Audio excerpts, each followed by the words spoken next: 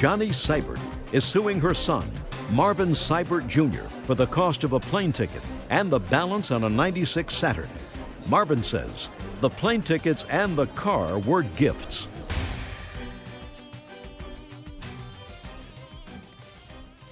Your Honor, this is case number 528 on the calendar in the matter of Seibert versus Seibert.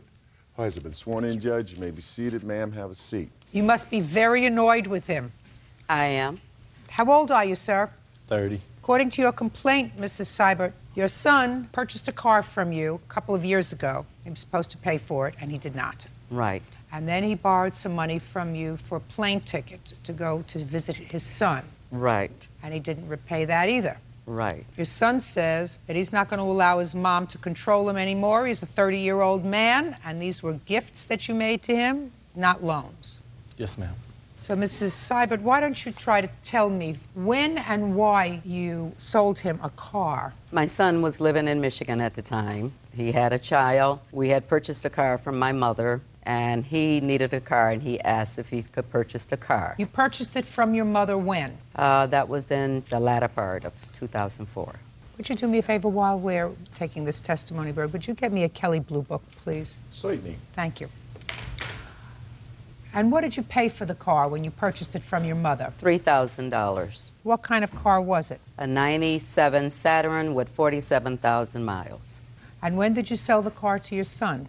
In May of 2005. And you sold the car to him for how much? $3,200. Why did you sell the car to him for more money than you purchased it from your mother? Teach him a lesson. He Well, had that's had a car ridiculous, before. Mrs. Seibert. That's Yes. ridiculous.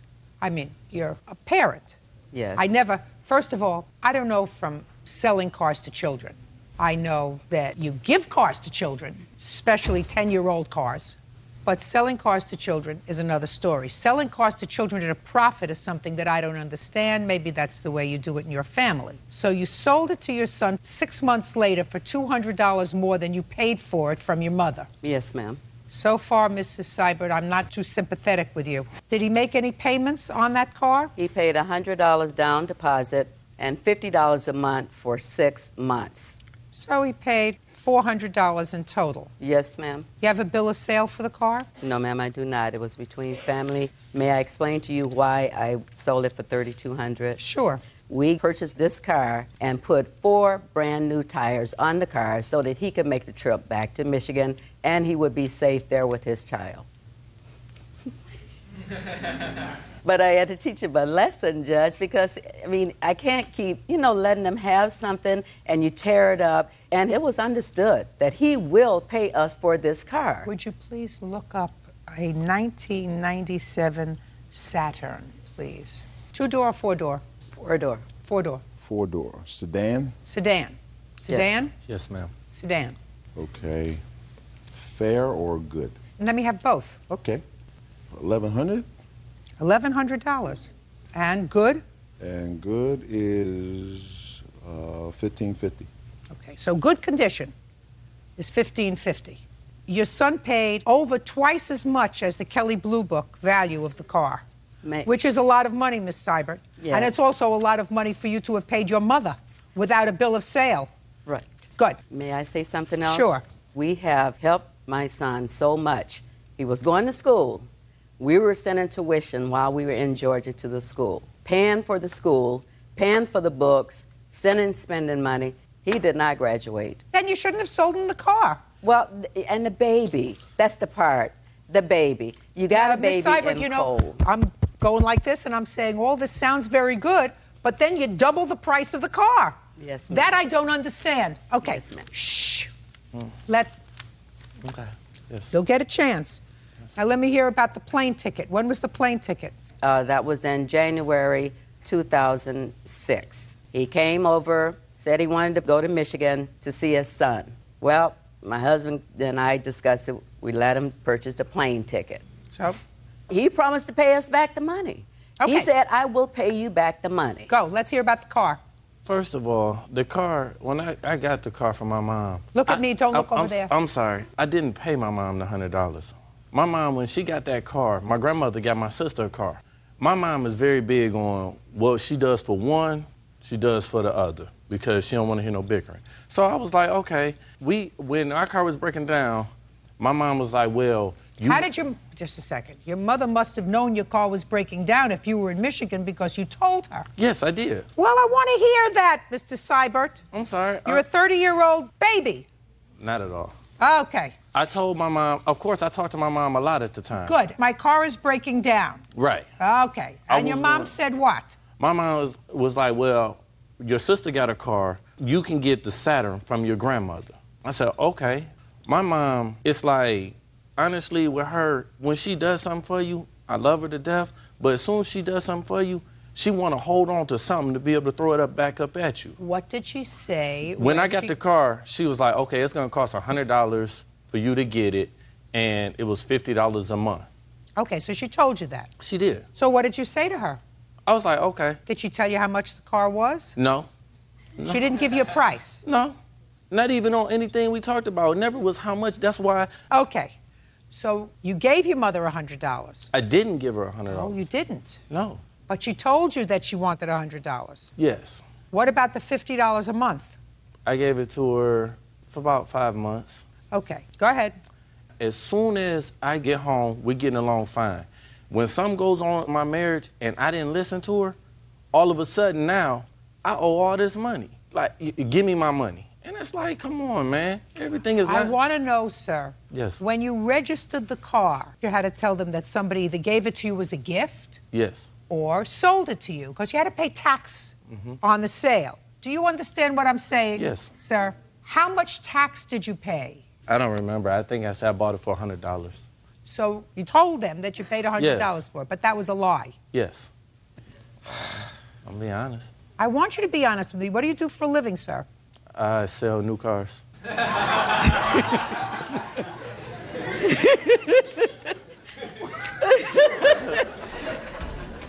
Judge Judy continues in a moment. What I don't understand is, if you say your mother is controlling, right? Yes. Then you shouldn't take things from her. And later today, You actually let him move into your house? I'd tell you one thing, ma'am. I'd say he was a bad gigolo, but he was good enough to get my money.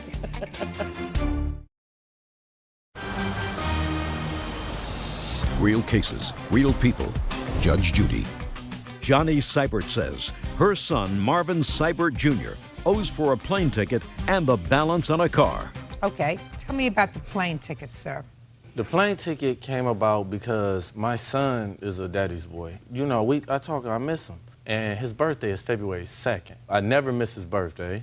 So I go to my mom and I'm telling her about it. Now, my mom, she'll What are you telling her? I'll tell her about, you know, how Q, my son's name is Quentin. I'll tell her how, you know, he missing him. I want to go see him. And then when I tell her about it, she'll make the statement, oh, it's for the grandbaby. It's not for you I'm doing this, it's for the grandbaby. I don't find anything wrong with that. Listen to me. I don't find anything wrong with your mother giving you a plane ticket to go see your son. Listen to me. Stop arguing with me, Mr. New Car Salesman. I don't find anything wrong with that. I mean, it's not aberrant behavior for a mother to say, I'd love for you to come to visit me, here's a plane ticket. You want to go visit your kids, here's a plane ticket. What I don't understand, Mr. Seibert, is if you say your mother is controlling, which you say, you know, once she gives you a thing, she wants to control you, right? Yes. Then you shouldn't take things from her. That's why I don't. But you did. You took the car and you took the plane ticket. You want to go see your son? Listen, if you're an old enough person to make a baby, you're 29 years old, and you want to go celebrate your son's birthday, you buy a plane ticket. You don't go crying to your mother, are you? I never go crying. Well, evidently you did. Evidently you did, because if you said to her, I want to go see Quentin for his birthday, well, I'll give you a plane ticket. I already have a plane ticket, Mom. You don't have to bother. Well, I appreciate your effort, but you don't have to bother. That's how things are now. Then you have no problems, sir. That's why we don't have problems. Do you now. understand? I understand. So you don't have any problems anymore, right? Yeah, we don't. What? If I may interject, my son, what he's saying is untrue. If you can purchase 20 pair of gym shoes at $200 a pair, you can pay me $50 a month. Well, I'm going to tell you something. I believe, based upon what he says to me, that there was some sort of an agreement to reimburse you for the car. I don't believe you, however, that he paid $3,200 for the car. I believe him when he says you told him he was going to have to pay you $50 a month. But I'm using the Kelly Blue Book value of a car in good condition, which is $1,550. And according to you, he already paid you $400, which leaves a balance of $1,150, not $3,000. And as far as the plane ticket is concerned, I think the plane ticket was a gift. And I'm going to advise you this, Miss Seibert. Don't make any more arrangements with your son as far as laying out money that you expect to be returned. Yes, if you want to teach him a lesson, he's 30 years old, he's got a job, he buys nice clothes, he buys nice shirts, he buys nice ties, he has very nice shoes, he can take care of himself. May I say something? You could say whatever you want. I'm telling you something. That is all you're getting, madam. Yes, ma'am. That is all you're getting, because you don't sell a relative a car for twice as much as it's worth. So I'm issuing a judgment for $1,150. If I can bring That's up what I the think he witness. owes you. Period. Yes, That's ma'am. all. Bobby, Judge, excuse you. Her mother claimed Dora's ex-boyfriend, Leonard Kiwi, owes for a loan and the return of belongings. Leonard is countersuing, claiming Dora doesn't let him see his kids. Order. All rise. Yeah, it's case number 519 on the calendar in the matter of Spicer Waters versus Kiwi. Parties have been sworn in, Judge. You may be seated, ladies. Who's Miss Waters? Miss Spicer, this is your former boyfriend, and you have 2 children with him. Is that right? Yes. How long have you been together? We were together a little over 5 years. How old are you now? 21. And how old are you? 24. So you were 19, you were a baby. You were... I was 16 when we got together. And how old are your children? 3 and 16 months. According to your complaint, things in the relationship went south. You had gone to bartend at a party. Mr. Kiwi came to the party. He didn't like the way you were dressed. He thought you were being flirtatious. You even went so far as to wear makeup. There was an altercation, and you left. Yes. Him. Yes. Took the children, and you went to your mother's? Yes. According to your complaint, he refuses to return your personal property. Yes. That's what the case is about. And that personal property, you're talking about your clothing? Yes. And your children's clothing? Yes. What else? My daughter's TV and DVD player that my mom bought her for Christmas. Your daughter, who's 3 years old, got a TV and a DVD player? Yes. Get over it. Now, Mr. Kiwi, let's deal with this one thing at a time, sir. Do you have her clothing? No, I allowed her to come over on an agreement. On December 23rd, they agreed to me that I wouldn't call the police on them, that they could come over and. What happened to her clothing? She came and got it with her mother and stepfather. What and about all the of her children's stuff. clothing? She took some of it, but basically almost all of it, and left me with like a couple pairs of clothes that don't even fit them. Did you go there with your mother? Yes, I didn't get all of my clothes. I still had some clothes there, and I didn't take all the kids' clothes. There's still clothes in totes in the garage that fit the girls. Well, just a second. He's their father. Who bought the clothes? He did.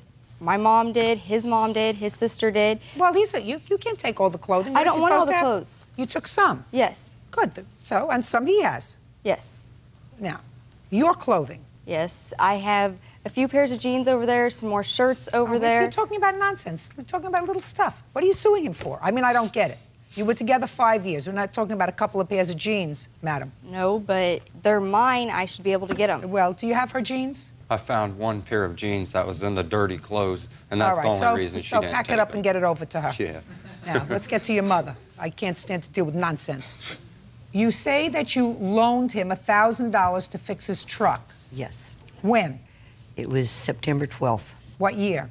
of 2006. Did she give you $1,000 to fix your truck? No, she found a gentleman who at a bar who works on vehicles, and at first I was going to sell my Explorer to him, parted it out. Did but then she he pay said he could- $1,000 to have your truck fixed? Yes, Okay. Now, it is your defense to that yes. that you had loaned her $3,000 a year before. Well, I took out a loan for $3,000 because I was $1,000 behind on rent, so I paid $1,000 on rent, and I gave her $2,000 so their house would not be foreclosed on because they've took out like 4 mortgages on their home. When did you give her the $2,000? Before the Explorer was fixed. Do you have any proof of that? The only thing that I would have had was be like from my bank that say I paid off the loan, but unfortunately I didn't bring that because it's not paid off yet. Okay. Tell me how it came about that you gave her the $2,000. Tell me about it. I'm a good judge of what's true Dora and what's was not. crying and stuff, and I felt sorry for him because I thought we were family then, but I can see I guess we're not.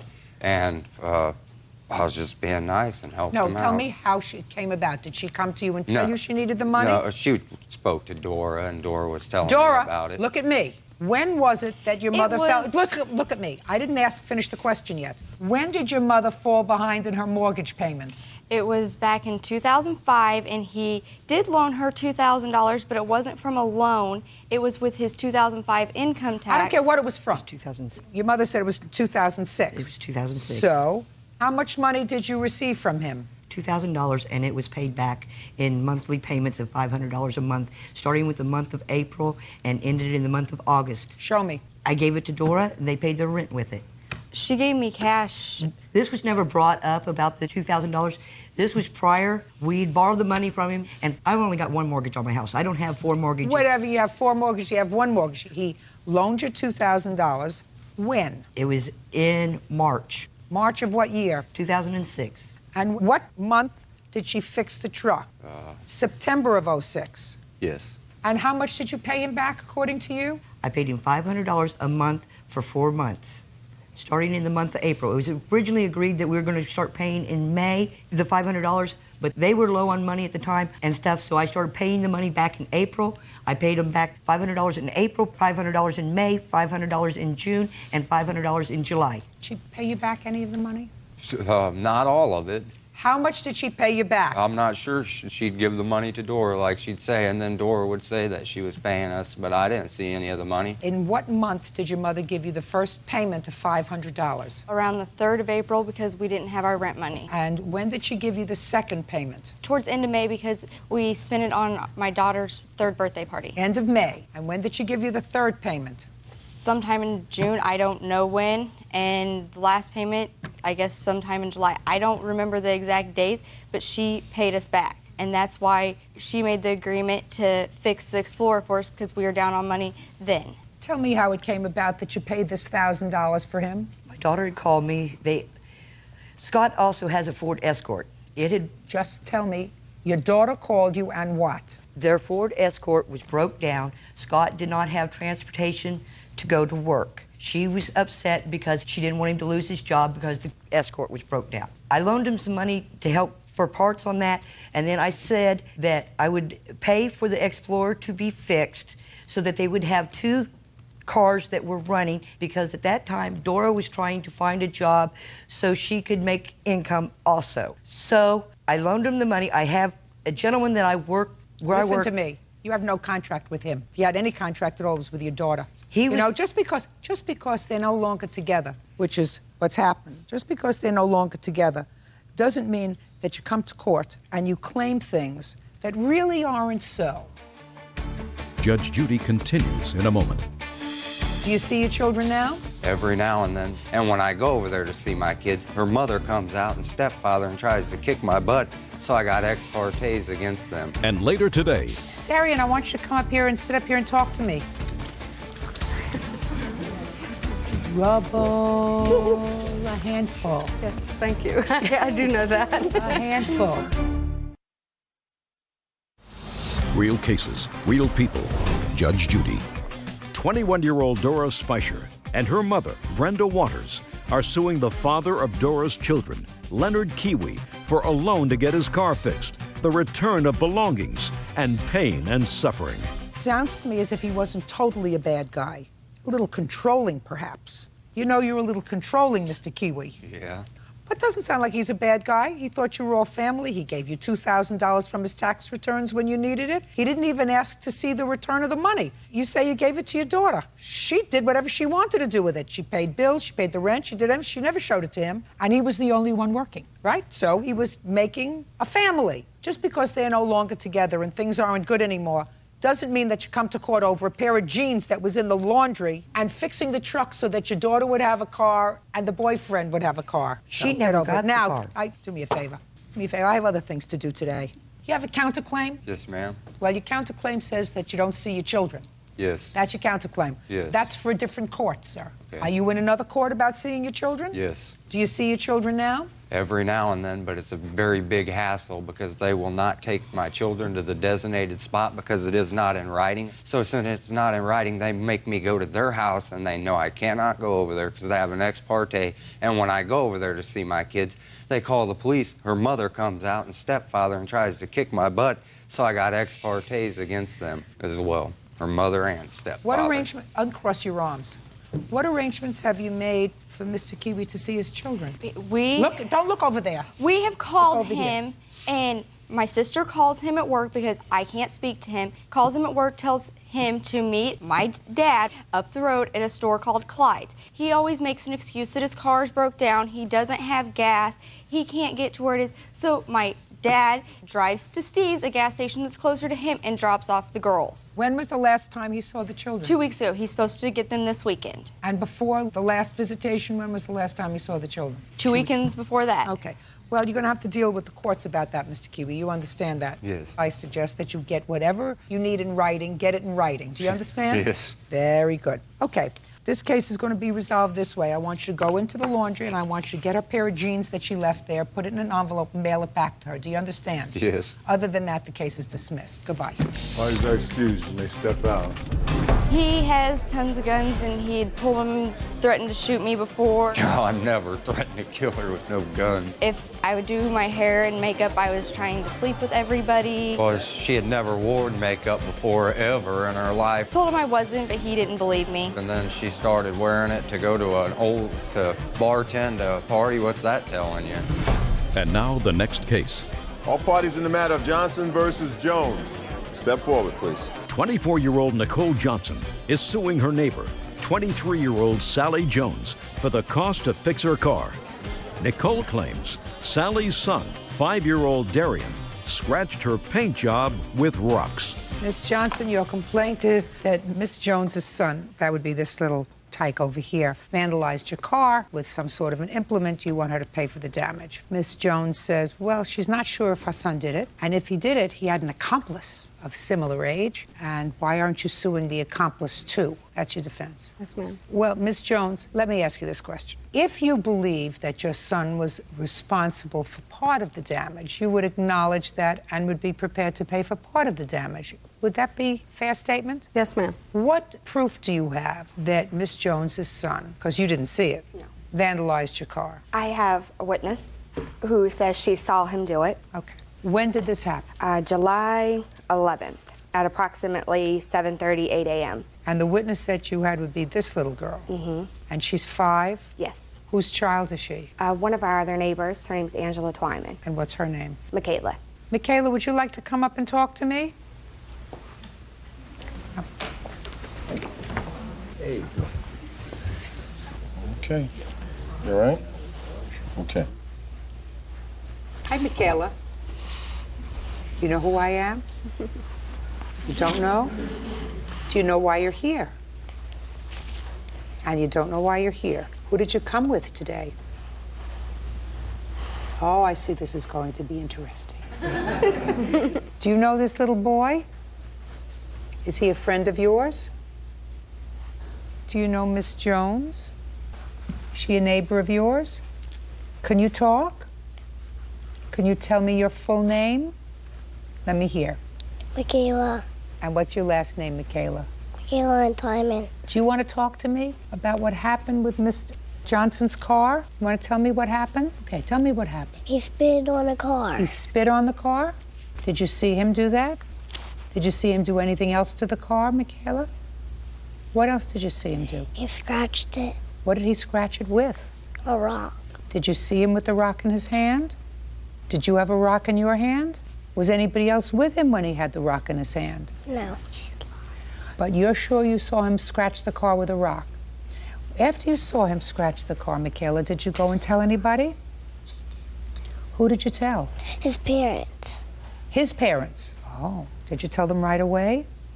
Okay. You can go and sit down now. Thank you. So Michaela came and told you about that? No, ma'am. She never came and told you about it? No, ma'am.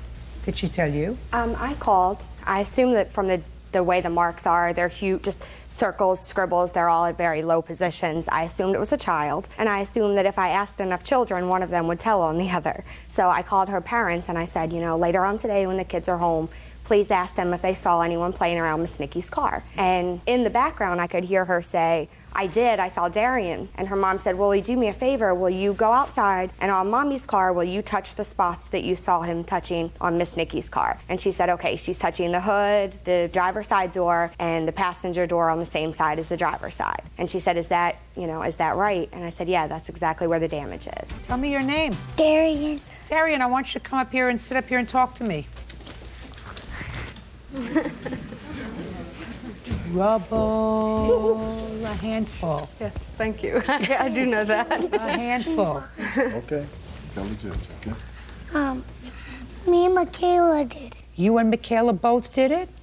Well, tell me how that happened, Darian. Me and Michaela had rocks. Well, how many rocks did you have in your hand? 1.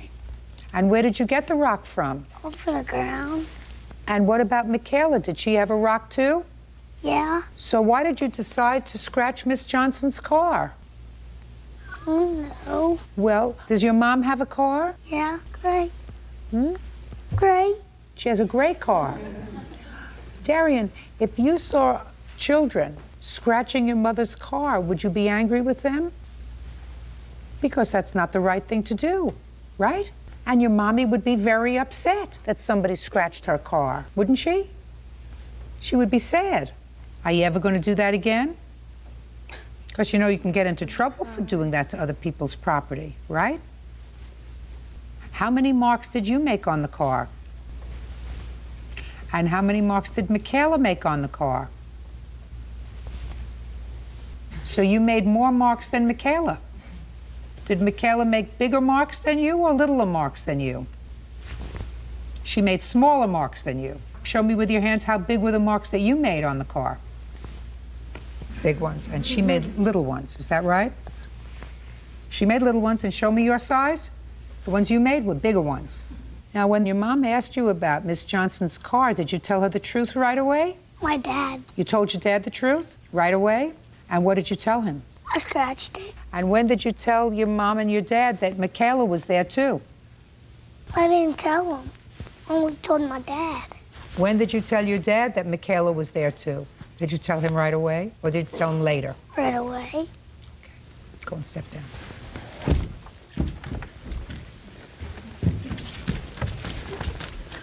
I have a feeling he did a little more damage than Michaela did, but my sense is that Michaela was there, made a few little marks. And in his own 5-year-old way, he really told me the truth about that, because I don't know how many scratches were on the car, but clearly he said he did more than she did. And when I asked him, you saw, how big were her scratches? He said, well, they were really teeny. Mine were bigger. Well, one gets the sense that at least he's telling the truth, that there was some co-participation. And she said that she helped him wipe them off with the spit so that he wouldn't get into trouble. That's what she told her mom. Oh, okay. She said, I helped, he spit all over the car and I helped him rub them off, but they weren't coming off. Okay. So you get it. Okay. So I think that Michaela's folks have to be responsible for some of the damage to the car. I also have rental car receipts because they said it's going to take 4 to 5 days. So I have $182.04 because they won't do it on the weekend, not all of it, and I work about 45 minutes from home. Okay. So I have a rental car receipt for $182.04. $422. That's half. Judgment for the plaintiff in the amount of $422. Thank you. All right, Thank you. excused. Smart, but a handful, Miss Jones. Thank you. Well, I mean, it was 7:30 in the morning, and a 5-year-old child shouldn't be outside by itself. Kids being kids. The children being children wouldn't happen if children weren't or were being supervised. No, I took responsibility for half of the car, which was the fight from the beginning. Yeah, I mean, the version that I got. Lincoln is suing her daughter, April Whiteman, for a loan to save her home from foreclosure. April says her mother is a mean, hateful, and vindictive woman.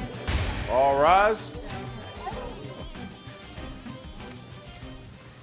Your Honor, this is case number 478 on the calendar in the matter of Brinkington versus Whiteman. Thank you. You're welcome, Judge. Parties have been sworn in. You may be seated. Folks, have a seat, please.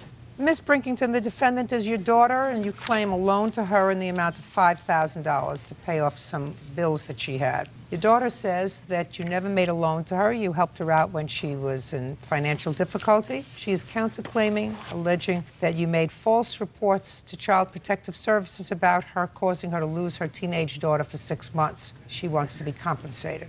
Tell me about when you made this alleged loan. Well, the loan of $5,000 was made in the summer of 2004, and April came knocking, banging on my door. Just a second. You know, crying. Listen to me, Miss Brinkington. What month in the summer of 2004? It was May. And your daughter came to your house and... Yes, ma'am. Go ahead. She came to my house, tears, you know, dropping from her eyes. Oh, I gotta see you, I gotta see you, I gotta see you, like that. And I didn't know what to think because my daughter has been estranged from me since 1977. And I never see her unless she wants to borrow money or something. And out of the clear blue sky she comes, and she's begging me and crying. And she says, my children are gonna be on the street if you don't do something. You gotta do something, please do something. She says, if you will do something, she says, I would be the kind of daughter I should have been all those years. She's saying, if you'll do that, she says, I'll come and visit you. I'll send you Mother's Day, Christmas, birthday. She's never done any of that. Miss Brinkington, your daughter, according to your complaint, needed money, and according to you, you paid some of her bills. I have the canceled checks for that. I'd like to see them. Yes, ma'am. This is just the checks that I wrote. It's the only thing I'm interested in.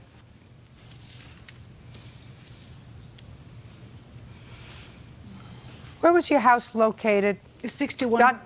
Your house located? in Rock Hill, South Carolina. Who did you own the house with? Myself. Who held the mortgage? Household mortgage. They still hold the mortgage? I ended up losing the house to foreclosure. When did you lose the house? In about October, November of 2004, I believe it was. Your mother has checks here written out to household mortgage in the amount of $938. Okay. Would that be your mortgage? I don't believe my mortgage was that high. I mean, I've had a lot of chaos in my life since that time, but I thought my mortgage was about 800 and something. How many months were you behind in your mortgage when you came to your mother?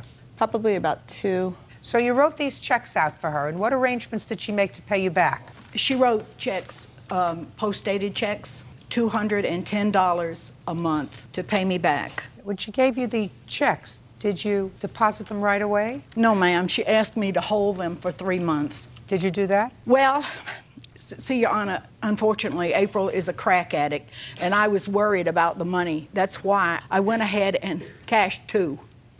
When she asked you to hold them for 3 months, and you said you would hold them for 3 months, you did not hold them for 3 months. I waited for all but the one I have here. All but the first one. Okay, I'm going to hear you. I guess she's trying to humiliate me. First of all, I could submit to any kind of drug test today. I'm not a crack addict. I don't take drugs at all. And this is all part of the mental abuse and the stuff I've suffered my whole life. I'm tired. I'm tired of it. She gave me that money to help me. I'm tired of it. I've been through a lot. I've been through a lot with this woman. I've been through a lot of abuse. She's my mother. I shouldn't even be here, okay? Listen, I shouldn't even be here. Miss Reitman. I don't mean to cry. I'm upset. I mean, how could you even say that about your own daughter? First of all, it's not true. Miss Reitman, let me ask you this question. Why would you give your mother a whole bunch of post-dated checks if you didn't intend to pay her back? Because the reason I gave her the checks is she browbeat me and harassed me, would not leave my property. I had to call the police to get her removed from my property, and I did it out of duress. I was stressed out, and I wanted her to leave. And that's why I did it, and I shouldn't have done it. Okay, but you did it. I did. Okay. So you wrote her out the checks, and that was your intention when you wrote her out the checks to pay her back. Okay. Now, let me get to your counterclaim, Miss Reitman. It is your claim. Put your hand down. Okay. It is your claim that your mother made false charges about you to Child Protective Services, and as a result of that, your teenage daughter was removed. Yes, ma'am. She was. How many children do you have? These 2 right here. These 2? Yes. You were removed from the house? The answer would be yes. Yes, ma'am. Stand up. When were you removed from the house? Probably about my 7th grade year. How long ago was this that you were removed from the house? Probably about a year. How old are you now? 15. And how long did you stay in foster care? Half a year. Listen to me very carefully. When you were removed from the house, did you tell them that you wanted to go into foster care? No, ma'am. You did not. And where was your brother? Where were you? I was out on my own, actually. How old are you? I'm getting ready to be 20. How long have you been out of the house? Well, I actually just moved back in, but probably about a couple of months to a year, something like that. A couple of months is 2, a year is 12. How long had you been out of the house? Maybe 5 or 6 months. Where did you go? I moved with my grandfather in Alabama. I stayed with him for a little bit. Whose father is that? Ma'am, when you want me to talk, I can Just tell a you second. the truth. He says he moved in with his grandfather. Not true. Is that your father's father or your mother's father? It's sort of like my father's father. He's not. I don't understand what that means, sort of like. He's not actually his father, but he's a friend of the family. So On you my moved in dad's with a side. friend? On my dad's side, yes. Why did you leave home? Because I didn't want to stay. I don't hear you. I didn't want to stay with my mother. I wanted to be on my own. Sit down. You have the complaint that you filed with Child Protective No. Services, do you? I have the notice of unfounded investigation where it was unfounded. I'd like to see what you have. All right. But I do need to explain something when I get will. a chance. Okay.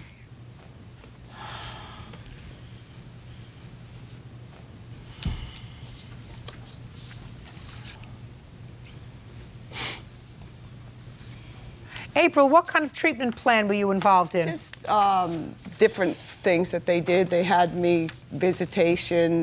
They had me assessed at Catawba Mental Health. I mean, Okay. just I got things it. like that. Who's Gilbert? That's the boyfriend of mine. Well, as part of the plan, it says April is placed under affirmative duty. April, that's you, to have no contact with this man while Desiree, your daughter, is with her, and not to let him have any contact with her, and that includes phone calls. So evidently they found something that was untoward between your boyfriend and your daughter. No, ma'am, they didn't. But I have gone back to court for that, and that has all been dismissed. All right. Judge Judy continues in a moment. Don't make it any worse. I'm not. Do you understand? I'm trying to make it better. No, you're trying to make it better? I want to hear your version of making it Yes, better. ma'am. And later today, Were your financial difficulties owing to your husband's gambling problem? Yes, Your Honor. What proof do you have that they took a camera when they moved out?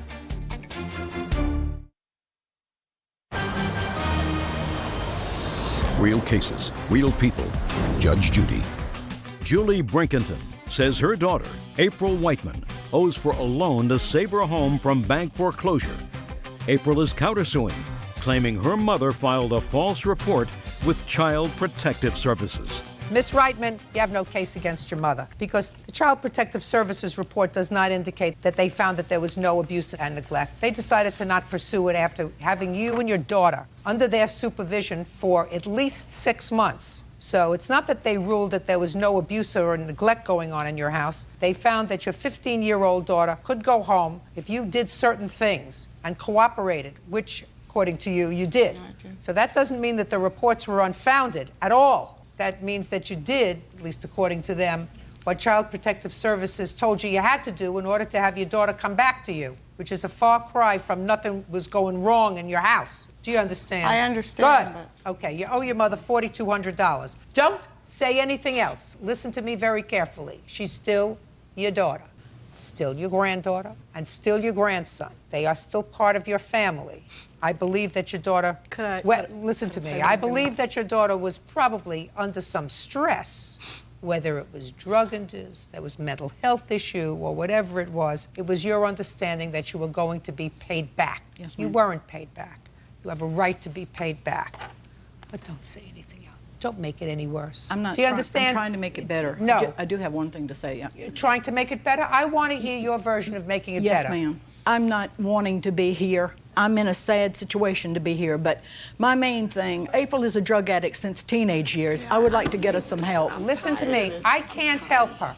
And what I'm telling you is that's not helpful. If I cannot order her to do something, you're making that statement is not helpful. I thought maybe you could get her a drug test. Well, I'm not going to get her a drug test. Okay. Right now, she has one minor child living in the house, but that minor child looks pretty savvy. She has a 20-year-old who's living in the house, and if between the 20-year-old who's living in the house and her teenager who's living in the house, they can't convince their mother, if she needs help, to get help, I certainly am not going to be able to do it. Judgment for the plaintiff in the amount of $4,200. Thank you, Judge Judy. As long as you're excused, you may step out. In a perfect world, I'd like to see her never talk to me again. My prayer would be that April would see that I love her. I've been hurt my last time by her. I'm tired. I just want to be left alone. And now the next case. All parties in the matter of Lalande versus Elliott, come forward. Deanna Lalande is suing her former friends, Rick and Lynn Elliott, for unpaid rent, a stolen camera, and for ruining her credit. Deanna says she was trying to help the couple get back on their feet. I want you to switch places with your husband, please, Miss Elliott. Okay. Thank you. According to your complaint, Miss Lalande, you and Mrs. Elliott had been friends and co-workers. Yes, exactly. And there came a time when she called you and told you that her family was having some financial difficulties. Exactly. Were your financial difficulties owing to your husband's gambling problem? Yes, Your Honor. And she allowed you to move into her home? Yes, Your Honor. With your husband and your 2 children? Yes. Okay. Anyway, your lawsuit claims that they owe you some money for rent. Correct. And that they stole a camera when they left. Yes. And you want a little bit of money for aggravation. Absolutely. Ruined my credit. Almost lost my house. And Mr. and Mrs. Elliott say that they're paid up in rent. They didn't steal anything from your house. And they're counterclaiming because they say that because of your actions, they had substantial moving expenses that they ordinarily wouldn't have, which comes under the category of the ultimate chutzpah or no good deed goes unpunished. Absolutely. Okay. Did you lose your apartment? Is that what happened? We did not lose our apartment, Your Honor. We moved into a house with a friend. When you moved into her house, you had to move in from a house or an apartment? From Anthony's house. We moved out of our apartment to Anthony's, and then we called up Deanna, and Well, what happened at Anthony's house? just didn't work out. How long did you stay there? Not more than probably a month or two, a couple months. Were you paying him rent? Yes, we were. How much? I think for Anthony, we paid $100 a month. How do you know this man? He was a coworker. What kind of work do you do? I'm a bus supervisor. What kind of gambling problem do you have? Don't feel I have it now, but then I just frequented the casino and spent money I shouldn't have spent. When you say you don't feel as if you have it now, you still go to the casino? No, I've quit. Oh. And that's, I'm guessing, a good 8 months ago. Okay. In what month did they move in with you? In July of 2005. And when did they move out? The last day was March 28, 2006. So they stayed with you a long time. Absolutely. Should have been 2 weeks. Is that what she originally said? Originally that was agreed upon. Okay. When did you ultimately make your first financial arrangement with them? It was within a couple days. We kind of discussed it, and I didn't know an amount to come up with. I've never been in this situation, and so I thought, a fair amount would be $100 every 2 weeks. Okay, and did they pay that? Yes, they did. Starting when? It was about 2 weeks later. Okay, go ahead. When they moved in with me, they said it might be a week or two before we can get our own place, an apartment. But because of their credit, they were unable to do so. And then they later asked, well, can we stay a little bit longer?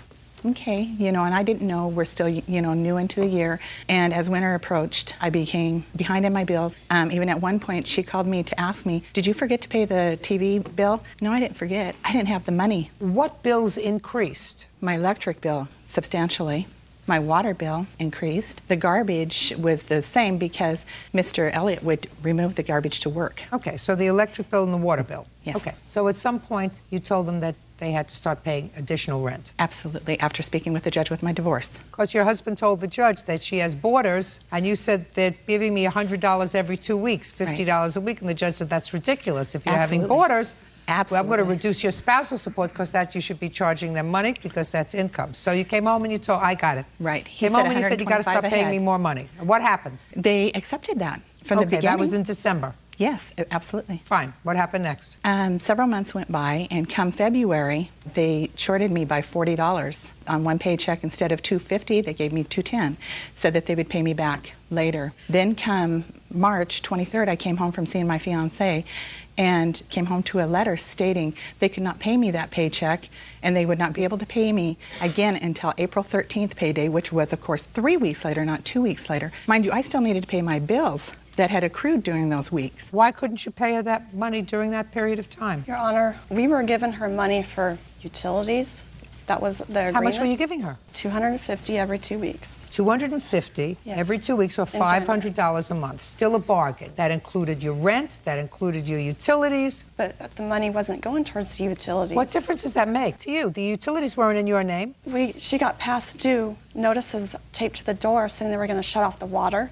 That has nothing to do with you. My question to you was, why did you tell her you weren't going to pay her in March? Because we wanted to go back to the $200 a month instead of increase it because her divorce didn't go well. She says, now I need to charge you guys the difference of why my spousal support. Just a second. So that's why you didn't pay her? No, that's not why. We said, we have no place to go. Our rental history was shaky. We were worried about getting another place. It was convenient where we were at. We admit that. So we said, okay, we'll pay the $500. No contract. Listen, Mr. Elliott, we're past that already. Okay. I got that you were paying her $500. I said to you, why did you stop paying her in March? And you said, because it's not our fault that her divorce decree didn't go well. Is that the reason you stopped paying her in March? Yes, that was part of it. Yes, well, you have to pay her. Okay.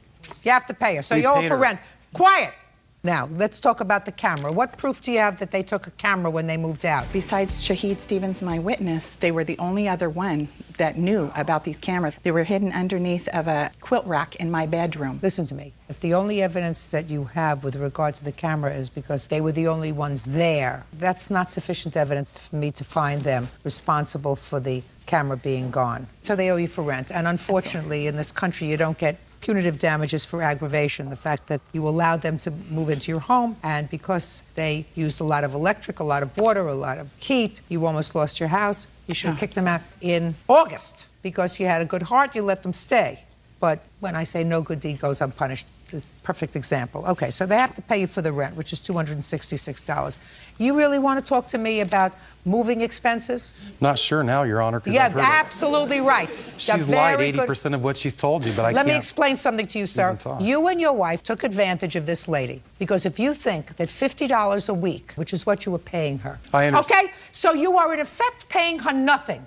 And the reason you put your family in this situation is because you had a gambling addiction. But for your gambling addiction, you would not have had a problem. Your wife would not have to be humiliated. Your children would not have been upset, moved from one place to another because of your problem. And here you have a perfect stranger, not your sister, not your mother, but a perfect stranger who you tap into because you got thrown out of the last place where you were sponging. And instead of staying with her for a few weeks, you stay with her for 9 months. And then you have the audacity to sue her for moving expenses when she got angry because you were being a bully. You were bullying her in her own home, which is exactly what you were doing. I read the complaint, and after seeing you, Mr. Elliott, there is no question in my mind that you were trying to bully her like you bully your wife. Guarantee you, sir, it didn't work with her. It doesn't work with me. You owe her the rent. Your counterclaim's dismissed. Step out. What is our excuse when they step out? She yelled at me in the hall and started threatening me. Anna lied probably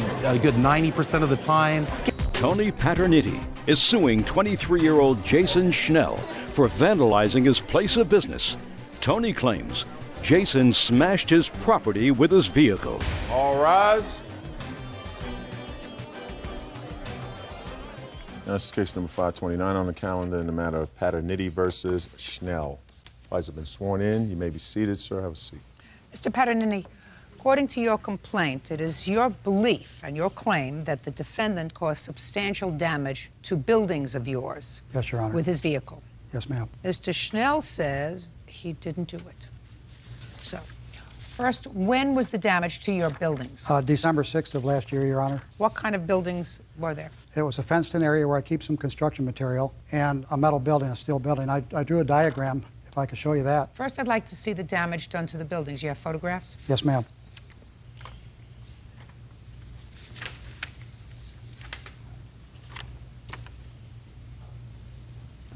There wasn't a tornado in your area, was there? Not at that time, Your Honor. No. And when you left, you said it was December of '06. What date in December? December 6th. On the 5th, were you at the building? Yes, ma'am. Building's okay? It was fine when I left around 6 p.m. Fence was okay? Yes, everything was okay. No tornadoes that night. So now I see the damage.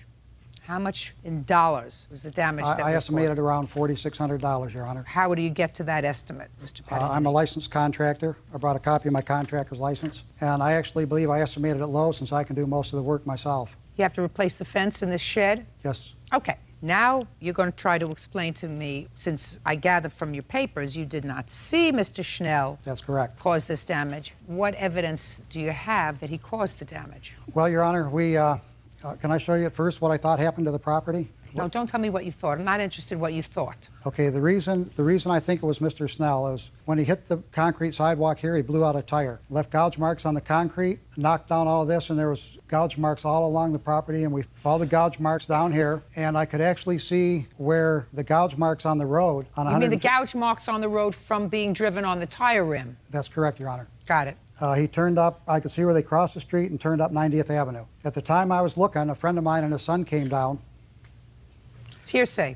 Okay. Well, I think that's a key evidence, Your Honor, that someone told us. Well, I don't care if it's key evidence or not, sir. That's hearsay. What somebody else told you, an out-of-court statement, is not admissible in court for the truth of that statement. So right now, you're following the gouge marks. Yes, Your Honor. Go ahead. Okay, at that point, the police went up this street. I didn't go. You did not go with them? No, I didn't.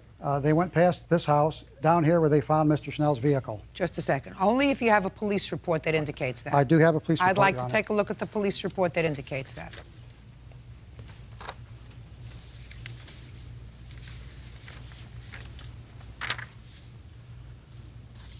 Police observe in their report that the damage appears to have been done by somebody doing donuts on the property with their car and lost control and struck the concrete pad, causing the right front tire to blow out, which caused damage to the rim. And then the writer observed pieces of the rim on the concrete pad. The writer observed gouge marks in the concrete from the broken rim. Then it ran into a chain link fence.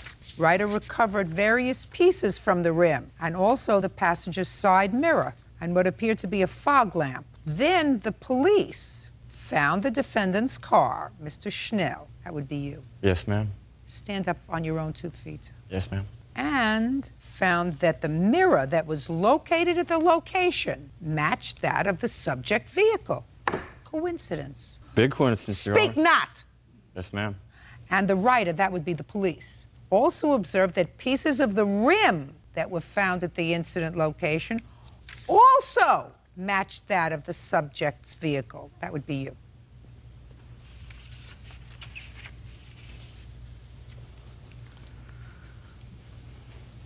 My turn? Look at me. Look at me. Yes, ma'am. I was just I don't gonna want you grab... to look down at anything. Oh, no. I was just grabbing the pictures. I have evidence also. There's no way that my Jeep could have done that damage to his property, ma'am. What kind of car do you... Put it down. What kind of car do you have? 98 Jeep Grand Cherokee. How much did you pay for it? About $5,000. Did you take good care of the car? Oh, no, ma'am, I did not. So you acted irresponsibly towards the car? Oh, I did. Where did you Yes, get the $5,000 from to buy the car? I just... Don't look over there.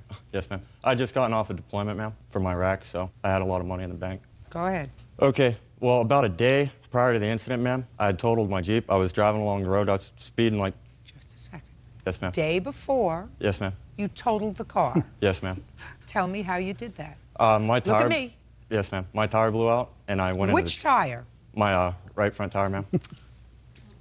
Right front tire blew out. Yes, ma'am. How did it blow out, Mr. Schnell? I don't know how it blew out, ma'am. Right front tire blew out, and? I went crashing into trees. I got pictures here that shows the trees that I crashed into. I'd like to take shows a the look. brake marks. I'd like to take a look at the tree you crashed into. Yes, ma'am. And that wasn't anywhere near his building, was it? Oh, no, ma'am. Good. You look at the pictures, you won't see a building around it. And I want to see the car. Yes, You ma'am. took pictures Yes, ma'am. of the tree. Very nice. And now I want to see a picture of the car.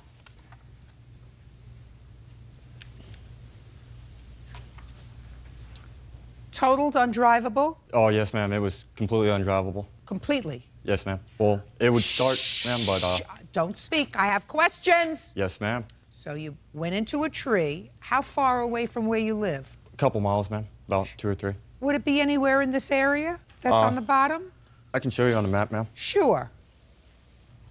It would be out this way if the map extended further. Okay, good. So it would be all the way over there. Yes, ma'am. And how did the car get back to your house? I rode it home on the rim, ma'am. I thought you told me that it was not drivable, sir. It was... Listen to me. You just told me a moment ago, Mr. Schnell, Yes, ma'am. that the car was not drivable. Not safely drivable anyway, ma'am. Mr. Schnell, this is not going to go well for you, sir. Oh, no, ma'am, it will It's because... just not going to go well for you. So you went into this tree. Yes, ma'am. And this undrivable car all of a sudden became drivable enough for you to drive it home. Well, on the limpet rim. home's more like it, ma'am. No. You either call for a tow or you call the police. The No, way I that's what figured you it is do. if I called the police and I filled out an accident report and everything and go back to my insurance company, and most of those damages on there, I can just get the parts from a junkyard or something and fix it Now, cheaper one than of a the things deductible that would be. was damaged on your car, sir, is a side view mirror that's missing. Yes, ma'am. I'm not Just a sec, I'm speaking. A side view, so far, does it look as if I need your help? I have some other pictures I want to show, Your Honor. I'm not finished with him yet. Judge Judy continues in a moment. There is no way that I could have drove that car that night because the tire was already blown out. That's if I believe that you went into a tree the day before. That's if I believe that, sir. You're starting out with a premise that is not necessarily true. And later today, Why did you stop payment on the check? She was in an abusive relationship. Her boyfriend would come over, get high, smoke weed, hit on me. We got into a physical altercation. claims Jason Schnell vandalized his place of business when he recklessly drove a vehicle onto the property. So far we have a right front tire Yes, ma'am. that matches the right front tire at his place of business, and a side view mirror also found at his place of business, also missing from your car. Yes, ma'am. Coincidence. I'm I'm not- speaking coincidence. Either it's a coincidence or it's on purpose. It's coincidence, ma'am. Coincidence. Yes, ma'am. We also have a fog lamp Yes, ma'am. also missing from your car. I'm not. No. disputing that my car was crashed, ma'am. Just answer my question. Yes, ma'am. Also missing. That the police found on his property. Yes, ma'am. Also, if you look at that picture, though, ma'am, did they find my bumper on his property? Just a second. Did they find anything let else me that was explain missing from the something car, to you, ma'am? sir. I don't answer your questions. Yes, ma'am. That is not my job. Yes, ma'am.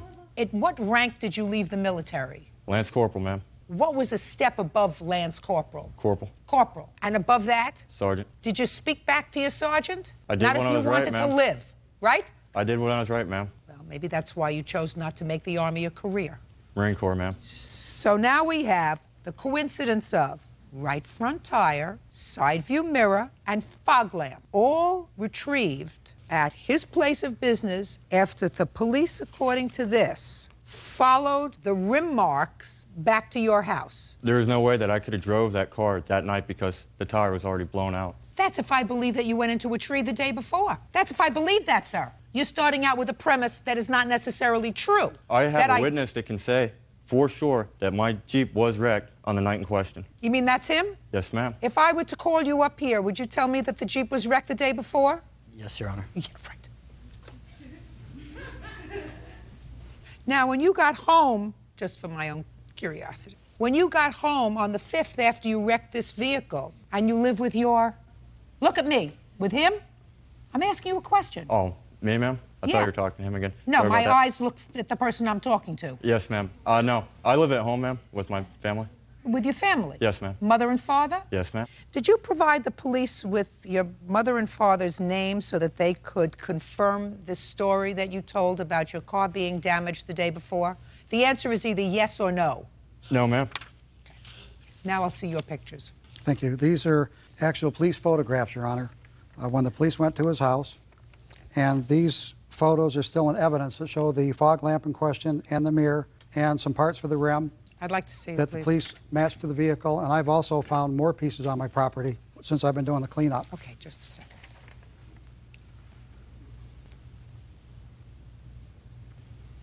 So the mirror that was found, which is primarily what I'm looking at, the paint is the same color as his car. Yes, Your Honor. Well, let's see what else we have. So we have And you right can see- front tire, side view mirror, the same color as the side view mirror would have been from his car. Yes, Your Honor. All found on your property. Yes, Your Honor.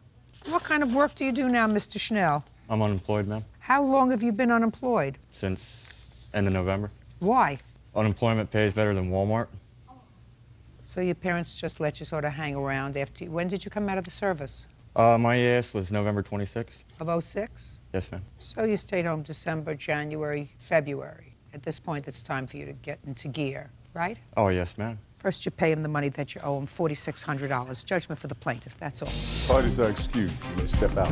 I never even met him before this. I don't think he did it to me on purpose. The accident that I had I feel bad for him. He just got back from Iraq, did go past his property. serving our country, which I thank him for. I did have a witness stating That Jeep was totaled. Maybe he was out celebrating, but that's the wrong way to celebrate. And now the next case. All parties in the matter of King versus Moses. Step forward. 23-year-old Erin King is suing her former roommate, 21-year-old Avian Moses, for stopping payment on a rent check. Avian claims Erin kicked her out after 2 weeks of living together. Ms. King, the defendant was your roommate for a short period of time. It is your claim that she moved out after an argument that you had, and she put a stop payment on her rent check. Yes. You want your rent. Right. And the defendant says that you kicked her out of the apartment, and therefore she doesn't have to pay you any rent. Ms. Moses, you moved into Ms. King's apartment? Yes, ma'am. When? I moved in approximately August the 4th, I believe, around the beginning of August. Was it August 4th? August 5th. And you knew each other before? Yes, we did. Through college. What was the rental arrangement? The rental arrangement was that we would both split the rent equally, $305, including utilities. She was supposed to pay me on the 3rd of each month. So far, is that correct? Yes, ma'am. When did she move out? She moved out November the 14th. Had she paid you November's rent? Well, she wrote me a check when I went to the bank to cash it. That's the rent check that she stopped payment on? Right, and I have that as well. Okay, so that was November 14th. Mm-hmm. So far, you were in the apartment from November the 3rd to November the 14th. Yes. So you should have paid rent. Yes. On what date did you give her the rent? Probably the 7th. It was after the time that I was supposed to give it to her. Oh, yes, ma'am, the 7th. Why were you late with your rent? Well, a week before that, my purse had gotten stolen, and I didn't have a bank card. I had to change all my accounts, and during this time when I was changing the numbers and all, getting everything straight, I informed Erin of this. I said, I don't have a checkbook, I don't have a bank card. I said, can I just pay you next week once my accounts are in order? She said, yes, no problem. I said, I will pay you a late fee. She said, okay, no problem, and I did so. You paid her the rent? Yes, and a late fee. Which you owed her? Yes. And the late fee? Yes. Now, why did you stop payment on the check? Me and Erin had been having problems living together for about a month. She was in an abusive relationship. It was constant fighting in the apartment. Her boyfriend would come over, get high, smoke weed, hit on me.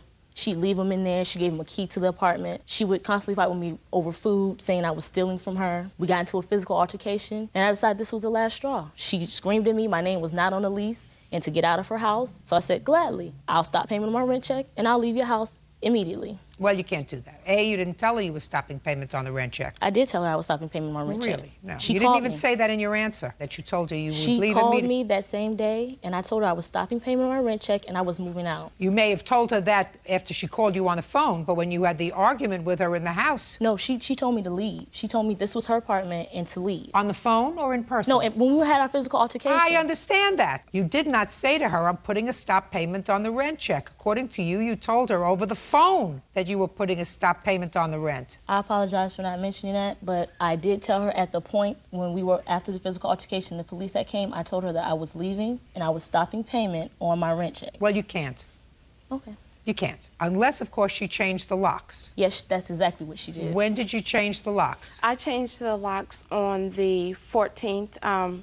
That was because she had been going through my belongings. She had actually stole from... Just a second. You can't change the locks and ask for rent at the same time. Well, I actually changed the locks after she did the stop payment on the check. After they gave me the check back from the bank, I went to the That's bank not correct. on the 11th. They told me at the bank I need to take this check back to Ms. Moses. They couldn't tell me why because it was concerning her account. After I left the bank, I said, Avian, I just left the bank. They gave me the check. She said, I'm not paying you anything. I'm moving out. That's not correct. And so after that, I later discovered that she had been in my room while I was out of the apartment. Ms. King, can't have it both ways. If you change the locks on the apartment, making it impossible for her to come back to the apartment, you can't charge her for rent for the entire month. She did come back to the apartment. After we got into the argument on Sunday, the police came. Who called the police? She did. Even though she started the altercation, she was threatening me with an alcohol bottle, saying that she was going to hit me upside my head with it. While the police was there, I said, it's fine. She can stay, for the next 3 weeks. It won't be any problems. She left that Sunday. She actually came back that Monday and spent the night, even after she told me that she was moving out, and she had started to move her stuff out. When did she finally move the last bit of property out of the house? She didn't finish moving out because after I had the locks changed, I called her and I let her know that I had the locks changed and to call me and make arrangements to get the rest of her belongings. I guess she was angry because I had the locks changed, and she said, well, you're stealing my property. She was with her mother. I said, no, you can come in and get your stuff. I even gave her mother a futon cover that was in the living room and a financial aid paper. I guess, it has her financial information. I kept telling them, please come in and get the rest of your stuff. I even, gave them that. I wasn't. When did she take it out, or did she still not? She left after I gave her mother the futon cover and the Norfolk State financial aid booklet. They said, we don't want the rest of the stuff. We're leaving, and they left it. And so she left a bed, a dresser, Did you leave clothing. a bed and a dresser there? Yes. Ma'am, because yes, I did, because she wouldn't allow me to get it. Oh, She well, changed you the didn't locks. listen to me. You didn't sue her, did you, for your stuff? Yes, I did. The court ordered her to give it back to me, and I didn't get it back until January the 1st of 2007. Oh, so you did sue her. This is Yes, not I the did. first time you've been in small claims court. No, ma'am. You're only entitled to half a month's rent. Change the locks, but you're entitled to half a month's rent. $152.50. Okay. Right? That's what your half a month's rent is. Yes. And that's what you offered to pay her. Yes, I did. She said she didn't want it. $152.50. Absolutely right. That's all. Judgment for the plaintiff. Parties are excused. You may step out. I'm happy with the judge. Barbara Baker is suing her former friend, Micah Sandoval, for the unpaid balance on a Ford Taurus. Micah says she paid her back with free babysitting. All rise.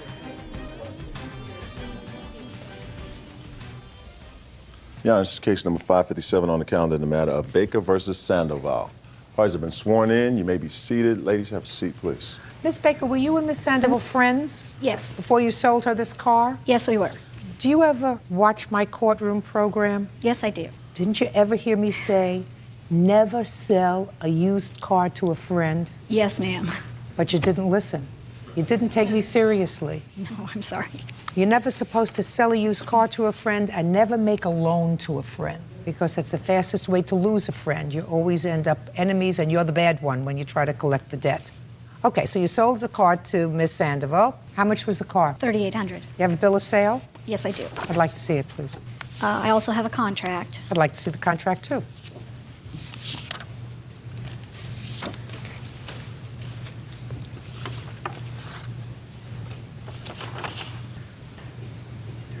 Well, they didn't sign this for that says $3,800. No, they did. And nowhere Your in the Honor. contract for the purpose of purchasing the car does it say $3,800. Yes, it does.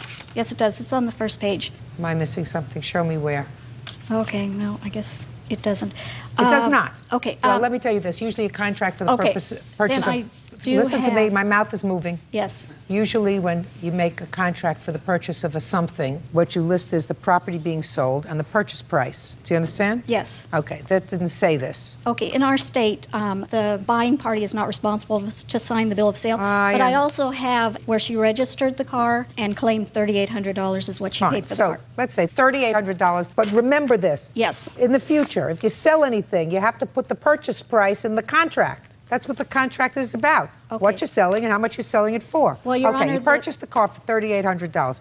How much did you pay? I've paid a total of $3,912. I'm not counting, madam, what you claim as far as work for hire and working off some of the Pay in cash was $912.50. $912. It is your claim that you paid up because you fell onto some financial hard times and the plaintiff agreed to let you off the hook by doing some babysitting or something for her, and that you babysat for her $2,000 worth or more. Yes, it was No, $3,000. Your Honor, she babysat. You paid her $912. In what month and year did you stop paying her? I stopped in January of 06. When was your last payment? December of 05? Yes, around December of 05. Not about. When was your last payment? Did you pay her by check December or cash? of 05. We always paid in cash. So let's say January of 06, you stopped paying her Mhm. because you were having financial difficulties. And what arrangements did you make? I had went to her and told her that my husband and I were splitting up and that, I didn't really know what to do with the car. She then stated that I could work off the rest of the payments and doing daycare for her grandchildren that she had custody of. And you're saying that happened in January? Yes, that happened in January. Did that happen in January? No, it did not. No, it didn't happen in January. Didn't happen in January. Yes, it did. No. Show me. Prove to me that you started doing daycare. I have two letters. Show me that you started to do daycare in January of 2006. I actually started way before that because I was also doing daycare for health and welfare children. I'm talking about for her grandchildren. I have 2 statements here from people that did use my daycare that stated that they did see her children there. Show me your record. I don't your have those record records. of when the children started. You run a business. When the children started each day, when they were there, for how many days they were there, for how many hours a day. Show Well, me. what I'm trying to tell you is through the health and welfare department, I get paid monthly. The only time that I ever did daycare was for low-income women that were on the health and welfare, and she was the only one that I had let come to me without going through the health and welfare department. I understand that. That doesn't mean you don't keep records if you're paying off a debt. We had made a deal with each other. Oh, well, tell me what the deal was. That I would be doing daycare for her children or her grandchildren. How many days a week? It was about 2 days a week. No. Friday and That's Saturday. what you see. That's what I mean. About 2 days a week. Friday and Saturday nights when she would go out with her Just a stripper second. daughter. Friday and Saturday evening. From when to when? She would drop them off about 8 p.m. and pick them up in the morning at about 10 a.m. And you're telling me that happened every Friday night and every Saturday night? After her husband left her. You're telling me that happened every Friday night and every Saturday night? Okay. And for that, you say you want to be credited for $400 a month. That was for one child, the special needs child. The other child was $200 a month. Did you leave the children with her every Friday and Saturday night? No, I did not. She babysat during 1 week, and I have emails here that back up that Can I see the emails? Yes, I have several emails about how she will pay me, how she owes me. Let me see. There is some in there about babysitting, and I gave her $60 credit for a time that she did babysit. Well, this is in June of '06. You say you started to take care of the children in January of '06. I did. You say to her, I will get more kids in my daycare, so I'll be okay next month. I also get paid twice a month, and I'm going to catch up on my car. I got a roommate so I can pay my darn bills. How is everyone? And I don't get paid twice a month. I get paid once a month through health and welfare. I don't care whether you get paid once or twice a month. That's not the issue. The issue is whether or not you were communicating with her with these things. Then she writes you one. August 18th, she says, could you babysit on Saturday night, maybe all night? How much would you charge for the 2 children? That's August 18th, 2006. And then finally in October of '06, she says, you have moved, your phone is disconnected, you won't call me, you don't want to babysit off the payments, you want the police to track down the car, call me. Those are not emails that we have wrote. Those are fictitious. That has her Just picture a on it. second. It came through MySpace. Which she is a computer genius. She actually tried to help me get my divorce by doing. But then the thing I don't understand, madam, is she writes to you and she says, finally, in November of 2006, okay, I got a new job so I can finally start paying. I'm sorry it took so long. You remember sending that? No, I don't. Well, none of those emails absolutely. were sent. Absolutely, 100%. She says probably close to $1,500. Come over and pay what you can. And then, according to her complaint, she never heard from you again. Now, I want to tell you why these emails that she showed me were accurate. Judge Judy continues in a moment. You had only paid her, according to you, less than $1,000. For all the daycare that I did do for her. No, she released the car to you because she was a good soul. And after that, you stiffed her. And later today, On the restraining order, it says that I am able to get my things out of storage. Why didn't you go get them? Because anytime I contact Mr. Turner, he constantly makes it a date type thing. real cases, real people. Judge Judy. Sandra Baker claims former friend Micah Sandoval owes for the balance on a Ford Taurus. Micah says she paid off the debt with free babysitting. Because she's suing you, not for the $1,500 that she says that you owe her, but she's suing you for $4,500 because she's added on late fees and whatever else. That's nonsense. So if she wanted to make up a story, she would have said probably close to $4,700. She doesn't say that. She says close to $1,500, which means she's giving you credit for $912 that you paid her in cash and for a whole lot of money for babysitting. No, ma'am, it was $1,500 up to that point. No, it says, how much do I owe? And you says probably close to $1,500. Oh, okay. That's what you say. Well, when you make up your own emails, you probably forget what you're writing. Oh, come on, Miss Sandoval, let me tell you something. When you buy a used car from somebody, you're supposed to pay for it. Now, usually if you buy a used car, you pay for it all at one time. She was very nice to you. She let you make payments. She not only let you make payments, but when you ran into some hard times, she said, you know what, we'll even lower the payments to $100 a month from $130. So we'll lower the payments so that maybe you could make those. You couldn't make those. Then you said, we'll do a little barter. But after a while, you got tired of bartering. You did barter some, because you did babysit some, and then you make up in your own mind, I babysat enough. You know, I really babysat enough. This is what the state pays me. This is what she's going to pay me. And then the car's all paid off. Not only is it paid off, but I overpaid her. She had released the title to me, which in Idaho you cannot release the title unless it actually paid for. When did she release the title? February of '06. Listen to me. In February of '06, you had only paid her, according to you, less than $1,000. Well, with our $500 down payment that we did also. So that would have been $1,500. Listen to me very, very carefully. You just said to me, before you paid for the car, she signed over the title. That's what you just told me. Well, I had paid all in cash. And then after that, I was just going to do the daycare. But you hadn't done it. So she released the car to you in good faith, right? For all the daycare that I did do for her. No. Before you did babysitting for her, madam. I have babysat for her since No. her grandchild was little. Before you started babysitting for the two children, Friday and Saturday night, she released the car to you because she was a good soul. And after that, you stiffed her. Judgment for the plaintiff in the amount of $1,500. That's all. Step out. Parties are excused. You may step out. Not loan money to friends. I'll do what Judge Judy said. It's fine with me. People I don't want in my life. Not loan money to friends, not sell cars to friends. Keep friends as friends. And now the next case. All parties in the matter of Hartley versus Turner. Step forward, please. Victoria Hartley is suing her ex-boyfriend, Marcus Turner, for rent, the return of property, and harassment. Victoria says Marcus is obsessed with her. Miss Hartley, you and Mr. Turner lived together for a while. You had an apartment together. You left. Yes, ma'am. It is your claim that when you left, it was agreed that Mr. Turner would keep the apartment and pay the rent on the apartment. The apartment had been leased with a co-signer, a friend of yours. Is this your friend? Yes, ma'am. And it is your claim that Mr. Turner did not pay the rent for a month. The landlord came after your friend. Your friend paid the rent. You felt obliged to reimburse her for the rent because you and Mr. Turner were living together. You want Mr. Turner to pay you that money. Yes, ma'am. That's the first thing. Second thing is you claim that he has some property of yours in a storage unit that you want. And the third thing is you claim he's been harassing. Yes, ma'am. Mr. Turner says you moved out of the apartment without notice, so you can pay that month's rent, that you had plenty of opportunity to get your stuff from storage, and he's got a counterclaim, and his counterclaim's rather interesting. He wants you to pay for your half of the storage. That's ridiculous, Mr. Turner.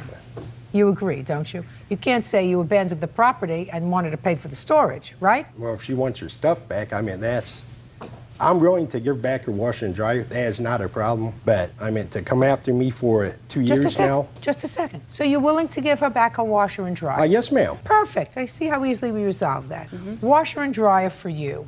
Is it in storage, sir? Yes, ma'am. Good. So you'll give her back her washer and dryer. Your Honor. What? There's also a box of items that my grandmother had given to me, which she has since passed away, that I would like back. What's in it? There are different water pitchers. In the box is also a home interior bride and groom that she gave me when I got married. You know where that is? I said that on her mother's back porch. I called her cell phone, so I just left a box on your back porch. You might want to go over there. There was a couple kids across the street. They seen me, so. It's what you're telling me, Mr. Turner. You don't have the box anymore. No, I dropped the box off at her mother's house. When? On the back porch. When? Not too sure what day, maybe a year and a half ago. All I want to know is you do have the washer and dryer. You say you don't have the box anymore. No, I do not have that. Doesn't have the box anymore.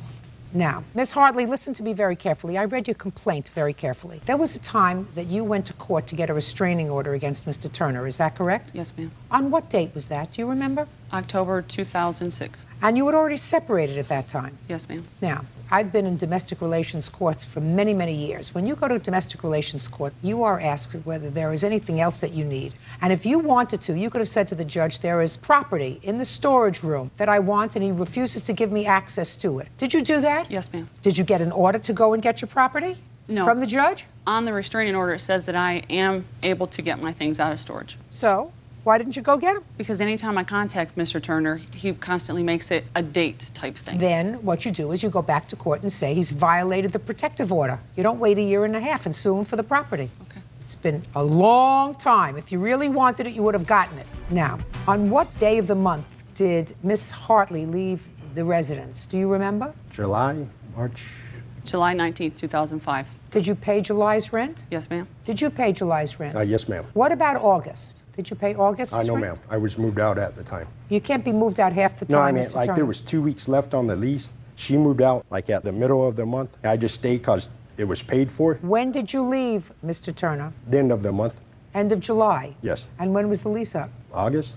So there was a month left on the lease. I believe so. Now, when the two of you separated, what arrangements did you make as far as staying in the apartment, Mr. Turner? I told her I would finish staying the 2 weeks and just move out slowly. She did not have a problem with it. And that's Did you what I say, did. I'll finish moving out in 2 weeks, or I'll finish moving out when the lease is over? No, I move out in 2 weeks. What did he say? When I told him I was leaving, I said, what do you want to do about the apartment? Do you want me to contact the manager and tell her I'm going? He says, no, because I don't know where I'm going to live right now. I'll take care of the apartment complex. I said, are you sure? Are you going to live with your grandmother? Are you, do you have a place to go? He said, right now I don't want to live with my grandma. I'm just going to stay here till I find a place. I will let the apartment complex know when I leave. I will handle this. Sounds right to me, Mr. Turner. No, ma'am. Because I told her. Did you pay anything for the month of August, sir? No, ma'am. Well, you have to. You had a lease. Who did you expect? It was month to month at that time. The 4-year lease was up, and it was month to month. Oh, so you just had to give them a 30-day notice? Yes, ma'am. Did you give them 30-day notice? I didn't.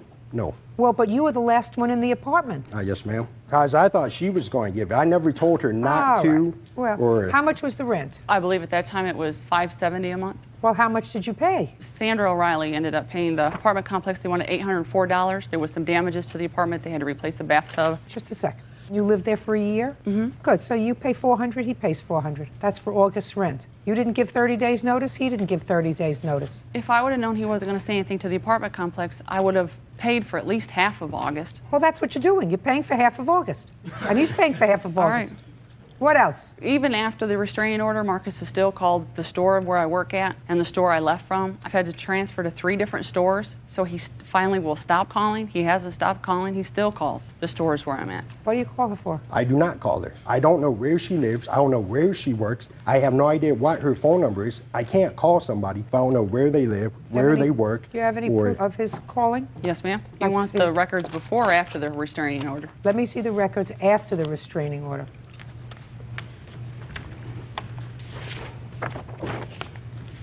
I just need the date of the restraining order.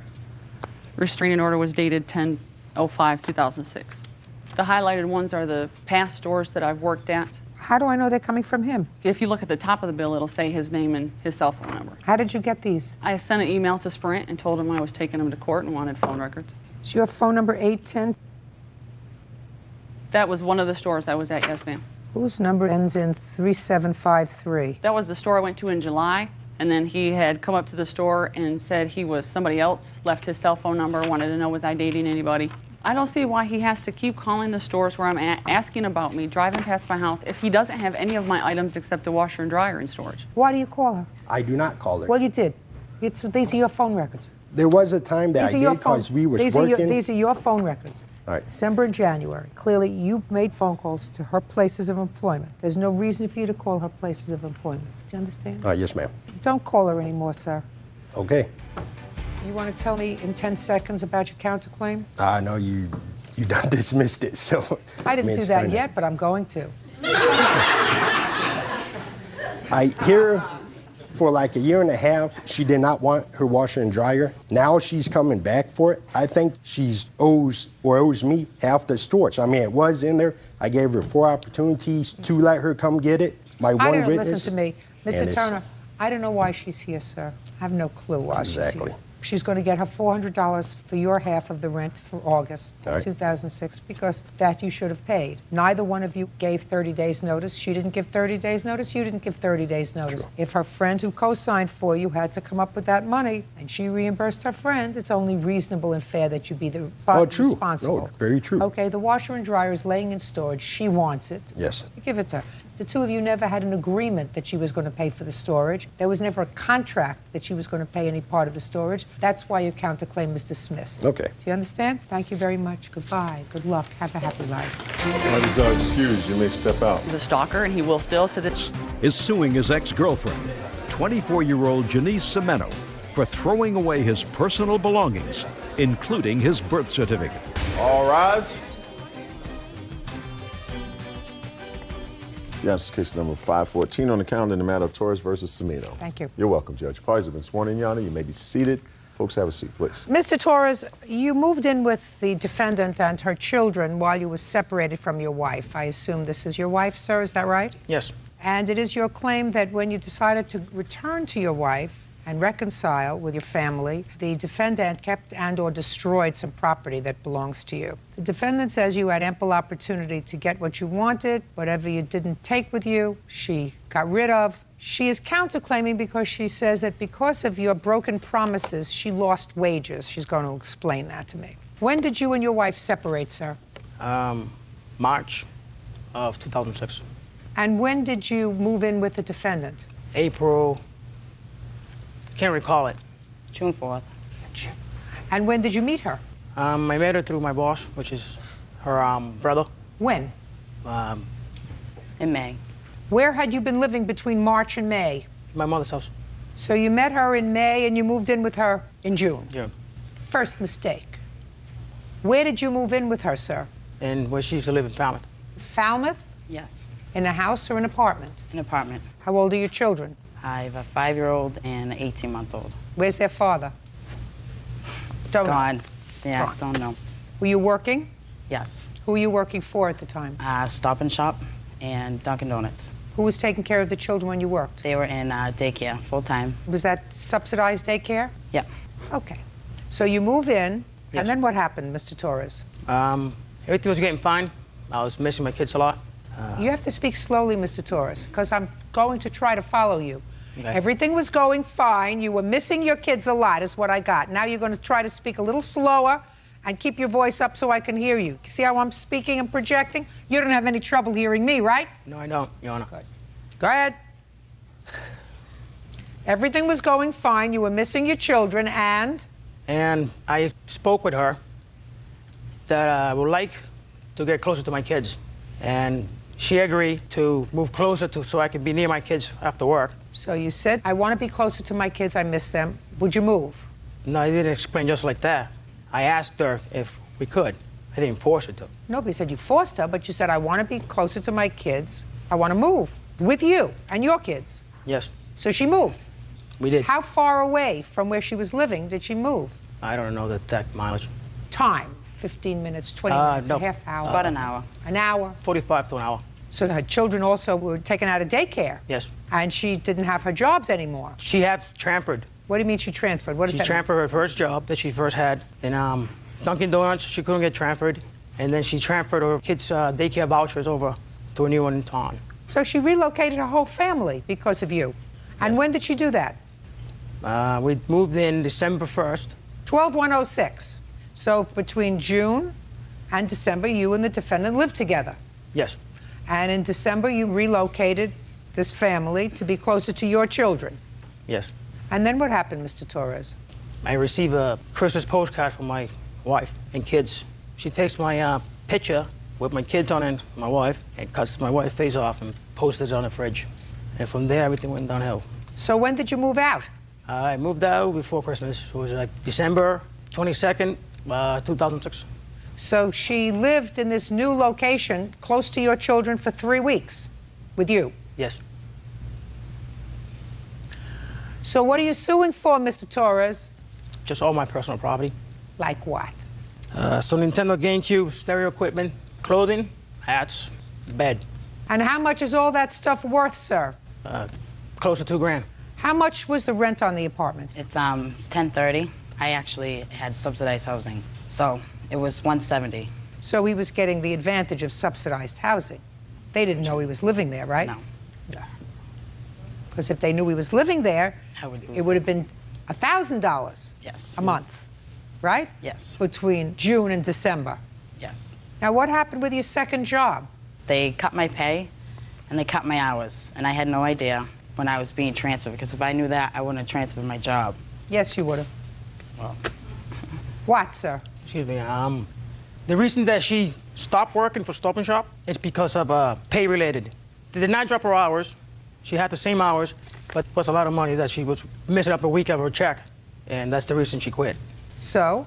So she did not lose her job because of me. She did. Okay. She did. Can I call my wife up here? No, I don't need your wife. You were a big boy enough to leave your wife. You were a big boy enough to have this lady with her 2 children relocate closer to your children so you could be more comfortable, so you didn't have to travel. So she relocated herself, her 2 children, took them out of daycare where they were comfortable, where she had 2 jobs. Nobody's asking you a question. Okay. I mean, you knew that he was living with her, right? You knew he was living with her, right? Not in the beginning, no, I didn't. But she also knew that we had problems previously, and we've always worked our problems out. Listen, she knew she was getting involved with a married man. Listen to me. Shh. I got what happened. The story's not straight. Miss Torres. I'm sorry. When you wake up in the morning for 8 months and you don't find your husband sleeping next to you in the bed, that's not a fight. That's not a disagreement. That's a separation.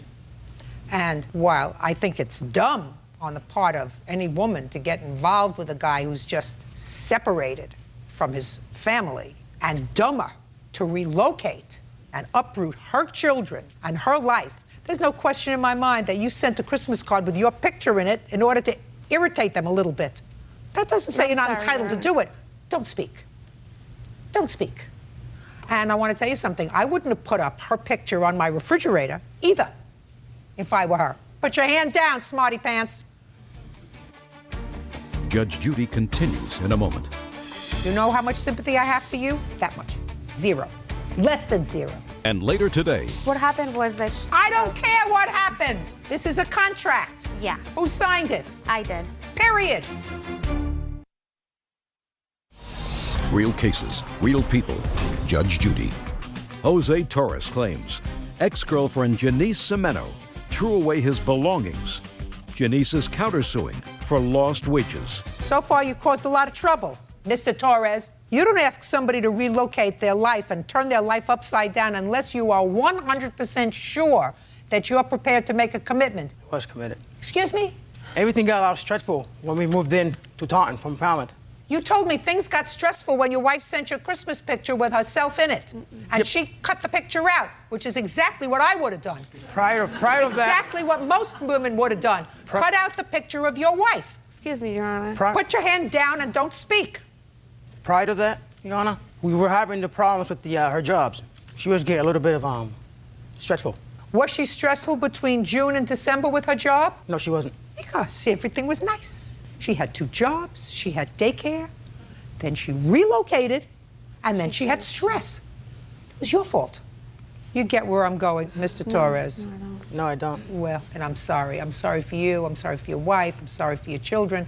You should get where I'm going. Bird gets where I'm going. The 50 or some odd people out here get where I'm going, sir. And if you don't get where I'm going, there's something missing up here. Now, what happened to his property? I called him from my sister's December 23rd, and I said, you need to come meet me if you want your belongings. He said, I don't want them. You can throw them away. You can burn them. I don't care what you do with it. So I got rid of all his clothes, his hats, because what do I want with it? When did you get rid of them? Most of the stuff was on that day. I got rid of it. Okay, because you were pretty angry. Yes. So whether he told you to get rid of the stuff or he didn't tell you to get rid of the stuff, you would have gotten rid of the stuff anyway. Exactly. Right. Yes. Okay. Now tell me about it when he left. Tell me about what happened when he just walked out of the house without his clothes or anything else. He was a mess. He came back from work and he was drunk. And he's telling me, going home to my wife, I'm going back to my kids. And I told him continuously, I said, Jose, I'm not going to move unless, you know what I mean, you're going to be with me and stay with me. I'm not going to move to Taunton if you're going to go back with your wife. And that's what happened. He up and left. It was a very stupid thing to do. And what happened to his entertainment center? I have his speakers, and I asked him if he wanted them, and he said no. Put your hand down. You know how much sympathy I have for you? That much. 0. Less than 0, if that's possible. You have his bed? Yeah, what happened was when we went to Falmouth, I got rid of my bed, and he brought his bed. So you got rid of your bed Yes, and I took did. his bed. He doesn't get the bed back. What else? Yes. There's the Nintendo GameCube, which my son plays with, but... What? I got a list if you want to see it. I don't care to see your list. Okay. She threw away a lot of stuff when you left, which is probably what I would have done if you left. You left, you're not there, you didn't take your stuff, goodbye. Stuff goes in the garbage. Leave, Your Honor. But she has your speakers. What else do you have of his? I have his VCR, if you'd like that. Okay, good. And his digital camera. Okay, I want you to box those things and get them out of your house. Okay. within 5 days, he's going to pay the cost of putting it in UPS or the post office or whatever. Excuse me, I really need to speak because he did not get the story out the right way. He's very nervous. He doesn't know exactly what to say. He was buying back his own property. She did not offer to give it back to him. I don't care whether she offered to give it back to him or not. He offered to give her money. She checked off that he could get his own property with police escorts. And we I went, would. and she said she threw it away. Good. You said it now? You happy? No, there's a lot more to it. I'm not interested in a lot more. I got the general gist of it. Your husband? You did it your because husband, he didn't explain it right. Don't speak. Your husband left you, not because of her, because he didn't meet her for a while. I just got separated from her to take a part time from each other. She kicked him out. Just a second. Then if you need time, Mr. Torres, to decide what you're going to do, is that what you're telling me? Is that what you're telling me? You needed time to figure out what you were going to do? No, we just need time away from each other. Then you don't move in with somebody else and dislocate them from a life. Do you understand that? Do you understand that? I understand that, but I didn't do that. Yes, you did. Yes, you did. You moved in with somebody else. If you want to take time away from your wife and see if the relationship can be put back together again, you do not move in with somebody else just because it's comfy. Do you understand? That's what you did. But I didn't do that exactly like that. Get mad. Speak up. Huh? Mr. Torres, your wife may not want to acknowledge it, but that is precisely what you did. She did not handcuff you and tie you to her bed. From June of 2006 until December of 2006, you shared the defendant's bed, you shared her life, you convinced her to move and relocate to be closer to your children. That's what you just told me, sir. No, I you did not told convince her. me We that you agree wanted on. her to move closer. But I did not force her to do it.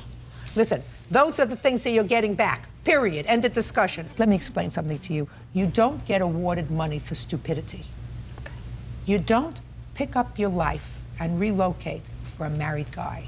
And if you do so on a promise and a prayer, courts aren't here to help you. You have to understand that. His wife doesn't get it because she prefers not to get it. He didn't go and move into a room in somebody's house while they were trying to work out their problems. He found it more comfortable to be in your house, living with you.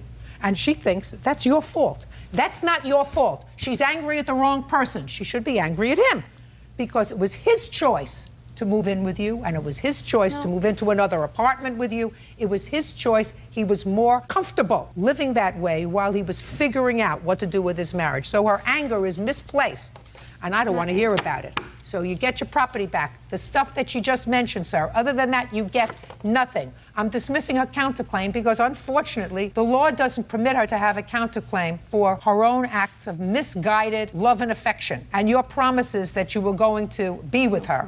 Law doesn't permit I didn't that. make any promises. Get out of here. You may step out. Wait here, please. He didn't get the story straight. He was very nervous. He had a hard time talking. He was already separated and lived in his own place. She chose to deal with a married man. I had no idea. He told me after we were together. 13 years we've been together. We've had our separations. You know, he's always come back. And now the next case. All parties in the matter of Rendon versus Cepeda. Step forward, please. 24-year-old Tanya Rendon is suing her ex-roommate, 23-year-old Crystal Cepeda, for 2 months' rent and utility bills. Tanya says Crystal was a disrespectful roommate. Miss Rendon, Miss Cepeda was your roommate. According to you, she owes you a couple of months' rent and some utility bills. Miss Cepeda says you told her to leave the apartment. She owes you nothing. Who signed the lease to the apartment? I did. So it was just in your name? No, it's both of our names, but she never stopped by the office to sign it. Listen to me, Miss Rendon. If she didn't sign the lease was in your name. It was printed with both of our names, but she... Show me the lease. I mean, are you not following what I'm saying? Yeah. I thought this was going to be easy. What happened was that... I don't care what happened. This is a contract. Yeah. This is the only contract that exists with the landlord. Who signed it? I did. Period. We're going to start again. Okay. And I'm going to try to come down. You moved into the apartment. The lease is in your name only. Is that correct? Yes. But you moved in together. Yes. And according to you, you had an arrangement with her that you would split all the rent and all the utilities on this apartment. Lease is from September 1st, 06 to February 28th, 07. When did you move out? I moved out January 31st. Now, according to what I read, you paid January's rent, and then you went and withdrew money from the bank so that the check bounced. Right. Now, you try to explain to me why you do not owe January's rent if you lived there, according to you, until January 31st. Because I wasn't really staying there. I don't give a rat's behind whether you were really staying there or not. Your things were there. Right. So you owe January's rent. Yes. I would like to say something, Your Honor. She agreed to stay there till March 1st. Why don't you be quiet? Okay. How much was your half of the rent? $590. Put your hand down.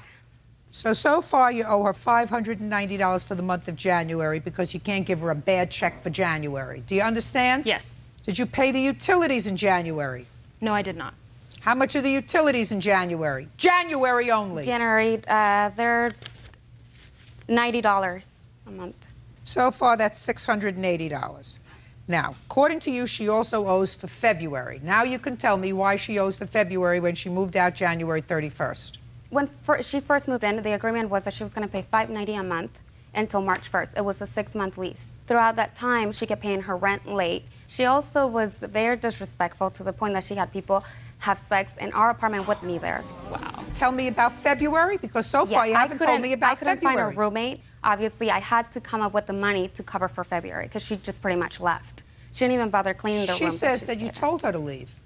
Is that right? 2 weeks before the end of January, she told me that she had found a new roommate that would be moving in in the beginning of February. Did she tell you who that was? She told me a girl that she found on Craigslist would be moving into the apartment. So you decided to terminate this roommate relationship Yes. well prior to January 31st. Yes. Because you had discussed moving out. Right. You say it was her fault. She says it's your fault. It was clear from reading the complaint and answer that the two of you did not have compatible lifestyles. Right. All right. Go ahead. So in January, at the middle of January, I decided, I guess I don't have a choice. She had notified me that I would have to be leaving the apartment because she found a new roommate, and so I decided, okay. Where did you find this new roommate? She was a friend of my ex-roommate, one of my ex-roommates. And when did she move in? She moved in March 1st. So you had to cover the rent yourself in February, Yes, right? I did. That's too bad. She owes you $680 for January. Anything else? No. Anything else? The bills, I mean, she didn't pay for the bills for January. $680. Get over it. That's all. Parties are excused. You may step out. She was there for me at a really hard time in my life, and that's why it just sucks that this all happened. Very disrespectful, bringing people, having... Tina Smoot is suing ex-boyfriend John Bambino for a loan she made him while he was between jobs. John claims Tina manipulated him with her money. All rise. Now, this is case number 515 on the calendar in the matter of Smoot versus Bambino. Parties have been sworn in, Judge. You may be seated. Ma'am, have a seat, please. Miss Smoot, you and the defendant were dating, according to your complaint, and you loaned him some money. Yes. Mr. Bambino acknowledges that you gave him money, but he said it was just that. It was a gift. There was no indication when you gave him this money that you expected repayment of the money. You were sort of helping him out at a time that he needed to be helped out financially. He's counterclaiming because he says that in a fit of rage, you damaged his car, his clothes, and he also believes that you harassed him. That's his counterclaim. So tell me when you met him. I met him in August of last year. And when did you lend him the money? In December of last year. Tell me about it. John had lost his job and he couldn't pay his rent. When did he lose the job? November. What kind of job did you have, Mr. Bambino? Car salesman, ma'am. How long did you have that job with that company? 7 months. Before that, where did you work? As a correction officer for the state of New Jersey. How long were you working there? 15 years. Go ahead. In December, I was coming into some money through a lawsuit, and I had extra money, and, you know, he asked me to lend him his rent money for the month of December, and that's what it was. I lent him the money. How much was it? It was $1,200. $1,200 for rent. Go ahead. And one bill is $452.07. What was that for? A home entertainment system. Who bought a home entertainment that system? I bought for him, that he was supposed to pay me back for. No. Miss Smoot, listen to me carefully. If somebody doesn't have money to pay his own rent, then you don't buy him a home entertainment center and expect him to pay you back. You're not a baby, right? Right, Your Honor. What else? Cable bill, $100.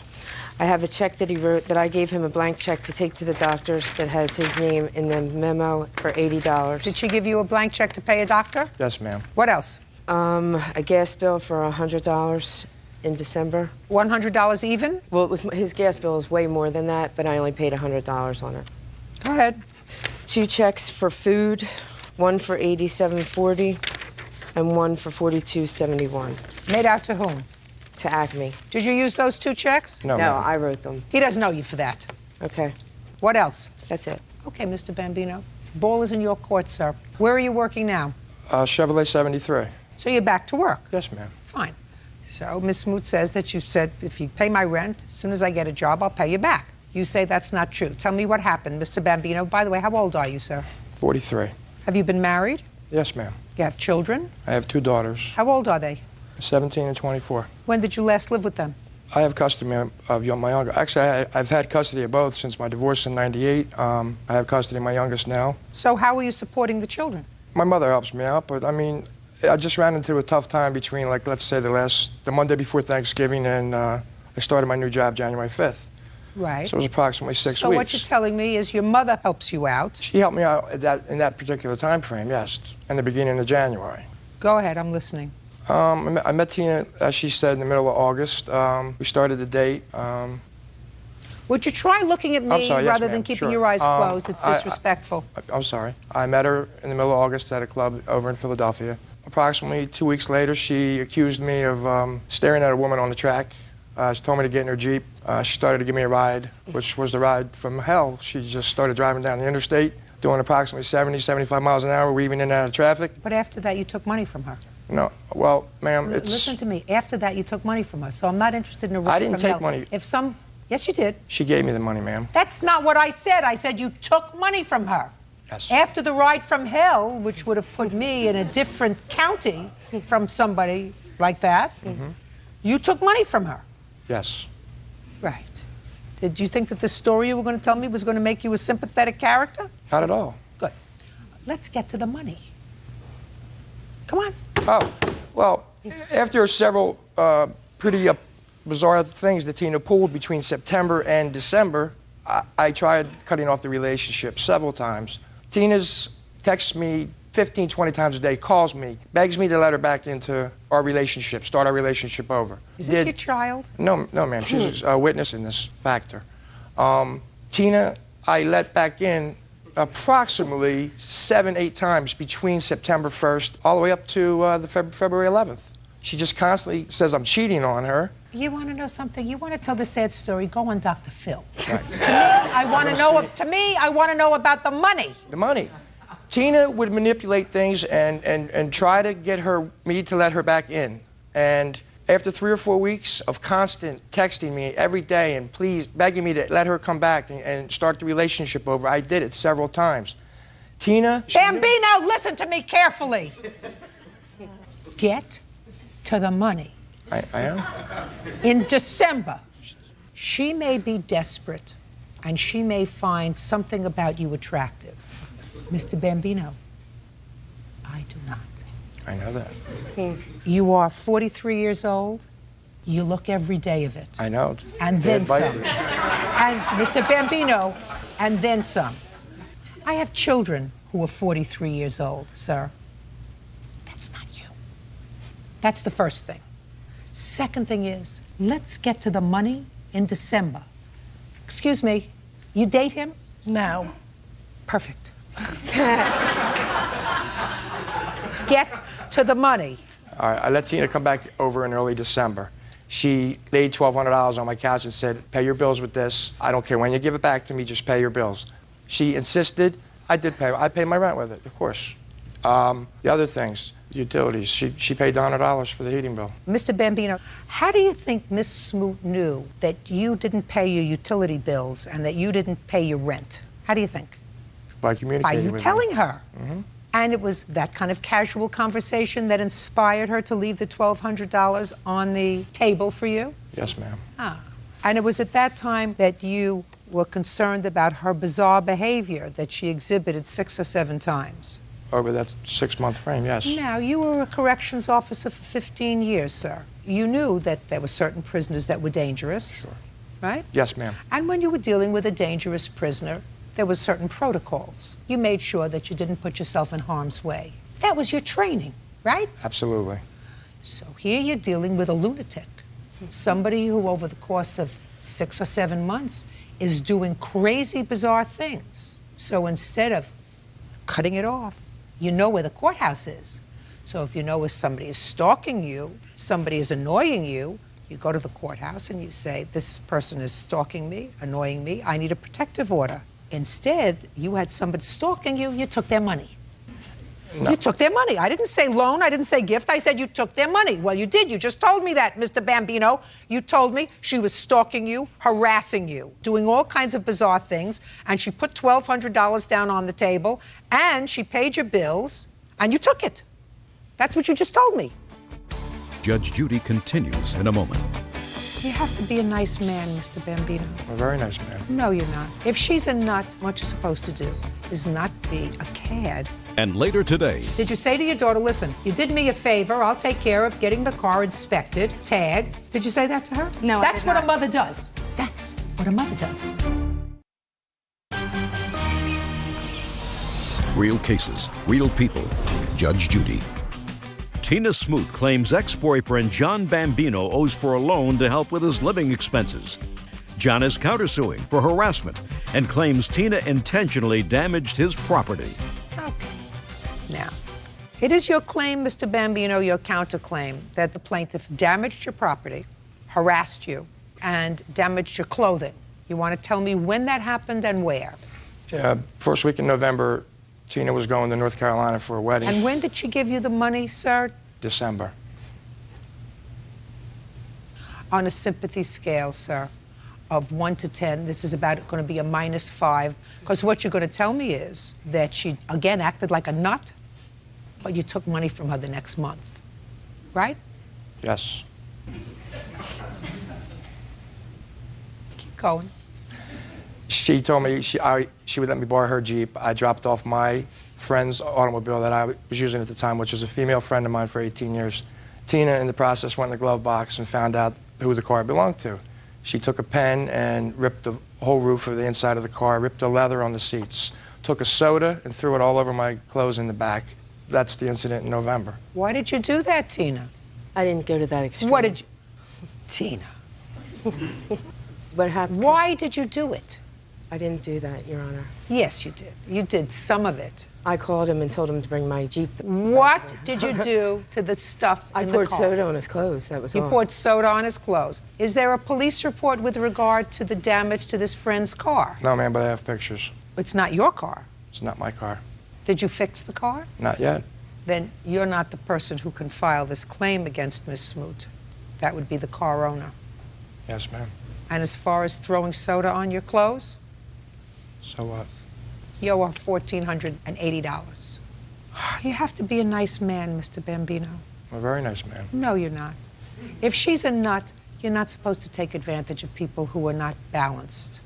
If you actually believe that Miss Smoot is not balanced, then what you're supposed to do is not be a cad and take advantage of her financially. You're supposed to say, I don't want your money.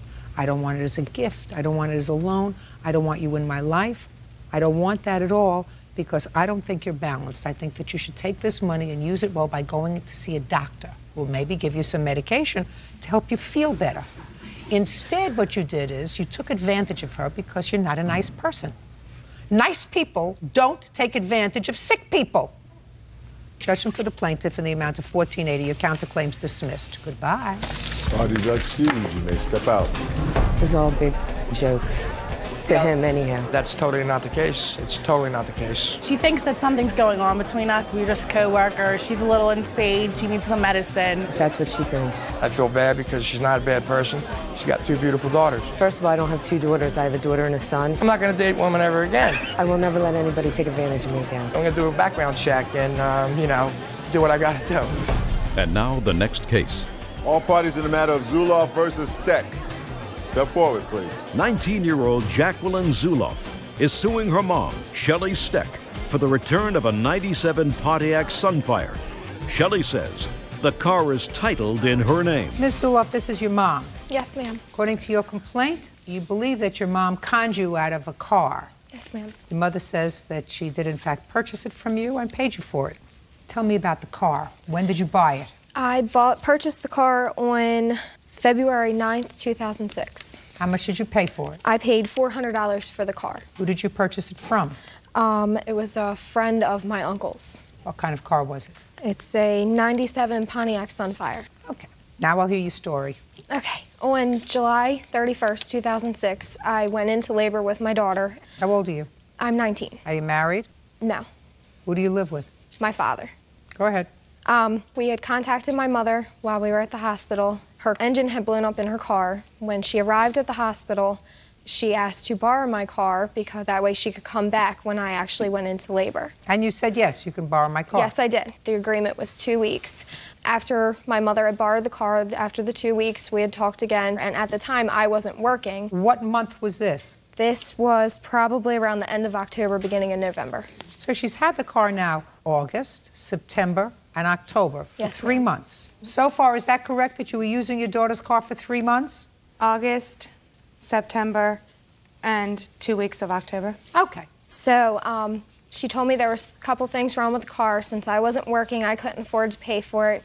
And the insurance was $152 in my name. So she told me that if I signed the title and we put it in both of our names, that she could get cheaper insurance. She would, pay for it and give it back to me since I couldn't work and I had my daughter. Okay. So I went ahead, I signed the back of the title, and her boyfriend, George, he came to my house and picked up the title, and my boyfriend's mother had gone to bingo and met up with my mom, and that's when my mom had told her that I had sold her the car and that she wasn't giving it back. Did she ever give you any money for the car? No, ma'am. Who paid for the insurance the 3 months that your mother had the car from August, September, and October? My mom paid, but I had to pay for 1 month because I got a cancellation notice in the mail saying... Which month? I believe it was September. Did she pay you back for September's? No. How many months of insurance did you pay for, Miss Steck? Did I pay for it too? Okay. Now I'll hear your story. Okay. July 31st, my daughter went into labor. I was on my way to work when I got the phone call. A friend had picked me up to take me to work. She had called me and said she was in labor. My boyfriend had met me at the hospital where she was having the baby. I had asked if I could borrow the car so that I could come back and see her and the baby. I came back at 2 o'clock in the morning. I asked if I could borrow the car for a little while longer, and she said yes. So I took the car home. I let her know, I believe it was about 2.5, 3 weeks later, that I needed to keep the car a little longer. And you had been driving the car? Correct. Keep going. Okay. In September, I had noticed that Jacqueline's tags had expired on her car. I called Jackie and I said, well, Jackie, you are going to have to get this car re-inspected because it is past the 60 days to put tags on the car. I said, there's a couple of things that you're probably going to have to fix because it's been since April that she had the car inspected. And she says, well, I can't afford to keep the car on the road with the insurance. I can't afford to get the car re-inspected and get it fixed. And I said, well, Jackie, I still need a car. I said, I'll buy the car from you and give you the $400 that you paid for the car since you don't want it anyway. And she was like, that's fine. I got a phone call from her father. Her father, whom I do not get along with, wants to know when I'm going to give her back the car. Show me proof that you paid her for the car. It was my daughter. Show me proof that you paid her for the car. I don't have any. So her father called me and said that, I need to give her her car back. I said she's welcome to come and get the car anytime that she wants. Then I would talk to Jackie. Jackie's like, no, I don't want the car. Why didn't you just, listen, you're driving her car now for 3 months. If you had to go and rent a car, you couldn't have done that for less than $200 a month. That's clear. So why didn't you just say to your daughter, because I've been using your car for 2.5 months, and because it's not a new car, and if it needs things, could be because of the way I drove it, the mileage I put on the car, I'll have it fixed, I'll have it inspected, I'll take care of it for you, honey. Thanks for letting me use it for the last 3 months. It wasn't 3 months, Your Honor. It was only for a month and a half. No, wrong. August, that's when you took it. September, and according to you, 2 weeks into October. That's 3 months. Because when you lease a car, if you only use it for 2 weeks, you pay for the whole month, right? That's what a mother does. Mother doesn't say, oh, this is a real good opportunity for me to get myself a good car. That's not what I did. That's exactly what you did. Did you say to your daughter, listen, you did me a favor, I'll take care of getting the car inspected, tagged. Did you say that to her? No, That's I did what not. a mother does. That's what a mother does. Where's the car title? The one in my name or the one in hers? The one in your name. Bird, figure out where she signs that title back to her daughter.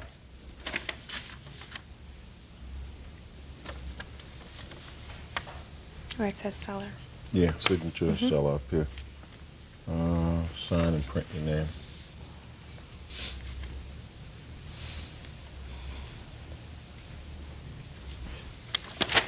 Give the title to the plaintiff, please, Bird. Go pick up your car, madam. Thank you. That's all. Parties are excused. You may step out. Damian Cecile is suing his former friend, Amy Brown, for money he paid to get her started in a vitamin selling business. Amy claims Damian breached his end of the deal. All rise.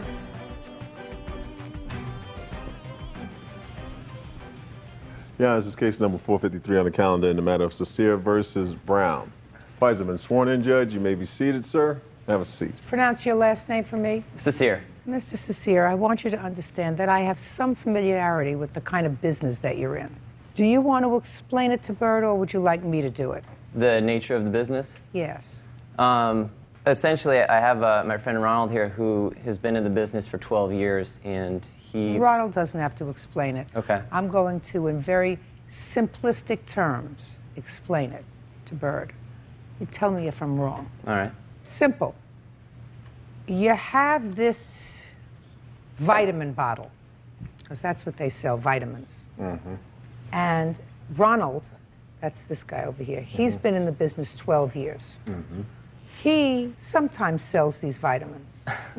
But what he does mostly is get other people under him who sell vitamins. And depending upon at what level they buy in, they could buy in with $500 or $1,000 or $2,000, they get product. He brings him in. Mr. Sincere over here buys $5,000 worth of product. He gets a piece of that. Sure. So it's like slavery, you know. What you do is he brings in, what's your first name? Damien. He brings in a lot of Damians. Damien 1, Damien 2, Damien 3, Damien 4. And whatever Damien orders from the business, not sells, but orders from the business, Ronald gets a piece of. Multi-level marketing. Correct. Now, so then it inures to Damien 1 through 5. They say, listen, we want to be Ronald too. Of course. So we're going to see if we can get, what's your name? Amy. A whole bunch of Amy's under us to buy as much product as he can, because they get a piece of whatever Amy buys. Of course. And him they too. also, and so does Ronald. That's right. Because Ronald gets a smaller piece of Amy, but he still gets a piece of Amy. And then, what's your name? Davey. What's your name? Cody. Cody. Cody. Amy then says, I want to get a whole bunch of Codys because that's the way I'm going to make my money. And he's going to get a little piece of Cody, and he's going to get a smaller piece of Cody, but everybody's going to get a piece of Cody. That's the way the game works. Oh, yeah. Got it? That's right. Pretty much. Now, you also reach certain levels in this business, because if you're a master, or if you're a guru, or if you're a titan, or if you're an Ogatunji, whatever it is, what happens is they give you perks. Oh, yeah. Do you get perks in your business, like a car? If you get high enough, you do. Yeah, I'm not there You think yet. this is a scheme that I haven't been through a couple of times in my life? No, I didn't say that. All right, I got it. So if you get up really high, if you get to be a Grandmaster Ungatunji, they give you a BMW. Of course. Or they give you a Mercedes. So there are advantages for Ronald to get a whole bunch of Damians, and for Damians to get a whole bunch of Amy's, and for Amy's to get a whole bunch of Cody's, because in addition to getting the money, you also get the perks. That's the drill. Now, Damien over here got Amy involved in the business. And she bought inventory. How much worth, sir? It was worth $5,000. What are you asking him for? The questions are going to get harder. Oh my. I think it was worth about $5,000, and he actually put up $3,300. Okay, but you put up the money for her. Yes, I did. On your credit card. Yes, I did. Because you were hoping that she was going to do well in the business, and she wasn't such a good salesperson. And she couldn't find a Cody if she killed herself. She couldn't find a Cody. So you ended up getting stiffed for your money. Correct. And she sent back some of her product. Right, some of it. But you want, because you're stuck with the bill now, because you're not a Grandmaster Ogutunji yet. Right. There isn't any such thing as a there may be, I'm Grandmaster not that high Ogutunji, up. right? Yeah. Yeah, I sort of made that up because it sounded funny. So you want her to pay you the money. Ms. Brown says you gave her all kinds of sales pitch. You told her she was going to make a fortune, that there were Codys floating around under every rock, that she was going to be able to sell these vitamins, that they were the greatest thing since sliced bread. And she couldn't do it because she was no salesperson. And since you didn't help her, she sent back the product that she hadn't used. If you have the bill, that's your problem. Judge Judy continues in a moment. These are slick guys. This is the way they make a living. Ronald makes a good living. What kind of car do you drive, Ronald? I drive a BMW.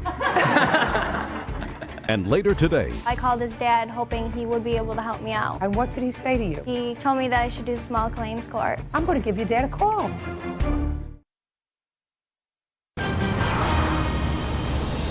real cases, real people. Judge Judy. Damian Cecere says he helped friend Amy Brown with a loan to get started in a vitamin-selling business. Damian claims Amy has yet to pay him back.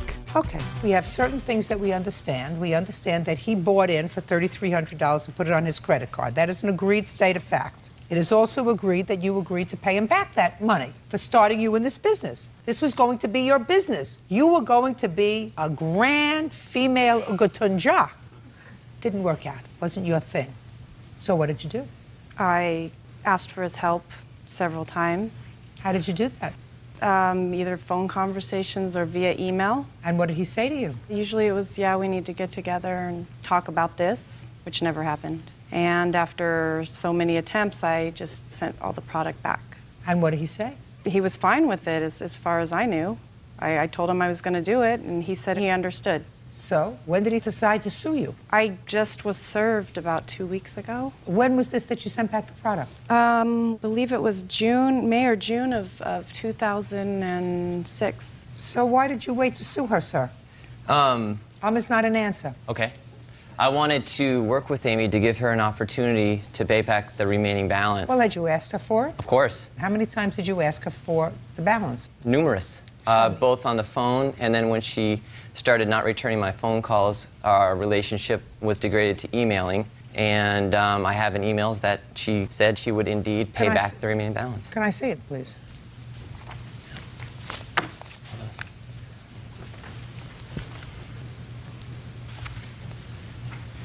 May I say something else, Your Honor? Yes. I absolutely did make every attempt to not only talk to Amy on the phone, but to get together with her, to involve her in opportunity meetings. Ronald also met her in Anaheim for a meeting. I feel like we put forth a very fair and aggressive effort to assist her with this.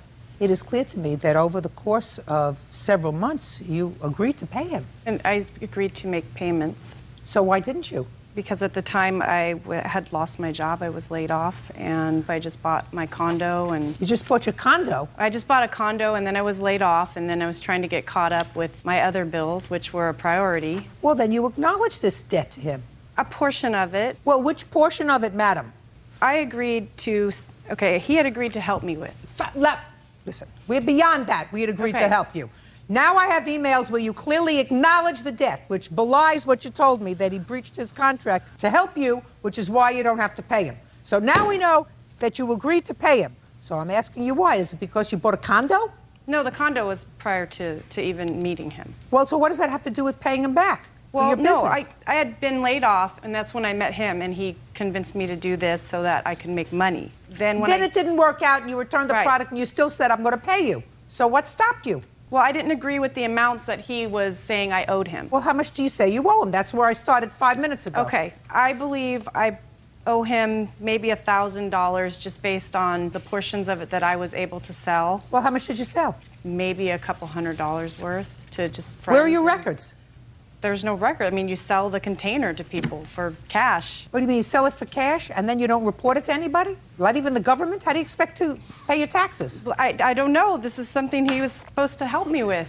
He's not supposed to help you with that. This is your business. Well, this is what he promised to help me with. I have the emails where he stated he promised to help me as well. How much product? $3,300. How much product did she send back? She returned $699.30, which was credited to my credit card, and she gave me a personal check for $300. And you cashed it? Of course. Good. Also, Your Honor, originally I gave Amy a can, 2 cans of product, which I said you can pay me back for. Just give me the same cans once you get your order, and she never did, so I had added that in as well. You're going to have to live with that, sir, Damien. Okay. So she returned $700 worth of product, bringing it down to $2,600, and she gave you $300, leaving a grand total of $2,300. And they actually prorated that, that they don't refund you the full amount. So they only give you, I think, 80 to 90% back. And that's what was credited to his credit card. Well, that's all right. He has to be made whole. You're a big girl. How old are you? 36. What? 36. 36. 36 years old. You make a decision. It doesn't work out. You have to take care of the consequences. These are slick guys. This is the way they make a living. They find people who are young, looking to start a new life, start a new business, not worked out in other fields, and they say, listen, you can make a lot of money. And some people make a lot of money. Mm-hmm. Ronald makes a good living, right? Damien, I don't know. Do you make a good living? I'm working on it. Well, how much did you earn last year? With Just Relive? Yes. I'd have to look at my tax return. Let's try to give me a round ballpark figure, Damien. I'm going to say probably around $8,000. 8? Mm-hmm. You make a lot more. Mm-hmm. You've been there 12 years. Yeah. How long have you been in, Damien? About 3 years. Oh, when you're there 12 years, you're going to have that Mercedes you want. I hope so. What kind of car do you drive, Ronald? I drive a BMW. Now. Can I say something? Sure. The business has a 1-year money-back guarantee. So at any point, she could have returned the product and got 90% of her money back. The business isn't designed for people to fail. If they don't want to do it, if they get a new job, that's okay. So if there was ever a discrepancy, she could have returned all the product and Damien would have got reimbursed. So. But she didn't. Right. She's got to pay. Okay. Thanks. Sure. Judgment for the plaintiff in the amount of $2,300. Thank you. That's all. Parties are excused. You may step out. Amy has a very dynamic personality. She knows a lot of people. That's why I thought she'd be successful. He was a friend, and I was in a bad position and needed the money. I feel bad because I like Amy, and I wish her good luck on whatever she decides to do. I believe there's a few people that can make it, and the rest just kind of fall by the wayside. It's unfortunate. I guess it's part of life. We've moved on. No hard feelings against Amy, and I'll continue to do this business. And now the next case. All parties in the matter of Faye versus Malabar. Step forward, please. 19-year-old Megan Faye is suing her ex-boyfriend, 20-year-old waiter Kevin Malabar, for loans to pay rent and to buy a new cell phone. Kevin claims Megan is upset that he's moved on. Miss Faye, it is your claim that you made 2 small loans to the defendant while you were dating. Yes. Mr. Malabar says that he doesn't recall you making any loans to him, that he doesn't need your money. He has no knowledge of any loans or financial gifts that you made to him. Is that correct, sir? Yes. Okay. You both go to school? Yes. When did you make the first loan? It was August 7th. 2006? Yes. Tell me about it. He said that his dad couldn't pay for his rent because his dad was getting a new job. So he wanted me to lend him the money until his dad could pay me with the new job, and that was $420. What was the money for? The rent money. Where did you get the money from? My savings account. You have proof of that for me? Yeah, I have the statements right here. Can I see it, please? I had to take 2 out. Okay. You had to take 2 out because? I was doing the ATM, so I didn't think I would be able to take $420 out at once, so I split it up. Okay. Were you working? Yes. What kind of work were you doing? I work at JCPenney's. Full-time? Part-time. I work between 15 and 30 hours while going to school. But what about you, sir? I work full-time in a restaurant. as a server. What was the next loan that you made to him? I've been bugging him about a cell phone, so he told me that he wanted to get one, so his dad said he couldn't do it, so I went with him to open it, and... What do you mean you were bugging him about a cell phone? He didn't have a cell phone, so I'd have to call his friends, and he said that he would get one, and his dad would pay for it, but his dad couldn't do it at that time, so I went with him and opened one for him. Well, he was working. Why didn't he buy it? He just started, and I made him get that job. He didn't want to work. And how much was the cell phone? It was $200. Okay, and you don't remember any of this, sir? No, my father would pay cash for my rent. My parents are divorced, and they both would pay half of the rent. So you have no information whatsoever about this $420 amount of money? No, and what was the date she said she took that money out? August 7th. Our rent was due the 20th of every month. Yes. So I don't know why there would be the 7th of the month that she would be taking out money for my rent. I don't know. That's He what she was says. going to visit his friend where he was living, and he needed it that day because he wouldn't get to it before the due date. That's what he told me. I was all just going on what he was telling me, and I didn't want him to lose his apartment, so I gave him the money.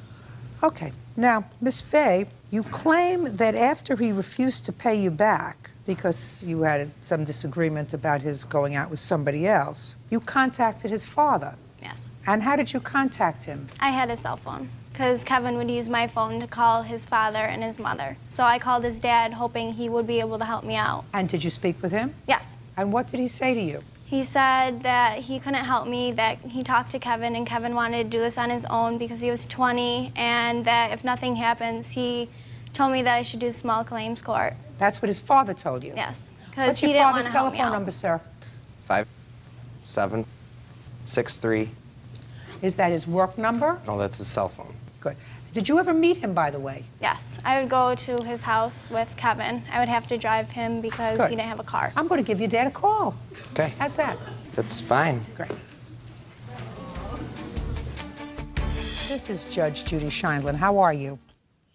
Mr. I have a couple of questions for you. Do you have a moment for me, sir? Great, great. Do you remember sometime several months ago receiving a phone call from Miss Fay, your son's former girlfriend, Megan Fay? She discussed with you some money that she said your son had borrowed from her? Did she tell you how much he had borrowed? Did you agree to pay her that money? And did you speak to Kevin about it? And what happened? Okay. Did you tell Miss Fay that if he owed her money, that she should sue him? I absolutely agree with you, sir. You've met this young lady before, is that right? Ever had any difficulty with her before? Seemed like a nice young lady? Very good. Thanks very much. I appreciate your assistance. Bye-bye now.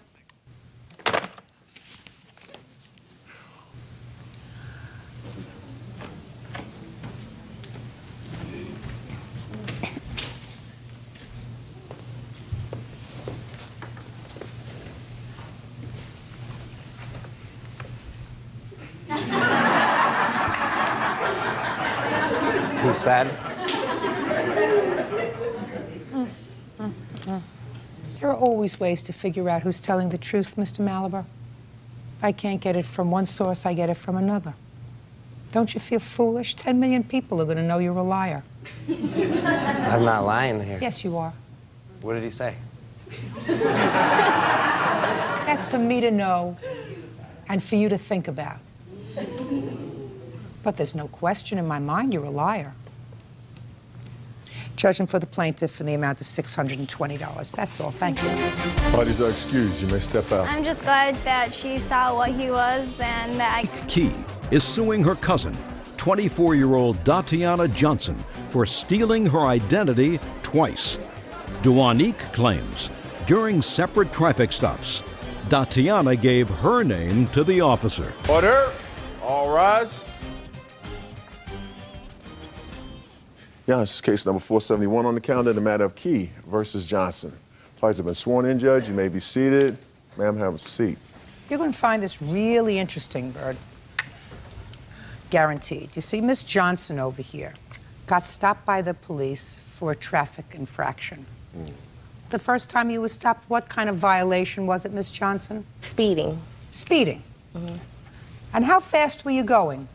I think I was going like 60, I think, 50. Could you keep your voice up, please? Like 60 or about 55. And when she got stopped for speeding, according to the complaint, which is, you know, not disputed by the defendant, she gave her cousin's name. Your cousin? Yeah.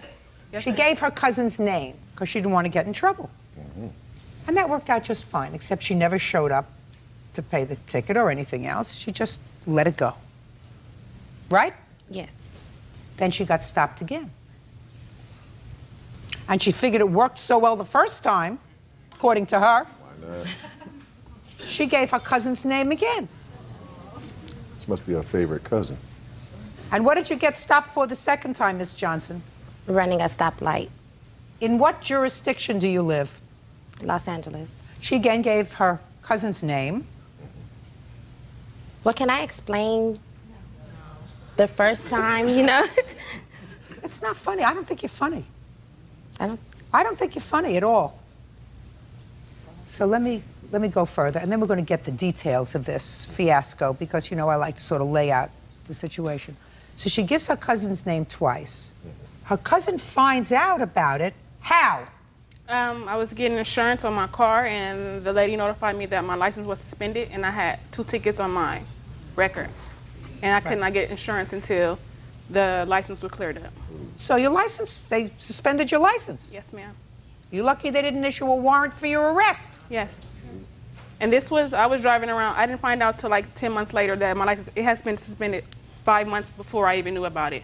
So she and her cousin discuss it, and she decides to do the responsible civic thing and goes to court and pleads guilty. I plead guilty. Yeah, she pleads guilty. Okay. And, and they assess her fines. And this is what the case is about. She wants her cousin to pay the fines, all the fines, for the 2 tickets she got. Your And Honor. the cousin says, I don't know. We're family. Because I was trying to understand what your defense is. So before I go on, I want to tell you both the following. What you did was a crime, Miss Key. Do you know that? No. Well, I'm going to explain that to you. When you go into court and you pled guilty, someone said to you, raise your right hand, you swear to tell the truth, so help you God? Yes, ma'am. And then they said to you, what is your name? Dwani Key. And you told them your name. And then they said, how are you pleading? You said, I'm pleading guilty. And you're pleading guilty because you were guilty. No, ma'am. Well, that's what you were doing. When you enter a plea of guilty, what you're doing is you are perpetrating a fraud on the court. Do you understand that? Yes, ma'am. That's a crime. You can't do that. You can't do that. And when you gave her name, that is a crime. Do you understand that? Yes, I do. Is this the first time somebody told you it was a crime? No, it's not. When for the first time did somebody tell you it was a crime, Miss Johnson? The second time after I did it. You mean you didn't know the first time? Well, the first time I was intoxicated, and I just said the first thing came to my mind. So not only were you speeding, you were drunk and speeding. It was my birthday. Well, I mean, I was turning 21. So I was intoxicated that day. Judge, the only reason why I pled guilty, she agreed to pay me. So we didn't have to go through all these court processes. She said, I'll pay you for it, don't worry about it. Under that, I said, okay. Once I got that money, I told her, this is how much it costs, you owe me this, and it has to be done by August 8th. That was our court date. I didn't get any money but $50 from her. Just a second. You have a driver's license? Yes, I do. Go get it. Your Honor, Go at the time she did. get your driver's license. I didn't bring it with me today. Go get your pocketbook. Get it and bring it in. Fast. Judge Judy continues in a moment. Are you out of your mind?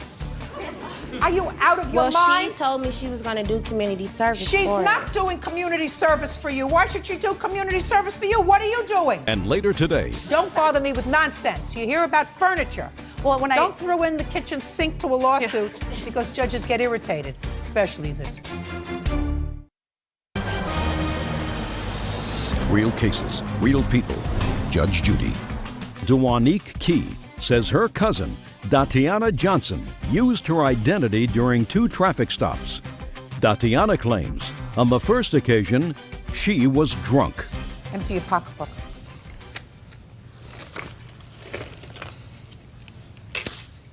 Is that your driver's license? My California ID. I'll take it.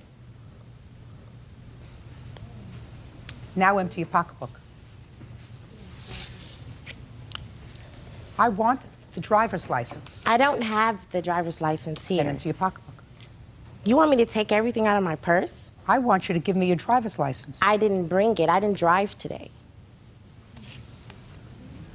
Unless this court receives your driver's license, madam, within 3 days, it is my intention to inform the police department in Los Angeles to confiscate your driver's license. Do we understand each other? Do we understand each other? Yes. Can I ask why, though? I mean, this is because you perpetrated a fraud on the court. Her driver's license was suspended when yours should have been suspended. Don't you get that? And I had a failure to appear. Don't you get that? Your driver's license should have been suspended. You were driving, according to you, drunk. You got a speeding ticket. You gave somebody else's name. The second time, you did the same thing. You ran a red light and gave somebody else's name, and you still have a driver's license. Your driver's license should have been suspended. And if I don't get your driver's license so that you don't have it, it is my intention to inform the police department in Los Angeles, which I may do anyway. Do you understand that? Yes, ma'am. This belongs to me. Now, you have 30 seconds to tell me why you don't owe those fines. Because I was under the impression that she did community service. Are you out of your mind? Are you out of your mind? Well, she told me she was going to do community service. She's not doing community service for you. Why should she do community service for you? What are you doing? She was doing it for herself. I don't understand what you mean she was doing it for herself. Meaning because it's in my name. I don't understand what you mean she was doing it for herself. Because she called me and told me that the judge ordered her to do community service. So when she told me that, I thought it was taken care of. What do you do for a living? Right now, I'm not employed. How do you support yourself? I have ways. How do you support yourself? My daughter's father. Supports you? Child support, basically. Who do you live with? My mother. Why don't you work? I was employed. I just recently stopped. Why? I was working through an agency, and they're looking for another job for me. What kind of car do you drive? A Cadillac. I asked you a question. An answer I want. A Cadillac. What year? 98. In whose name is the car? It's in my name. Where is it registered? In Los Angeles. Yes. She just got that car, so she had plenty of time to pay me back. This car is brand new. Paid cash. You must get a lot of child support. In any event, Miss Key, to whom do you owe the fines? The Los Angeles District Court from Traffic Division, I believe. And how much is owed to them? Roughly $1,700. One ticket was $1,189, and the second ticket was $565. Now, Miss Key. Yes, ma'am. You don't get any award for brains because what you did was so wrong. And I understand that you may feel as if, well, it's family and you didn't want her to get into trouble. Yes, ma'am. But what you did was against the law. You do understand that? Yes, ma'am. I mean, you deserve to have a consequence. I assume that you did already have a consequence. I had enough. You had enough? Yes. I believe that that's probably true. She hasn't had any yet. But believe me, she's going to have plenty because she's not going to have a license to drive around in this new Cadillac that's in her name. Because I had this. And the police department is going to be notified of her scam. You get it? Perfect. $1,754, judgment for the plaintiff. That's all. Parties are excused. You may step out. I just think this is absolutely ridiculous. I'm happy with the decision. I know I did something wrong, but you know. This is on my record. I gave her $50. $50? Come on. Some people don't get nothing. The ticket's what, $1,700? $50 couldn't make or break our tickets. Yeah, I just have to get over it now. I hope that she doesn't do it again. She got her ruling, and now leave me alone. She keeps where she stays, I keep where I stay. And now the next case. All parties in the matter of Miller versus Simpson. Step forward. 25-year-old Leah Miller is suing her ex-roommate, 21-year-old waitress Angelica Simpson, for her share of the furniture purchased for their apartment. Miss Miller, you and Miss Simpson were friends and roommates for a while. You claimed that when she moved out, she took half the furniture in the apartment that you had both purchased on a credit card. Correct. You're stuck with the credit card, and she took half the furniture. Correct. Ms. Simpson says she did not take half the furniture. Correct. She only took a bed, Bedroom set. bed, and she left items there that are worth far more than the bed that she took. Now, when did you move in together? February of 2005. Was it a one-year lease? It was actually 15 months. And when did you move out? I left the last weekend in January. And that was by agreement? Correct. When did you purchase the furniture? February of 2005. What did you purchase? She purchased a bedroom set. I purchased a bedroom set. When you say she purchased a bedroom set and you purchased one, were they purchased on two different credit cards or one credit card? No, they did a joint account for both of us. So we were both liable for it. Okay. Continue. I also purchased a living room set, and she purchased her bedroom set, which included a bed, a dresser, an end table, a mattress. I purchased the same thing, plus a living room set, which included a couch, a coffee table, an ottoman, and a love seat. Okay, go ahead. One night, I came home, and I saw her and her friends playing quarters on my brand new coffee table. I confronted her about it. Well, when you say you purchased the living room furniture, yes, were you jointly paying the bill with her? We had separated her cost from my cost, and we came up with an agreement that she would pay me $60 a month for her portion, and then I would pay the rest. She only has responsibility for the bedroom furniture. Correct. And that's all that you're suing for. Well, also, as the time went on, as we were living together, I found things missing from my room. I don't care about things missing from your room. Well, I had to purchase a lock to put on there, and I came home with her playing games on my... Listen to me. I don't care if you had to put a lock on your room. I read it. You had to put a lock on your room for $2? It was actually 15. Yeah. In the scheme of things, you're talking about nothing. Well, I had things missing from my room. Shirts, underwear I had missing from my room. Good. I'm not bothering with that. Yeah. Okay. You had other people living there, other people staying there, other people staying over. Don't bother me with nonsense. You hear about furniture. Well, Don't throw in the kitchen sink to a lawsuit because judges get irritated, especially this one. Okay. How much was your bedroom furniture? The whole set together was around $1,300. It was like $1,300 and some change. Actually, Honor, I have evidence that hers was $1,412. That would be including the tax, probably. $1,412. And how much of that did you pay, Miss Simpson? I started paying her when I moved out. Like I said, I left a TV there that I had purchased for $500. There's also entertainment center, dishes, mirrors, things of that nature that were there that I had left there that I didn't take. Just a second. Did you have, Miss Simpson, any agreement? Yes. Listen, you're not letting me finish my sentence. Did you have an agreement with Miss Miller that in lieu of paying your portion of the bill, $1,412, you were going to leave items in the apartment? No. Then I'm not interested in what you left. But that's where I was going with this. I had moved out of the apartment and had paid her $55 for so on months. Then For how, just a second. It was. You talk I very. didn't start. Okay, go ahead. Go ahead. Yeah. You paid her $55 a month for how many months? It was for 6 months. Okay. No. Shh, Okay. just a second. $55 a month for 6 months. Yes.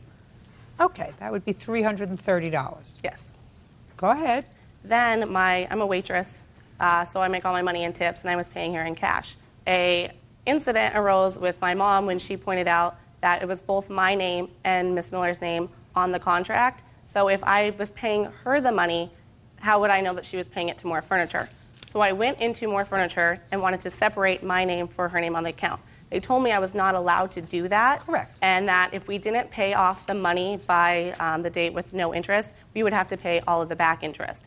When I brought this up to her, she did not want to give me receipts for the back payments, nor she had also moved out of the state and had given me a P.O. box where I could send her money, but I wasn't getting anything in return for paying her money.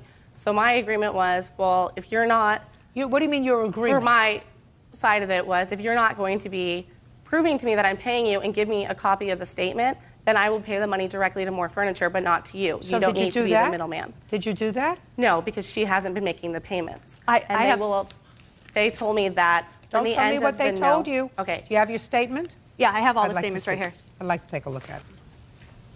Here's How the much- statement. Shh. Oh, sorry. How much money, if any, did she give you after she moved out? $320. No, she's making the payments. Well, and this is my issue is, like you said, my furniture and her furniture is together, and there wasn't a minimum payment. So when or if it's not paid off, it's still gonna hurt my credit. That's what I'm saying. I have no problem paying the furniture. That's not the issue. I will pay the furniture and More Furniture. It was contacting Leah to make the payment. That but was the right now problem. it's more than $1,412 because right now they've added interest. Right. Right. But they won't separate us from each other. So there's just a second. Well, she's paying something. You're paying nothing. Sure. No, and I understand that, but well, I'm but paying you have to nothing pay something, to madam. her. Where are you sleeping? Well, I have a house. You're sleeping on the bed. Yes. So you have to pay something. I understand that, but I have an Right. agreement with More Furniture to pay the furniture. I don't see that. Where are you standing there all by Oh, yourself with a because big my- smile? Where is the agreement that you have with More I Furniture can't to get pay a copy direct? of it because my name and her name's on it without her permission. Just a second. So how can you have an agreement without a copy of the contract? Well, that would be the original contract. No. Okay. Okay. 1,412 less 320 is $1,092. Can I say something? Sure. In the months that I have been paying it, I've had to pay extra, and I was working 2 jobs. I know it's $60. That's good for you. But I have had back payments and all this stuff that I've had to come up with. Good. That's what happens when you act stupid and take out a joint credit card with somebody. She owes you $1,092. And as soon as you receive that money, you will sign an agreement with her that the court will prepare that you are totally indemnifying her against any claim by Miller Furniture for this furniture, and they can deduct forthwith from your salary or your income tax refund, if any. Okay. You do work, don't you? Yes. Perfect. Judgment for the plaintiff in the amount of $1,092. Wait around to sign the contract. Thank Okay. you. Parties are excused. You may step out. I bought the furniture. I owed money for the furniture. It's going to the right person, not the middle person, so I'm okay with it. Justice has been served. I'm not petty. I'm not going to come after someone for damage to a coffee table. I think when you live with someone, you should have respect for all the household belongings. I'm kind of embarrassed that I was friends with someone like that for so long. You can't trust everyone you would like to, and you can't be gullible. Don't get a joint credit card with somebody. It's not a good idea. I just hope that she learns her lesson and she learns from it.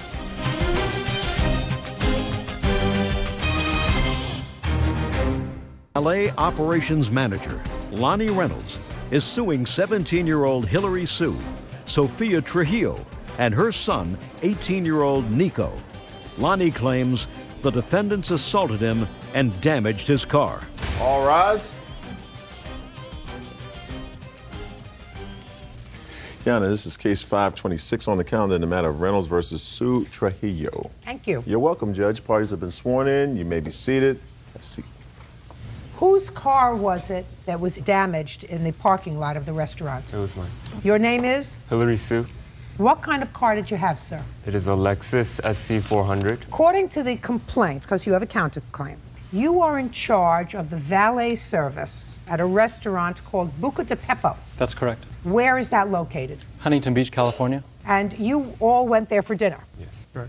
And when you came out of the restaurant, you were advised that your car was in an accident or something happened to your car. Yes. So you went outside, and at some point you contacted Mr. Reynolds. Yes. At what time did you receive a call, Mr. Reynolds? Approximately 11:30 p.m. Where were you when you received the call? At home. Who did you receive the call from? The restaurant called me, then the valet manager called me, and then Hillary Sue called me, and then Sophie Trujillo called me. Why did you call him? Well, what happened at first when we first came out, we were never notified that the car had been damaged. So what we did is I went into Buca de Beppo's to ask what I could do because they said they were not liable because they had a valet company that was responsible. So That's we were what they said. That's what they said. Now, may I please see the damage to the car? Sure. This is before the accident, this is after. Now, Mr. Reynolds, you got out of bed, I assume, and went to the restaurant. I was still up. I'm on call until the restaurant actually closes and the valet's clear. How long did it take you to get there? Less than 5 minutes. Now, jumping to what your claim is, you claim that you were assaulted, your car was assaulted, your suit was assaulted by these people when you got there. So that's your claim. And the defendants say nothing could be farther from the truth. You were really the aggressor. You got there and you were in a foul mood. You wouldn't speak to them. When they tried to speak to you, you assaulted who? Me. And then he grabbed Nico's neck. So you have a counterclaim. And you have a claim for the damage done to your car. Yes. So you got there at approximately 11:35. Is that what you're saying, Mr. Reynolds? Yes. And first you spoke to the valet manager? Yes. I assume you asked him what happened. That's correct. And did the valet manager acknowledge to you that they had somehow damaged Mr. Tsu's car? No, they did not. Well, what did the valet manager tell you? He said that the client had a claim that there was front bumper damage to their car, which they had no knowledge about. They pulled the car up right in front of the restaurant, and the customer said, my bumper's been damaged. How long have you been working for this company, sir? 20 years. And in the 20 years that you've been working for the company, how many times have you responded to situations like this where the valet person says, oh, it's my fault, I damaged the car? Do you understand what I'm saying to you? You understand the question? Would you estimate that that happens 50% of the time? No, less than that. A lot less. Very. Because that's been my experience. That very rarely do the valet people say, oh, I acknowledge that I damaged the car. That's the way the car got here.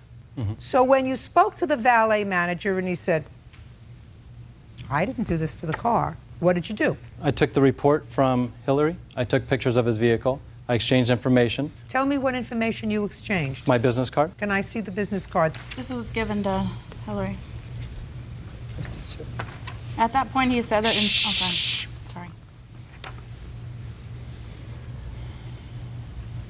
Okay.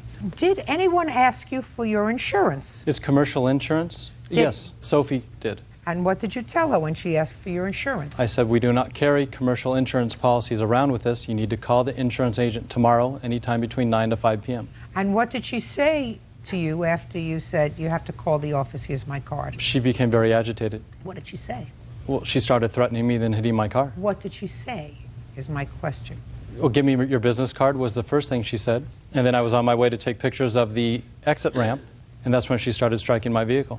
When you say you were on your way, what did you do? Did you get back into your car? I was in my car. What kind of car were you driving? A Denali, a GMC Denali. That's a large... Yeah, large vehicle. Large vehicle. So you didn't get out of the car when you were talking to her. Did you get out of the car when you were talking to Mr. Tsu? Yes.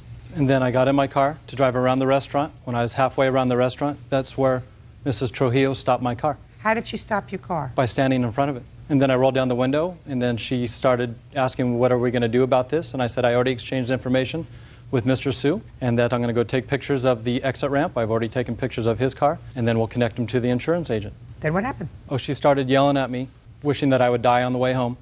And I said, is this conversation over? Because we're not talking anymore. And then she said, give me your business card. I gave it to her. And then she started hitting my car. With what?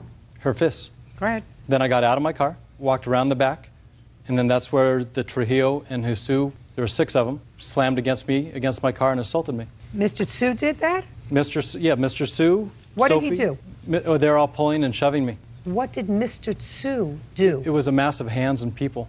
It was dark, raining. It was just Sophie when I came around. When I got out of the vehicle, it was just Sophie. When I came around, her whole family and friends ran up and started hitting and kicking me. And then what happened? There was a bunch of yelling and shouting. The valets came up, helped me get the people off of me. The valet called the police, and the police came and separated us. Can I see the police report, please? There was no police report. Why not? Because I wanted to press charges for assault, and she wanted to press charges for assault. The police said, we'll both go to jail that night. And I said, oh, I don't need any record of this because for my job, they do background reports. And I said, I was just defending myself. And they said, well, you have to explain that to the judge. So you chose not to prosecute, therefore there was no police report? Exactly. Did you go to an emergency room, sir? No, I didn't need any. So that you weren't injured as a result of any of this pushing and shoving? Not me physically, no. And the suit that you brought is to show me that your sleeve was pulled out of its socket? Yeah, they pulled on my sleeve, and they ripped my jacket pocket, which emptied all the contents of my jacket pocket onto the ground, which broke the digital recorder, which recorded the whole incident. Does it work now? Yes, it does. I'd like to hear it. I never knew at that point that he was recording me. I guess he was What recording difference does it make, right? Yeah, that's fine.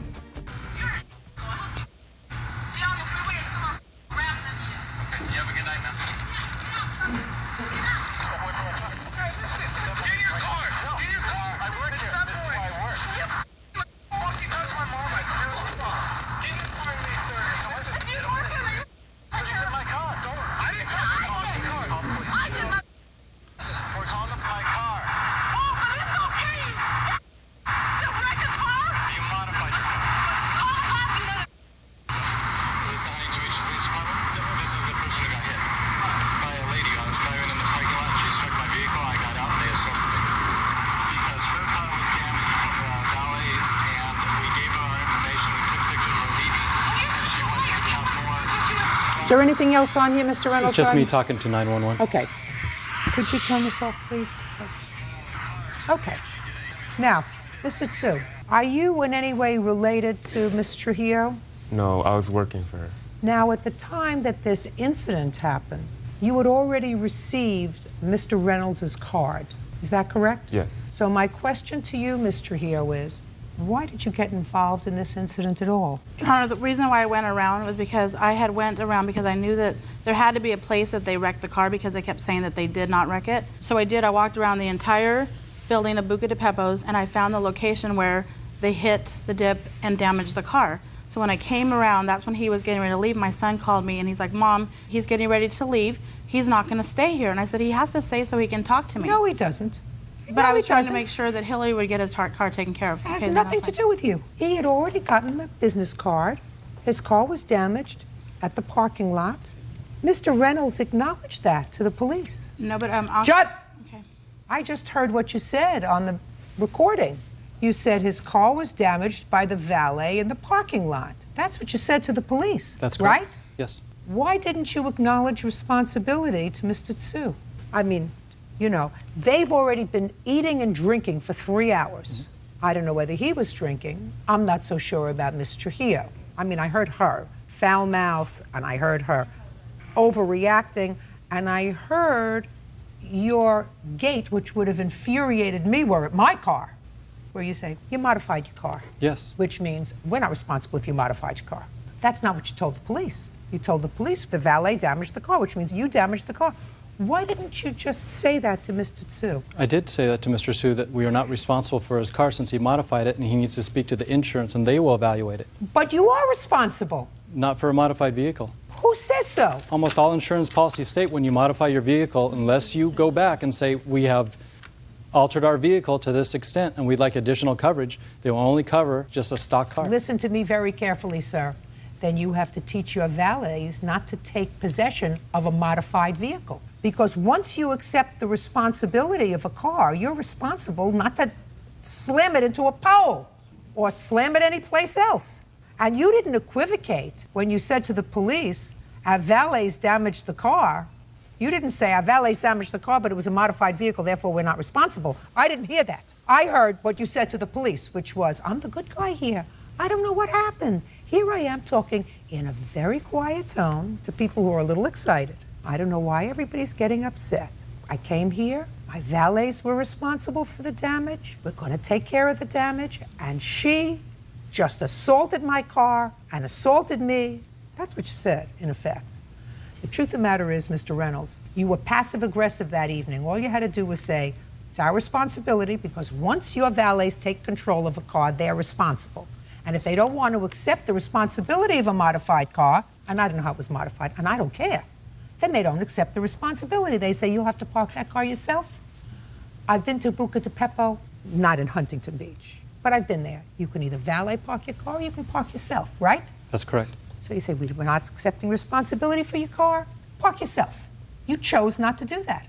You chose to accept the responsibility for his car, so you're responsible. Now, you behaved badly, Miss Trujillo, but I'm going to hear you. I did, ma'am, and I apologize. You behaved badly. Wasn't your business. You had the business card.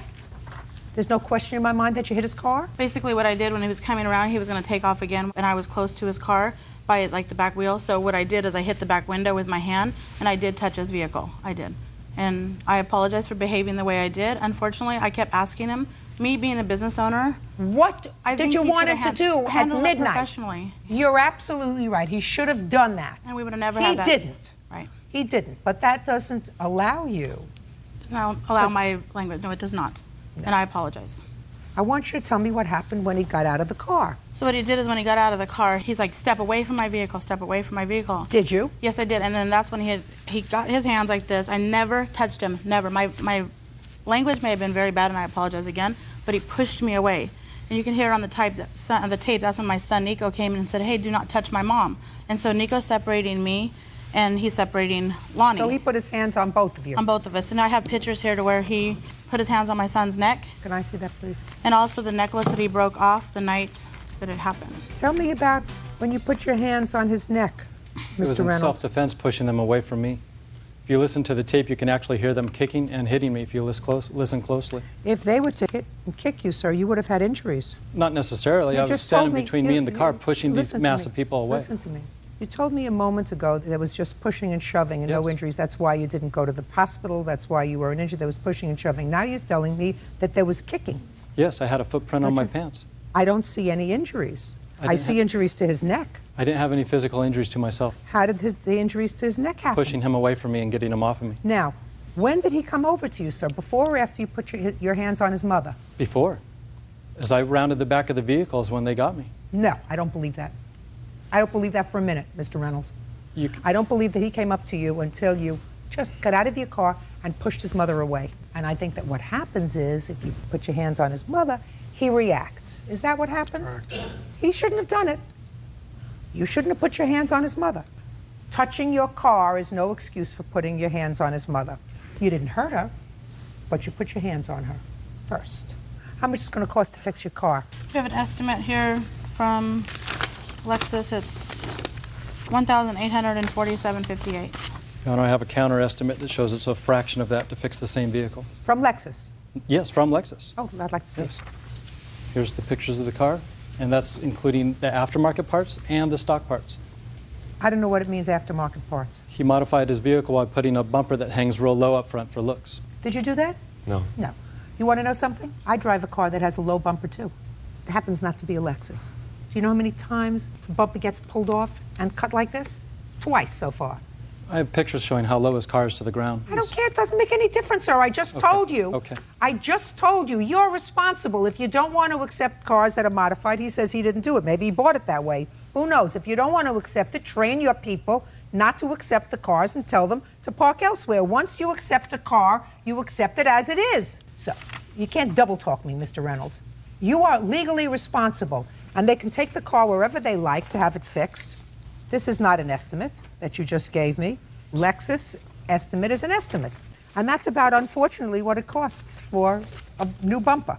I can tell you that because they tried to get that from me for my car until I explained to them that this was the 20th time that it had happened to a car that I knew about. And I said, if you have a design flaw in your car, that's your fault, not mine. Anyway, this is your fault, not his. And you have to take care of it. That's on your counterclaim. Yes. So you can sit down. Okay, thank you. Now, you were not injured, is that right? No, ma'am, I was not. You have a claim for what? He was suing us, so I counterclaimed with him because he said that we damaged his pen, his jacket. There's an estimate here saying that he lost hours of revenue, gratuities, a day out of service, his Just car a was second. out. Is that a claim that he Looks like filed? No. Take it. Go like this. Good. Perfect. Mr. Reynolds had a job, and his job was to calm the situation that day. I don't think that he did that. I think that he spoke in a monotone voice, which at some point can be very irritating. Mr. Reynolds should have done when he reported there that evening is say, I'm sorry, our valet lied to me, or at least said it to himself. Our valet lied to me. He did, in fact, damage your car. If you call the office tomorrow morning, we'll make arrangements to have it fixed. That's what you should have said. You chose not to say that. Ms. Trujillo was absolutely wrong in putting her hands on your car. Now, do you have photographs of your car to show any damage to your car as a result of her putting her hands on your car? No, it's not my car. It's a company vehicle. Very good. So that you're not suing for that. Yes, I am. I had to pay for it. Well, let me see pictures of the damage. I do not have pictures. You do not have pictures of the damage? No. You have pictures of this damage? Yes. Well, then you Those should have are taken ours. pictures. Shh. Should have taken pictures of that damage, Mr. Reynolds. You know the business. You've been in the business 20 years. So you claimed for damage to the car. is dismissed, as is your claim for assault, because the first person that put their hands on somebody was you when you put your hands on Ms. Trujillo, who acted badly, whose counterclaim I'm dismissing. But you were the one who put your hands on her first. Now, as far as his claim is concerned, I believe that he was protecting his mother because you put your hands on her. And you did, in fact, injure and scratch him. Would have been smart to sort of stay out of it. Your mother could have taken care of herself, you know, just using her words. But you're not allowed to put your hands on another human being. So, Mr. Tsu, you get for your car $1,847.58. Yeah. And you get nothing. And you get $250 for the scratches on your neck because he can't do that. Okay. And Mr. Reynolds, you just got a dressing down. That's all. Your case is dismissed. Parties are excused. You may step out. I feel bad for Mr. Sue. His car was damaged, but we just go through the routine, send it to insurance. Restaurant owner Nathan Hillesheim is suing former customer, 22-year-old Carl Thompson, for the cost to replace a storefront window and a neon sign. Carl is countersuing for medical bills. Yeah, it's case number 585 on the... Just take your hands out of your pockets. Stay right where you are. Thank you. Yeah, it's case number 585 on the calendar in the matter of Hillesheim versus Thompson. Thank you. You're welcome, Judge. Parties have been sworn in, Your Honor. You may be seated, gentlemen. Have a seat, please. Mr. Hillesheim, you own a restaurant? I do, yep. What kind of a restaurant is it? It's a sandwich shop, Herbert and Gerbert's. According to your complaint, Mr. Thompson came into your restaurant on a particular day. What day was it? February 9th, about 1:50 in the morning. And according to you, he came in intoxicated. Oh, he was drunk. That's what I said. .256. And he started a fight, and he went through your plate glass window. You want him to pay to repair the window. Plus the neon sign was broke, too. Mr. Thompson says in his counterclaim that one of your employees pushed him through the plate glass window, and he is counterclaiming for $5,000 for his medical bills and his pain and suffering. Right? That's your counterclaim. Yeah, exactly. How old are you, sir? 22 years old. Where had you been drinking on the night of February 9th? Well, I started at Scheid's Bar, and I made it down to Brothers, and those are the only two bars. What time had you started? You know, honestly, I couldn't even tell you. Was it dark? Yeah, it was dark out. Who were you with? I was with a whole bunch of people, a whole group. There was like probably 15 of us out that night or so. Who went to the sandwich shop? It was me, Jared, my other roommate, Nate. How many of them were you? There was like 5 of us in there. How did you get there? I just walked. From where? Brothers Bar. And what did you go in there for? I just wanted to get a sandwich. When you got in there, what happened, Mr. Thompson? Basically, I was... Do you remember what happened? Yeah, I do. You weren't too drunk to remember? No. Were the police called that night? Well, yeah. Did they take a blood alcohol reading on you? Guess they did. What was it? It was .256, but I must say this was after my arm was cut and I'd lost probably over a pint of blood. I don't know if that's going to affect my blood alcohol content. Nah, you got plenty of blood, sir. You got plenty of blood. It was a .256, yeah. So well over the legal limit. Yeah. But you remember everything that happened? Pretty much, yeah. Pretty much. After I lost all that blood in my arm, I started getting kind of out there a little bit. You'd been to the restaurant before? Yeah. Ever had any trouble there before? No, never. So tell me what happened when you walked in. Basically... No, not basically. Look at me and tell me what happened. You walk in with your 5 friends. Yeah, me and my friends went in there to go get a sandwich, and basically the next thing you know, I get... I don't want to hear basically. If you say you remember what happened, sir, No. I want to hear what happened. Don't look down. You want somebody else to tell me what happened? No. Yeah. Shh. Quiet. No. I'll get to you. Fair enough. I went into the sandwich shop. I was assaulted by another man. Nothing happened first. You didn't say anything to anybody. No. Okay, let's stop with you. Let's go. Were you there that night? No, I wasn't there that night. You were. Step up. Tell me your name. Name's Brett. Brett. Brett. Where are you? Where am I? Yeah, you're in a court. Do you have a last name? Keys. I'm sorry. What do you do in the sandwich shop? I'm usually a delivery guy, but at that particular night, I was working behind the counter. Do you remember Mr. Thompson and his group coming in? I do. You remember what happened? I do. You want to tell me what happened? Well, I was working behind the counter at the time, and I heard an altercation begin, so I walked around the counter and began wiping off the tables so I could make sure nothing got out of control. What did you hear? Right away, all I heard was just Mr. Thompson talking about this girl going home with this black male, and I didn't think anything of it at the time, but then... Do you remember what he said? I don't remember. I could just hear him saying something. Your Honor, I could clear this up real easily, too, if you'd like. Get it explained. You weren't there. I know I wasn't, but... Then you can't explain. I've got a guy here, though, that actually can. Oh, you have another witness? Yeah, see, I think he was... Well, just I a think- second. If you have another witness, I'll hear the other witness because this one is fuzzy. Okay. Where's the other witness? Dante? Gonna bring Dante out. Dante who? That's okay. Sorry, dude. John Blanks. Dante.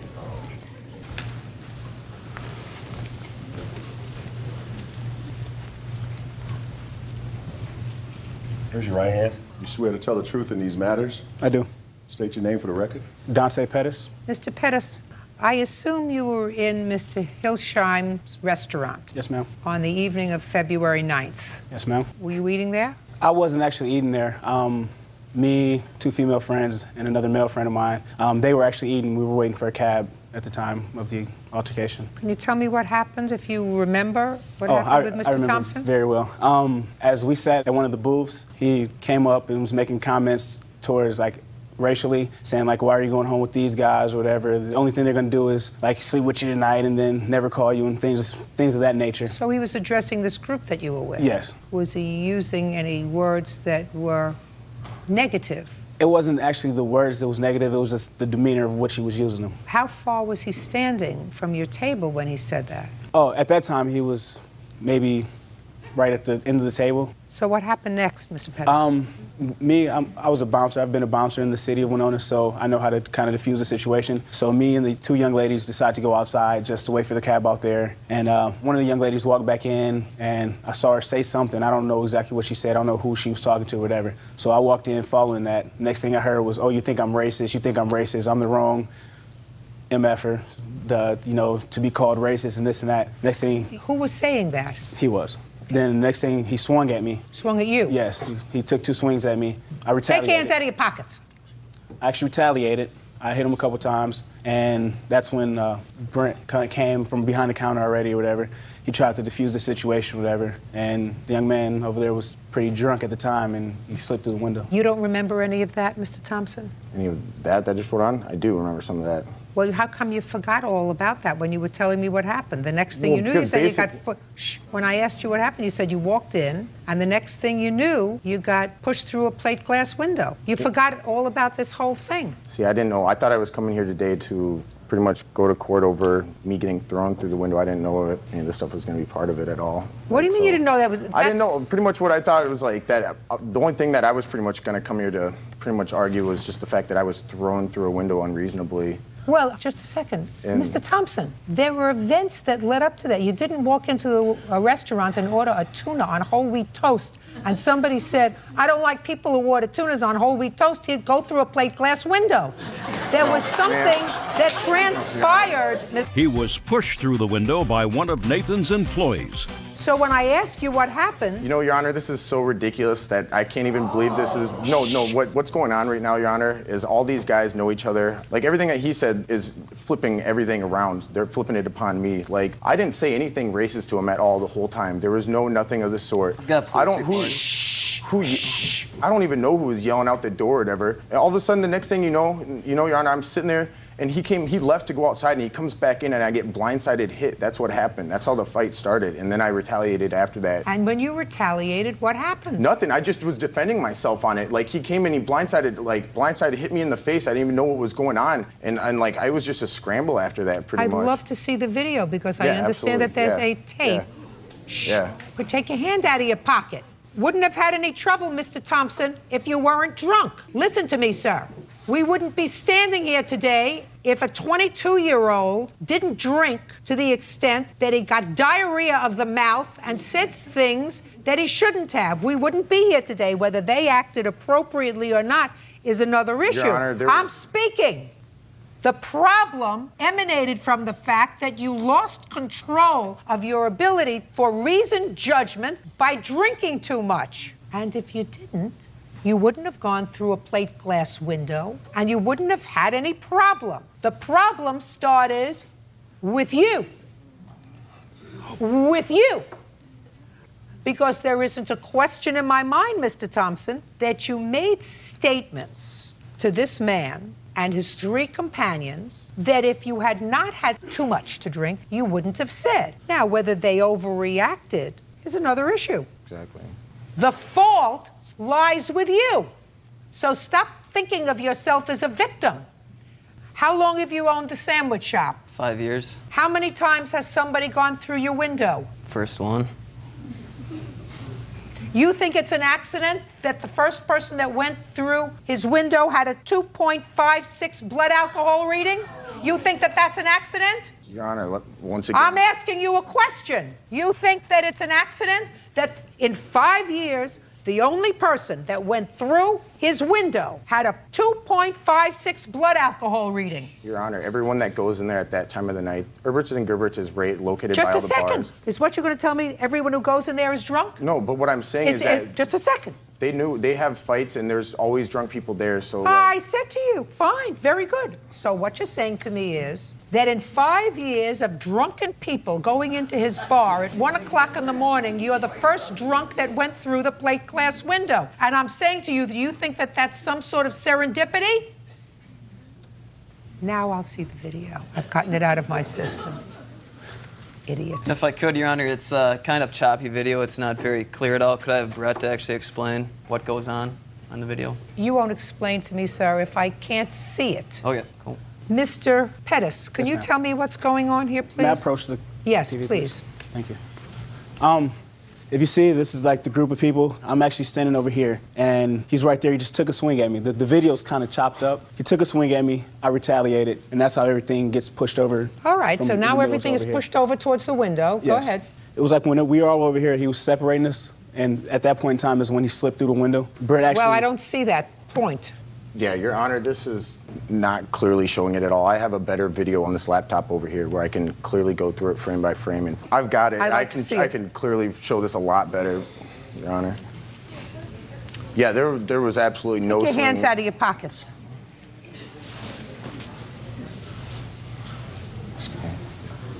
Excuse me. Okay. Let's see here. And it goes frame by frame. Okay, you see absolutely everyone's just chilling. No one's really, I mean, he's just sitting there. There's some But people. you get to the point where you're going yeah, through the window. Yeah, exactly. I'm getting to it. It's frame by frame. You see Brett walk over right there. Right here, you see Brett grab onto me and he grabs me and kind of does a throw through the window a little bit. I don't see that at all. There I am right there. I wasn't stumbling drunk, Your Honor, not one bit. And I could just get tossed and watch him follow me through there. Not only does he do that, he keeps throwing me around. Watch him. I don't see him throwing I'm still you getting thrown. That's me right there, getting thrown around by him still. Look at him. Does it look to you, sir, as if you keep trying to move forward as he's trying to take you back? That's after I'd already been through the window. Just a second. That's after I'd already been through the window, though. And he still kept on Just me. a second. Yeah. So after you've been through the window, you're still off trying to get Dante? Is No, that what not happened? at all. Well, no. that's what looks as if no, it's not happening one here, bit. sir. No, not one bit. That's not it at all. Take it back. Excuse me. That is not one bit. He grabbed Yes. me and started dragging me. After this altercation, after he went through the window and he was still trying to come at me, that's when Brett had him trying to restrain When him. he went through the window, was he outside or inside? Well, he fell into the window. He was his lower half was still inside of the store, but the upper part of him was kind of outside the store. Got it. So when he got up, because I saw him get up he got pulled back inside the in. store. Yeah, he was coming after me again. My buddy that That's was what I still in saw. there pushed me outside, grabbed me, made me go outside, and was just telling me to leave. That's when his other friend decided to come out, and I guess he had a few choice words for me, and he wanted the altercation to continue. You were there? Yes, ma'am. Up. Now, Mr. Orr, Mm-hmm. how many people got into an altercation that night? 2. How many people from your group? 1. Who was that? Carl. Carl who? Carl Thompson. Now, do you think that that's just a coincidence that of the 5 people in your group, the only one that was drunk got into an altercation? No, ma'am. You think that that was because he was drunk? Yes. Did you hear him make any comments at all to Mr. Pettis and the group of people that he was sitting with? No, I heard no comments made. So you didn't hear Mr. Thompson say anything to them? No, the only thing that I saw is when he came back into the restaurant, and then I saw a punch go right at Carl's face. The police were called. Were you there? Yes. Who was taken into custody? Nobody. Nobody at all. Anybody arrested that night? No. How come? Well, I wasn't there, so my brother went down and handled it that night. Was there so- a police report? Yes, there is. I'd like to I think see this it. details everything I'd like pretty to see well. the If police you got any report, questions please. throughout this, I'd Could you just answer my more question? than happy to answer them. Somebody who wasn't there, you sure have a lot to say.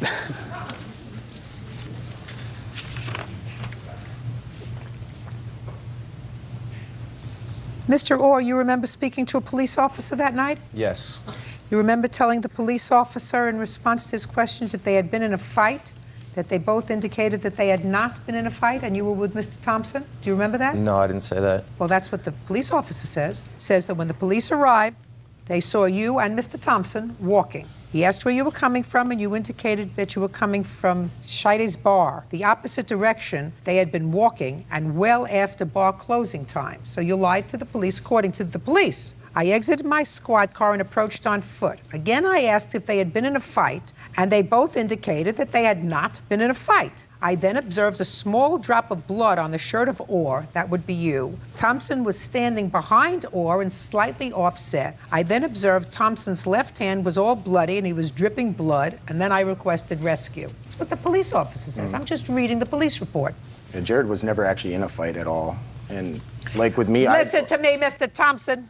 If a police officer came up and I was all bloody, and I had been pushed through a plate glass window, and according to you, you had been blindsided by a punch to your face in the bar, and a police officer said, first, where are you coming from? I wouldn't have lied and say I was coming from a bar, because that was a lie. You would say I was coming from the sandwich shop. And then if I was asked by the police officer, was there a fight? I would have said, yeah, there was a fight. I got pushed through a plate glass window. And I did. Your Honor, like I said, and it shows on the police report, I had bled copious amounts of blood. I'd been punched. Thompson, not from your brain. But by after the point when I went through that window, and at that point, like, I got no recollections even of talking to that officer at that point. You know why? Because I'd lost so much blood. No. Listen to me. If you lost that much blood, sir, so that you were delirious, you couldn't have been walking. I lost a lot of blood, Your Honor. Oh, God. You're standing here, aren't you? Orr stated that a group of black males attacked Thompson at the sandwich shop. And then Mr. Orr, according to the police, at least said that Orr told me that one of the black males displayed a handgun in his waistband. I did not believe Orr about the handgun or the way Thompson had received the cut, because you told the police that he got the cut by being punched so many times. At CMH, I assume that's the hospital, I spoke with Thompson. He admitted that he had been kicked out of the bar earlier that night for fighting with some black guys. That didn't even happen Thompson at all. stated he was sitting in the sandwich shop eating when the black guys entered and began to racially harass him by calling him white boy and white. Oh. Your Honor, at that point, that wasn't even right. I know you were delirious from your loss of blood. It wasn't even right of the police to try to get a statement at that point. Just a second. Okay, what was the bill for the window? The window to replace it was $344.96. Cheap. Neon sign was $90. Got receipts here if you'd like to take a look at them. $434.96. Mr. Thompson, which is what? $344.96. What? $344.96. Plus the sign. Plus the sign is $90. No, I said $434.96. Oh yeah, sorry. No? Yeah, you're right. Let's do it again. And I did graduate college, sorry. No, I'm not good in math. I have one of these. All right. See, you're cheating. You're cheating. Right.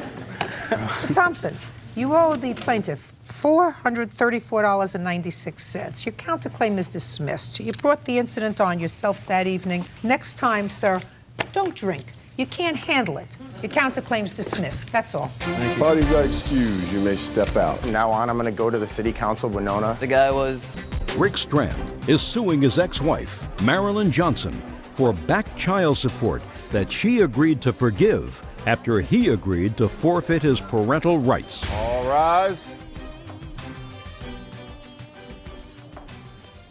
Yeah, this is case number 464 on the calendar in the matter of Strand versus Johnson. Thank you. You're welcome, Judge. Parties have been sworn in, Your Honor. You may be seated. Ma'am, have a seat, please.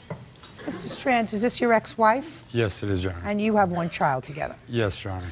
Your claim is that after you divorced, you were paying child support, not always consistently. Yes. And there came a time that your former wife remarried, and she approached you with the idea of asking you to relinquish your parental rights, allowing her husband to adopt your child, a girl, in exchange for forgiving the arrears that you owed her in child support. Yes, Your Honor. You thought about that and decided that that would be a good idea. After a period of time, yes, Your Honor. and did, in fact, go to court and relinquish your parental rights. I didn't go to court. I just went to the lawyer and signed off on the papers. When did you do that? I believe it was approximately June of 2005. So your parental rights were terminated. Yes, after the adoption was finalized. Your claim is the state is now coming against you for the $3,800 that you owed in back child support. Yes, Your Honor. And you say that they're doing that despite the fact that you had an agreement with Miss Johnson. Yes. So you want the $3,800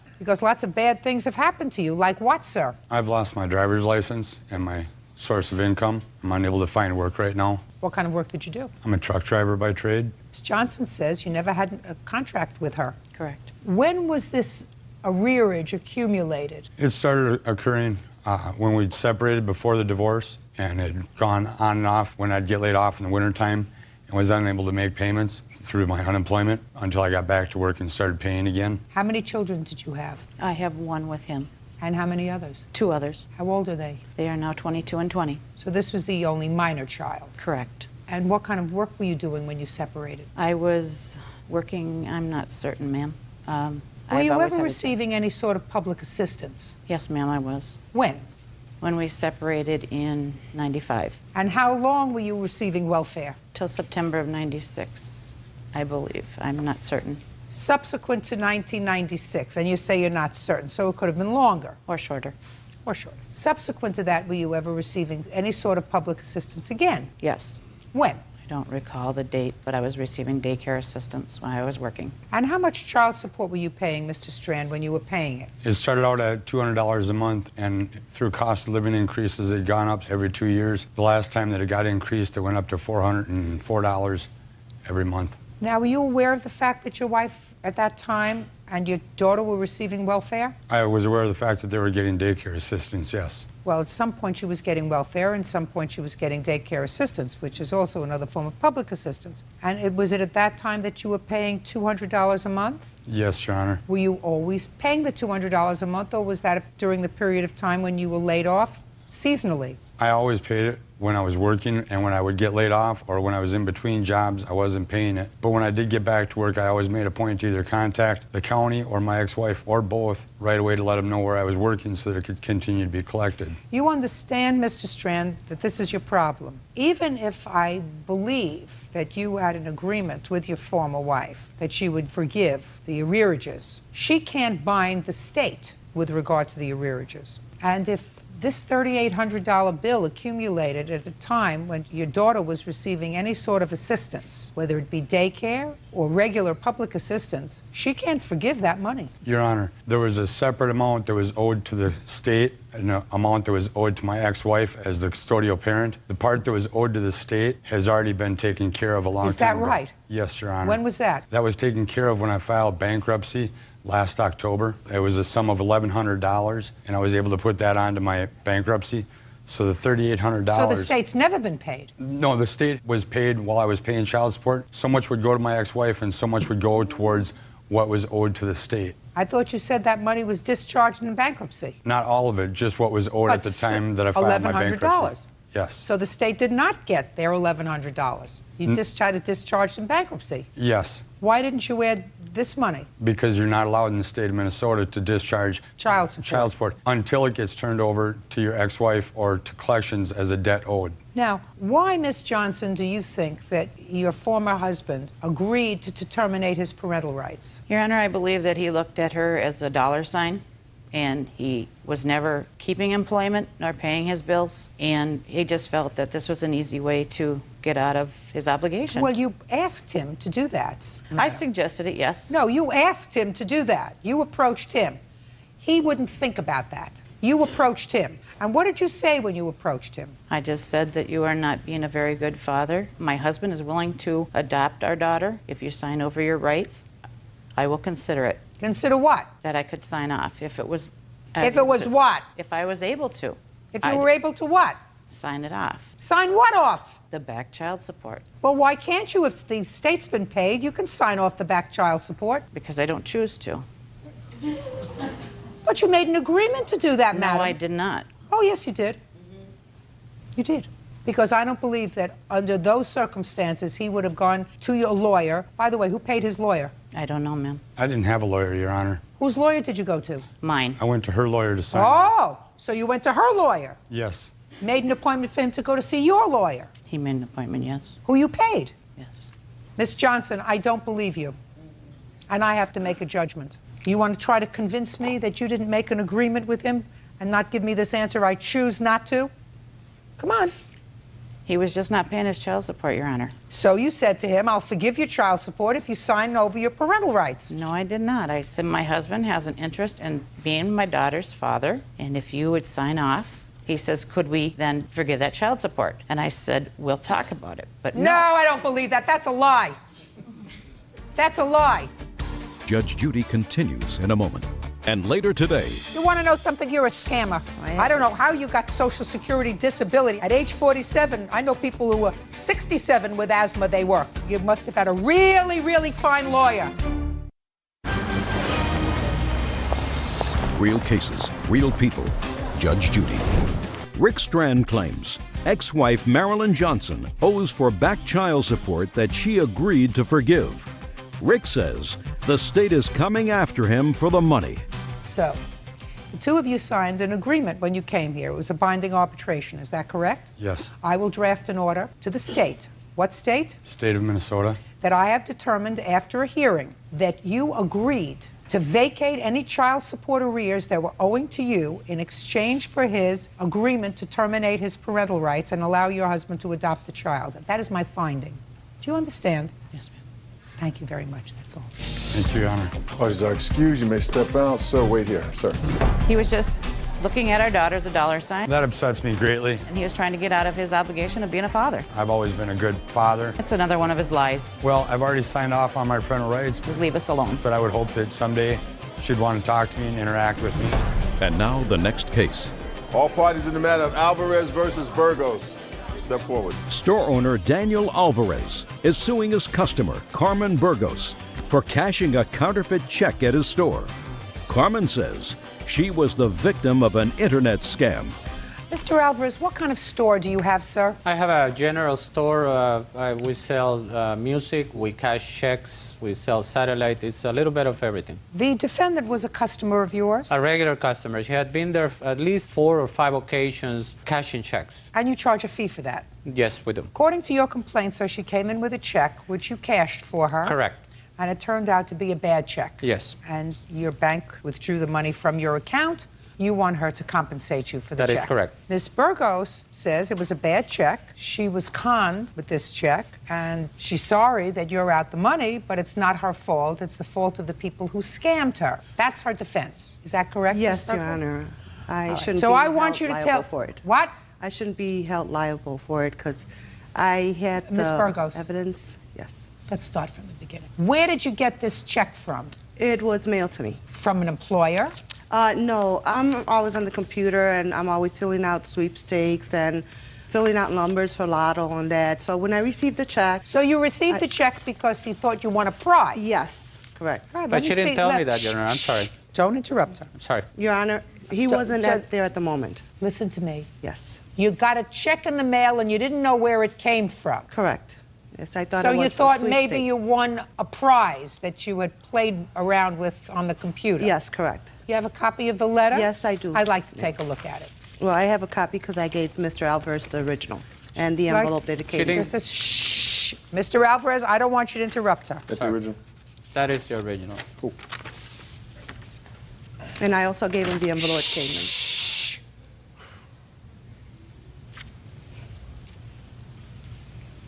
Now, this letter says that you won the North American Ballot Sweepstakes. Correct. And it tells you to call Debbie Baum in Canada. Yes, Your Honor, and that's who I called. Just for my own information, when you called her, what is it that you claim she said to you? Well, I called her because at first I, like, well... Joe, tell me. Just answer my question. I asked her about that I had received a check for a sweepstake for the sum of $2,900. And she told me yes, and I told her, well, it says here for processing. She goes, oh, no, that's no problem. You could go ahead and change. That's part of what you have won. There's 72 people that are in with it. I read the letter. too. There's 72 people that are going to share in $1.8 million. Right, and that's just the beginning of it, so you could Fine. go ahead and cash it. Cash so it. that's right. Fine. I went Do to you have Mr. a copy of the check? Yes, I have I'd the like original. to see it. Oh, you have the original. Yes, Love the bank to see returned it to me. Love to see it. Shh. So you took the check into him? Yes, correct. To cash? Yes. Like I've taken other checks. State Employees Credit Union of Maryland, Inc. Well, I have to tell you, this certainly looks like, to my untrained eye, an official kind of check. Correct. That's why I went to him and I cashed it. Miss Burgos, I got it. You thought you woke up and it was your lucky day? Yes, correct. Bird, take a look at this. An interesting looking check? Right?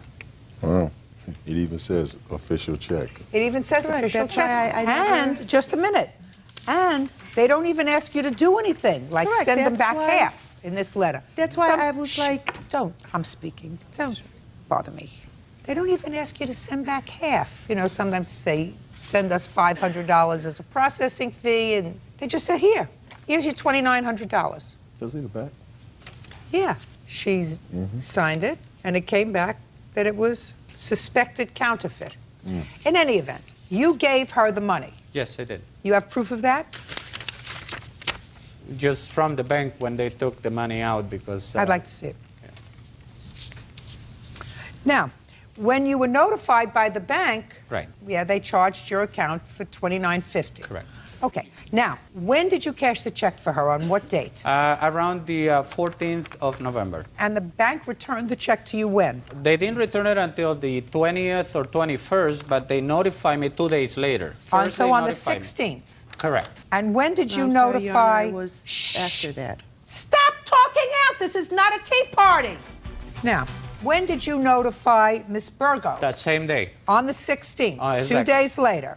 Exactly. How did you notify her? I called her son-in-law because I know her son-in-law very well, and I called him up and I asked him to bring her over. And when did he bring her over? That same day. On the 16th? Exactly. Okay, now tell me on the 16th what you said to her and what she I said. told her, Miss Burgos, this check has returned counterfeit from the bank. And she said to you? I didn't know, and she produced this letter. Good. Correct. I said I Just- didn't just know. So why didn't you return the money to him? At the moment, I didn't have the money. I had paid some of debts that I had. Just So a second. What difference does that make to him? Put your hand down. First of all, it's 2 days later. It's not 2 days later, Your Honor. It was more than 2 days How later. many days? It was about 4 or 5 days later. 4 days later. Correct. Show me what debts you paid. Well, I had some medical bills that I had to pay, so I went Just a ahead. second. So you paid your medical Sure. bills. I Medical was bills. like- What else? What else I did you paid pay? my electric bill, my phone bill, all my bills, and I Now, had let me a ask few- you this question, Ms. Burgos. Before you came into this cash windfall, how did you pay your electric bill? Well, I would pay it monthly. From what? From what I receive and also What do you my mean from what you children's- receive? I don't understand that statement. Do you work? Well, I get a Social Security check every month. For what? So, for disability. What's the nature of your disability? For asthma, arthritis. You have asthma and arthritis and you can't work? No. I know a lot of people who have asthma and arthritis who can work just fine. I was diagnosed with disability. So I... Wait, just a second. When were you diagnosed with a disability from asthma and arthritis? 2 years ago. Ms. Burgos, I'm believing less and less of what you tell me, madam, but I will tell you this. If you paid your bills, which you are responsible for paying, your medical bills, your electric bill, your phone bill, and I don't care what other kind of bills you paid, allegedly, and I know And you're also I lying. bought Listen a to me, few- and I know you're lying anyway. No, I bought Listen a few to me. Christmas Listen to me presents, very yes. carefully, and I know you're lying anyway. Then you have to pay him back the money. Correct. You paid your bills. You paid your bills. You're a scammer. She told me Let me right- ask you this question. Who do you live with? I live with my son and my daughter. How old are they? My daughter's 22 and my son is 19. And what does your daughter do for a living? She works. And my son And your also. son? He works. Works. They're the ones that help me with all the bills. Because you don't work? Yes. Because of your asthma? Yes. She didn't tell me that. That day when she came in, she told me that she had only spent about $500 to No, I $700 told you that's of what the I money. Miss had. I had Burgos, 500 Miss to Burgos. I $700. asked her specifically. That's what I I'm told so- him I had. Did you give it to him? No, because he told me... Shh. So why did you spend that money instead of giving it back to him? Well, I didn't have it on me at that time. Why didn't you go home and get it? The gentleman told me, Mr. Alvarez told me that he was going to send that letter, the letter from that they had That is received not to true. the bank. Yes, it is, Mr. Alvarez. Just that a second. he was going So to take what? that If letter there's a to question, the listen bank. to me. If there's a question, why didn't you say, listen, if there's a question and if this check was bad, I don't want Mr. Alvarez to be out the rest of this money. I'm going to hold what I haven't spent and give it to him if he's out of pocket. Well, I had held it. I had it. So why didn't you give it to him? Because when I spoke to Mr. Alvarez on the phone, I told him I have the $500. He says, no, I want all the money. That's what he said. That is and true? I says, well, I don't have all the money at the moment, okay? I could give you at least $500 at a time. He said, no, I want all the money at the same time. You want to know something? You're a scammer. It was. You've been scamming no. Social Security in all probability for the No, last I 2 haven't. years. I don't know how you got Social Security disability. How old are you? I'm 47. 47. I know people who are 67 with asthma, they work. No, I am disabled. You must have had a really, really fine lawyer. You owe him $2,950, Ms. Burgos. You were a scammer, and you knew you did the wrong thing as soon as he told you that check came back. Yes. People very rarely get windfalls of money from the internet. Very rarely. Don't look like this to me. I'm not a scammer because I don't know how I got Social Security disability. No. I don't know where I got this check from.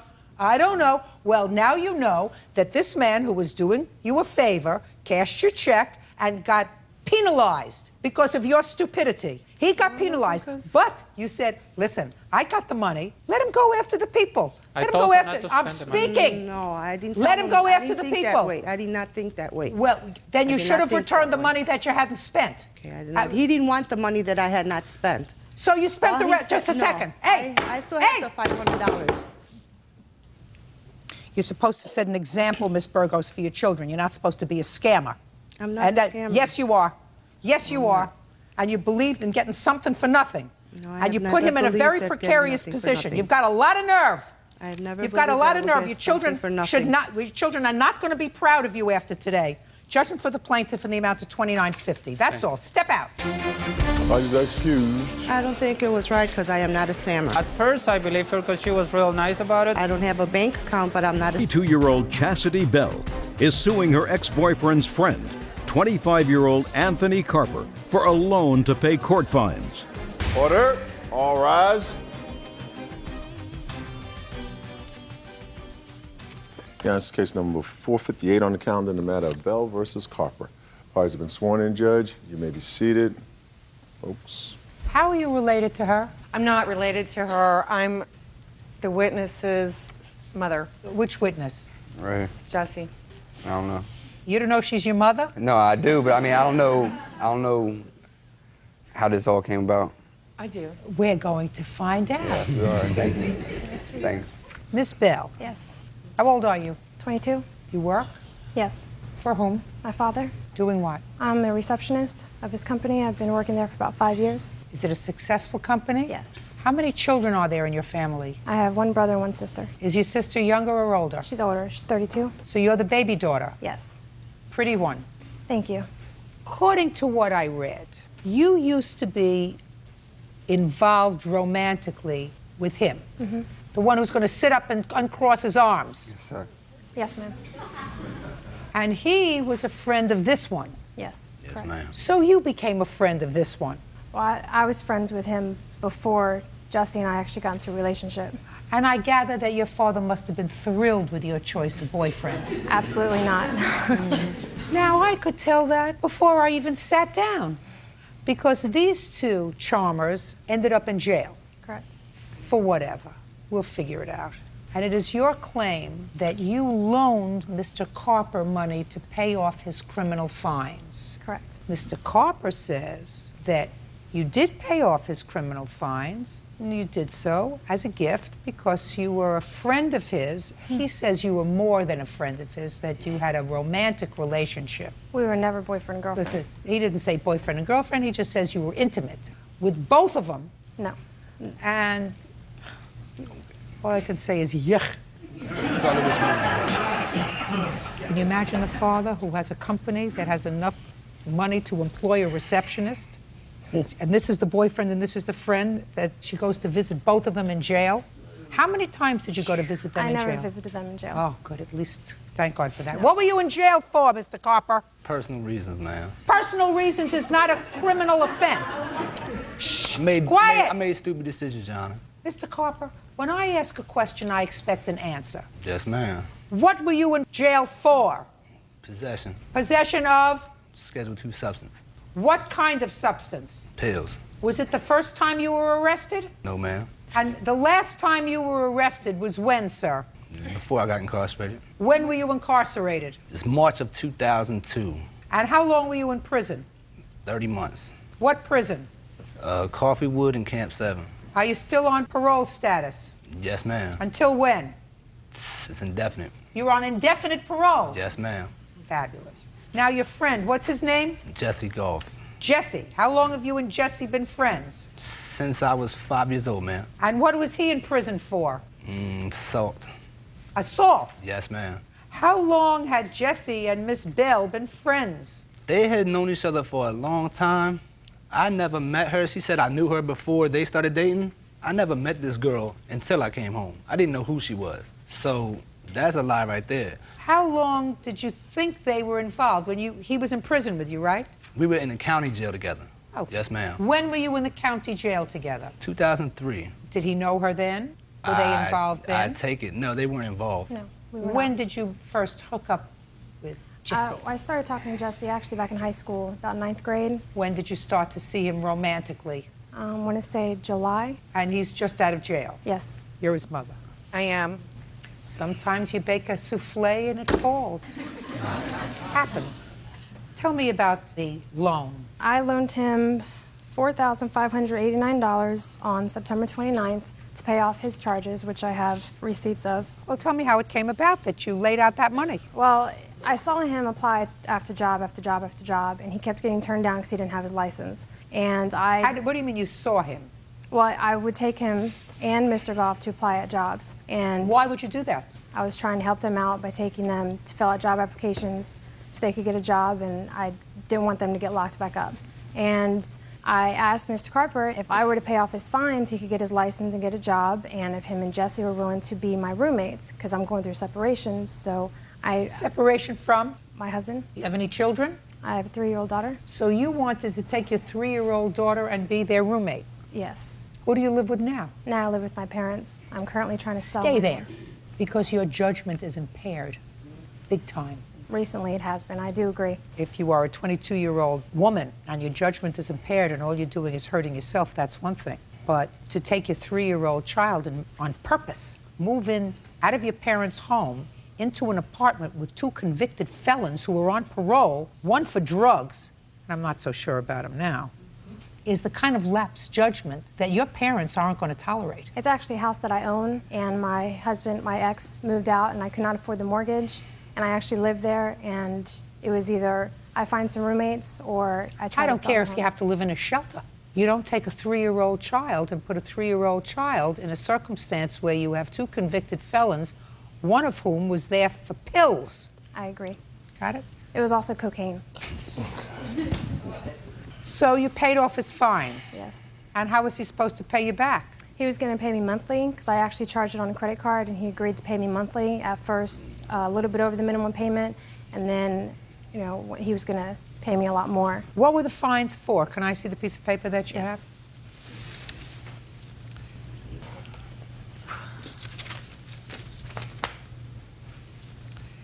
You think that's a real diamond in his ear?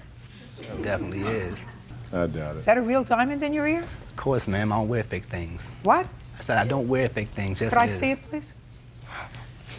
You Yeah, said take it out. Wow.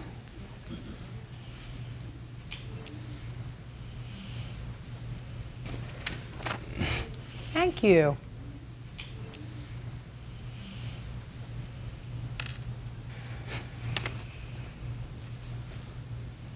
Felony fee, fines, $1,000. Felony fee, $350. Jail admission fee, $25. And court-appointed attorney, $437. Love it. Commonwealth of Virginia. Good for Virginia. And what would happen to you, Mr. Carper, if you didn't pay these fines? They would probably violate my parole. And then what would happen to you? Then I would not see the light of day forever. Judge Judy continues in a moment. Payment of the fine is what? Punishment. Right. And if you let somebody else pay your fines, you're allowing somebody else to do your Punishment, man. Is he a quick learner or what? It's quick. And later today, This guy is no good. friend's friend, Anthony Carper, owes for a loan to pay court fines. What do you think fines are for, sir? To be paid, ma'am. Because they're part of your what? Probation. Part of your what? Punishment. Yes, ma'am. And if somebody else pays your fine, then you have no... Punishment. Right! Why do you think a court would allow that to happen? Because it's the law, ma'am. What's the law?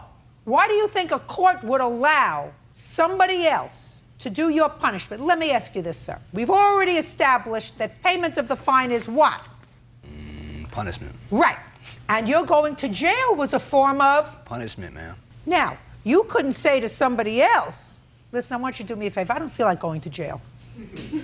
I'm going to go out and sell a whole bunch of pills and maybe a little cocaine, so I'm going to have a couple of bucks, you know. I'm going to give you $10,000 to do my 30 months. You think that the state would permit that to happen? No, ma'am. What would the person say to you now? I don't mind going to jail. I have nothing else to do. I could really use the $10,000. I'll go to jail for you for the 30 months. You think the state would permit that? No, ma'am. Because then you wouldn't be doing your own Punishment. And if you let somebody else pay your fines, you're allowing somebody else to do your... Punishment, ma'am. Is he a quick learner or what?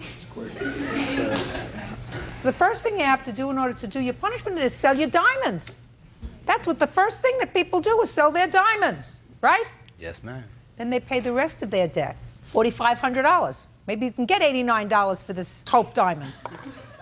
When did you give him up as a boyfriend? We weren't really actually together because he's not capable of just having one girlfriend. We were supposedly together for probably about maybe a month. You are an articulate, nice-looking girl who clearly has very low self-esteem.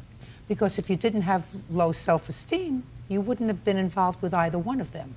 Correct. You have parents who have a business, you have a child, you've made some bad judgments, but you're only 22 years old. You have the capacity to change. You have anything you want to add to what I've already said? I do. I mean, I'm just dying to hear why you would come be her witness if your son is sitting over there. Because what's wrong is wrong, and you're absolutely right. He's skating his punishment. Do you have anything new to add? I think it's a fine how you do to thank somebody for doing all that she did for you. Okay, good. Thank you very much.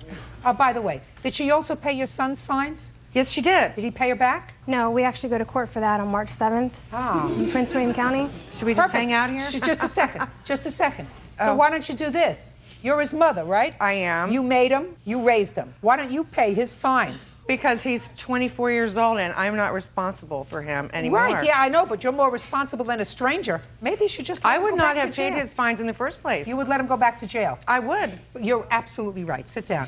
In any event, she paid $4,589 in order to keep you free. I'm entering a judgment for $4,500 and his diamond. Thank you. That's all. Parties are excused. You may step out. It is what it is. Mr. Easton and you dated briefly, according to your complaint, and you believe he owes you for an airline ticket that you purchased for him in order that the two of you go home to meet the parents. And then you broke up for the trip. Mr. Easton says that the going home to meet the parents was strictly your idea. He never asked you to buy the ticket. You bought it on your own, so you pay for it, right? Yes, ma'am. Okay. When did you meet him? February 2006. We were working together. And when did you start dating? We started dating in the beginning of June 2006. And when did you want to go and introduce him to your family? Through the month of June or in the beginning of July 2006, our relationship became serious. No. You're talking so fast I can hardly understand you. I asked you a simple question. When did you want to take him home to meet your parents? July 2006. After 4 weeks? Why? Well, I had missed my family very much, and he also said that he would like to go. He was excited about going to see New York City and seeing New Jersey. If he was so excited, why didn't he buy his own ticket? He currently did not have the money at the time, nor did he have a credit card. What was the arrangement that you made with him? That when we came back from our trip, that he would be reimbursing me. And when did you break up? September 7th, 2006. And when were you supposed to go to New York? September 9th, 2006. I'll hear you. After she had initially brought the idea to go visit her parents, I told her then, I was like, well, I don't have money. No, look at me, look at me. Oh, I told her then, I don't have money to pay you back for any kind of ticket before we even discussed repaying anything. Why would you say that to her? I thought you met at work. This is after we started dating, man. No, listen to me. You're not listening. You don't have your listening ears on. You said, I don't have any money. And she just told me that you met at work in February of 2006. What kind of work were you doing? I, at the time, was working at Home Depot, man. And in July, where were you working? I worked for a structural engineering firm. And in August? Still work there, man. Okay, so you were working. You were employed. Yes. Do you have children? No, before dating Miss Murray, I was in a previous relationship. Separating from that relationship, I had to move back home. But upon moving back home, my parents were like, well, you got to help pay bills and stuff like that. So I pay half of everything. So? Leaving pretty much nothing. Well, that's not true. You have money to eat out, right? On occasion, man. And that was money that I was like, Mom, you know, can I borrow $50 to go out or... Mr. Easton, when you discussed with Miss Murray going to New York, I don't believe that you said to her, I don't have the money to pay you now, and I'll never have the money to pay you back. Because I don't think that under those circumstances she would have continued to see you, because that would have sounded like something a bum would say. I don't have money now, maybe. I'll never have money to pay you back. I wouldn't have taken you to meet my parents. I would have been humiliated to take you. You're a bum. If you say, I'll never have any money to buy an airline ticket for $295. So I don't believe that you said that to her. I believe that you probably said to her, I don't have money to pay for it now. That I believe. Now, when did she buy the ticket? She called me and was like, I bought tickets to go to New Jersey. No, you had already discussed it. So don't say it came as a surprise to you. It didn't come as a surprise. I don't know the exact date of her When did you buying purchase the tickets? July 25th, I purchased the tickets. I have phone calls. Shh. And she told you that she purchased them in July? Yes, ma'am. Right. And you were working in Home Depot? I was working at Home Depot and the engineering firm at the same time. So two places? Yes, ma'am. What did you do with the ticket? I was unable to refund it because he broke up with me within 24 hours prior to canceling it. You have the bill? Yes. Why did you break up right before you were ready to leave for New York, sir? Well, there was a span of like 2 weeks where her and I barely ever saw each other. And that was because my work schedule at the engineering firm went from a regular 8-hour day to 9 to 12-hour days. And I didn't have time to see her. It was work, home, work, bed, pretty much. Okay. A gentleman that I play football with, his girlfriend and Miss Murray became very good friends, hanging out, had informed me that the plaintiff had gone to MySpace and read a quote that I'd written on MySpace. And that was one of the first issues. One of the other issues was Did you say something not nice about her? I didn't say anything toward her at all. The quote that I left on my page said, due to the pain caused by love, to love I say. And that was nothing toward her previous relationship exactly to that. Then it went from that to she had been saying, oh, I don't have money, I don't have money, I don't have money. Well, then my friend's girlfriend is like, oh, we went shopping today. And Lisa bought this, and Lisa bought that, and Lisa bought this. What does it make any difference to you whether she said I don't have money? Well, because if you're going to tell me you don't have money, then how are you going to turn around and go shopping? She wasn't asking for money from you, was she? Initially broke up with her because she lies. You can't trust a liar. You can trust a thief because you know they're going to steal. You can trust a killer, you know they're going to kill, but you can't trust a liar.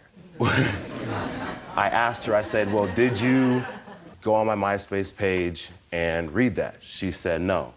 And before that, I said, is there anything you want to tell me about that you haven't said to me in the past? No, there's nothing I can think of.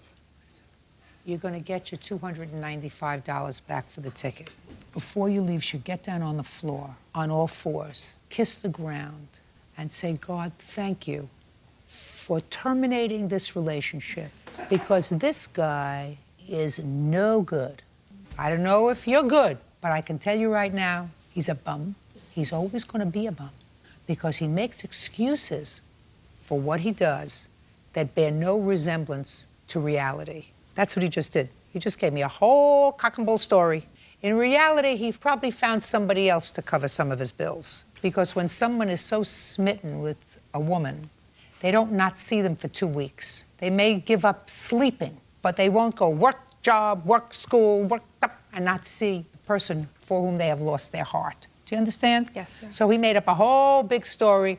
Nothing in his story was true. So you're a very lucky girl that you got rid of him, because for somebody who doesn't like lying, he has become very proficient at it.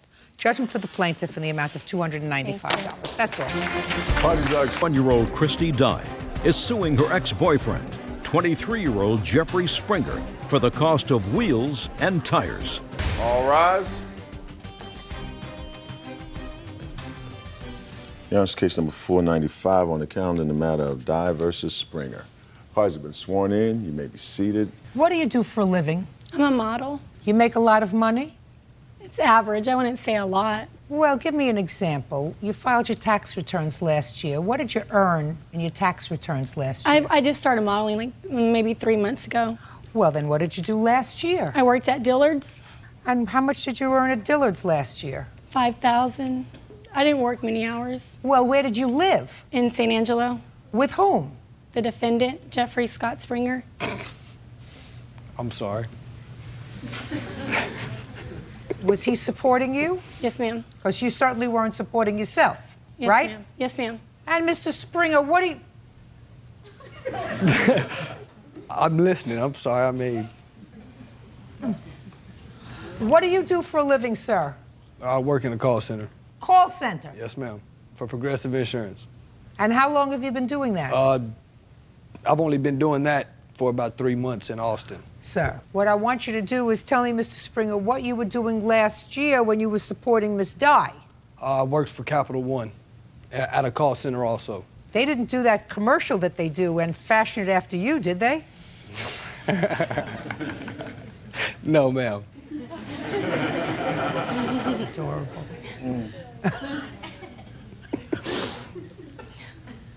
You were supporting the plaintiff when you were living together? That would be correct. How much did you earn? $25 a year. $25,000? That'd be correct. Allowed you to buy that beautiful gold chain that you're wearing that's blinding me. Right? Yes, ma'am. Now, Miss Dye, so he's supporting you for the year, right? Yes, ma'am. But before last year, I also worked at a gym. I managed a gym in St. Angelo. $425 ain't supporting nothing, so I don't see where you get $6, thank you. $6. Keep you in mascara. $6. Now, this is your claim. Your claim is that you purchased, on your credit, new rims and wheels for him.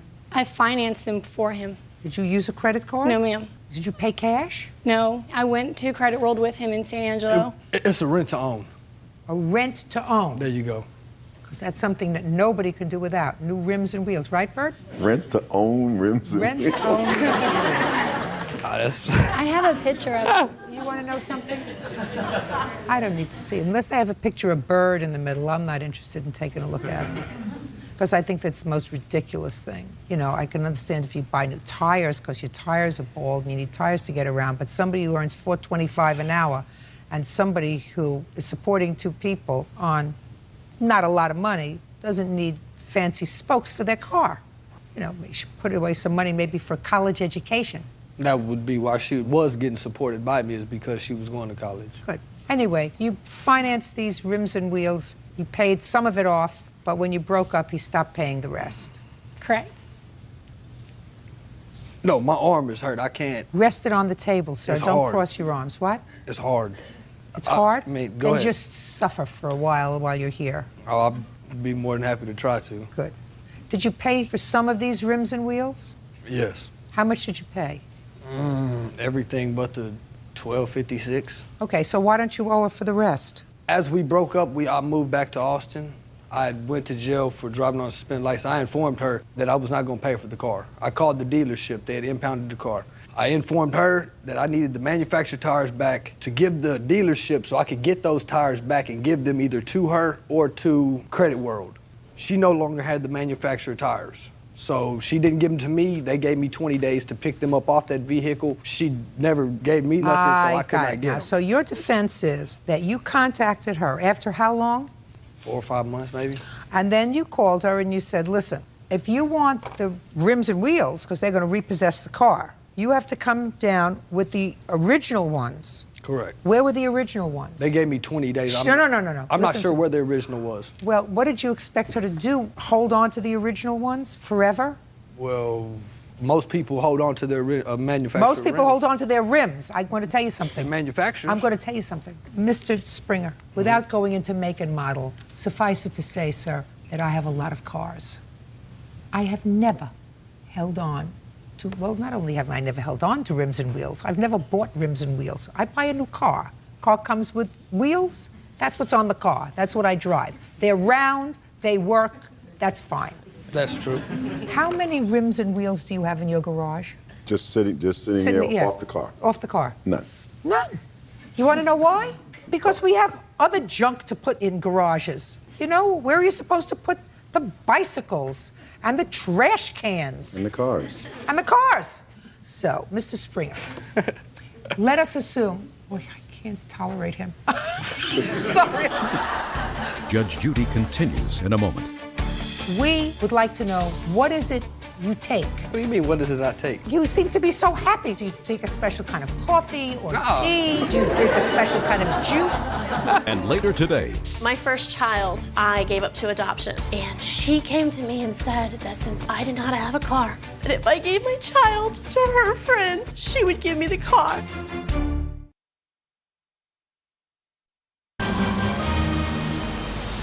real cases, real people. Judge Judy. Christy Dye claims ex-boyfriend Jeffrey Springer owes for new wheels and tires. Jeffrey says he supported Christy for 2 years. Mr. Springer, I want to ask you a question. Sometimes I wake up in a bad mood. Now, I know that that might be hard for you to believe. It might be hard for the rest of the world to believe that sometimes I wake up in a bad mood. And I might venture to say sometimes Officer Petrie Hawkins Bird might wake up in a bad mood. Sometimes. Not often, but sometimes. We would like to know, what is it you take, sir? What do you mean, what does it not take? You seem to be so happy, sir. Yeah, I mean, you seem to be inordinately happy. It's hilarious to me that you she's seem suing me over $1,200. You seem to be it's... happy under the most dire circumstances. Yeah. So we would like to know, do you take a special kind of coffee or tea?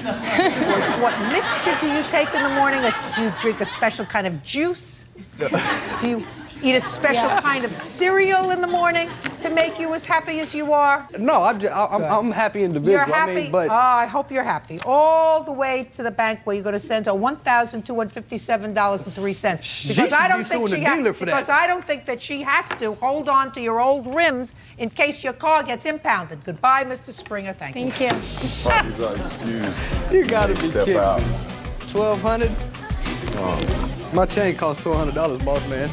I'm pleased. I mean, he owed me the money, and I'm glad it's over and done with, and we can both go on with our own lives. It's not petty to her, because she needs the $1,200. I don't need it. We were together, and we were in a relationship. I don't feel like I owe her anything. I'm a nice person, and I mean, I try to do a favor for someone, and look what happened. If anything, she owes me. And now the next case. All parties in the matter of Breeden versus Strybee. Step forward, please. 23-year-old Michelle Breeden is suing her mother, Ollie Strybee, for breaking their agreement regarding the sale of a home. Michelle says Ollie kept proceeds that were supposed to go to her. Ms. Breeden, the defendant is your mother. You and your husband and child or children? 2 children. 2 children. Moved into a home that your mother bought, and the idea was that you would live there with an option to buy it. Such a time when your credit became substantial enough for you to get a mortgage and your finances sort of settled down. While you were living there, you claimed that you made certain improvements in the house, invested close to $4,000. And then, according to you, your mother decided that since the housing market had taken off, she was no longer interested in selling you the house at the price that she had paid for it, which was your agreement. But she wanted to sell it on the open market, which she did at a profit, and you believe that she should pay you for the money that you invested in improving the house. Yes, sure. That's the lawsuit. Yes. Your mother says that you and your husband, was it your husband, separated. You were no longer interested in purchasing the house. You moved out. She did, in fact, sell the house at a profit, but it is her claim that you were the one who told her, I can't buy the house anymore because we're separated. So she sold the house to somebody else. When did you purchase this house, Ms. Strybee? In April 2004. And how much did you pay for it? $102,500. And what was the financial arrangement with your daughter with regard to how much rent she was going to pay? She agreed to pay the mortgage payment on the house. Which was how much, Ms. Breeden? It was just shy of $900, Your Honor. Okay. I'd like you to tell me when you were advised by your mother that she was planning on selling the house. I was advised about 6 months prior to moving out that she was going to sell the house because she was no longer interested in selling us the house at what she paid for it. She was interested in making a profit off of us and wanted to sell the home to us for nearly $160,000. That wasn't the original Just a agreement. second. Did you discuss that with your mother? You said you found out. Did you have a conversation with her? Yes, I had a conversation with Ollie. I told her that I couldn't make payments on $160,000, so we decided that we were no longer going to buy it because she wanted so much more for it. Okay. Now, what was your arrangement with your mother at the time she purchased the house? When she purchased the house, she was going to let us move into it. We were going to cover the mortgage for 1 year, and then after 1 year, we were going to try to get our finances in a situation that we could get appropriate financing. And what happened in 2005? Right after my second child was born, we went in to get a mortgage. It was not satisfactory. We discussed renting it longer from her. That was fine with her. A couple months into 2005, she was trying to buy another home for herself. So she discussed selling the home if we could not buy it from her. I said, well, we've already put nearly $4,000 worth of our own money into it.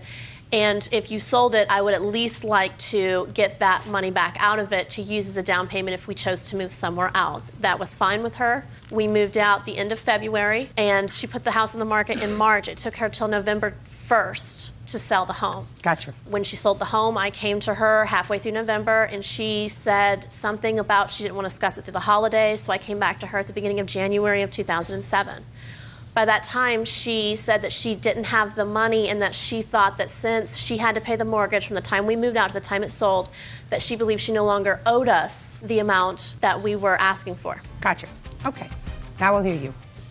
Michelle and her husband were expecting their second child and living in a hotel. And although Michelle and my husband doesn't get along very well, I didn't want them to be living in a hotel when I the second understand. child. So you we made this bought arrangement. this house for them. Got it. The arrangement was that she would pay the mortgage payment for the year. I got it so far. There are certain things that are not contested.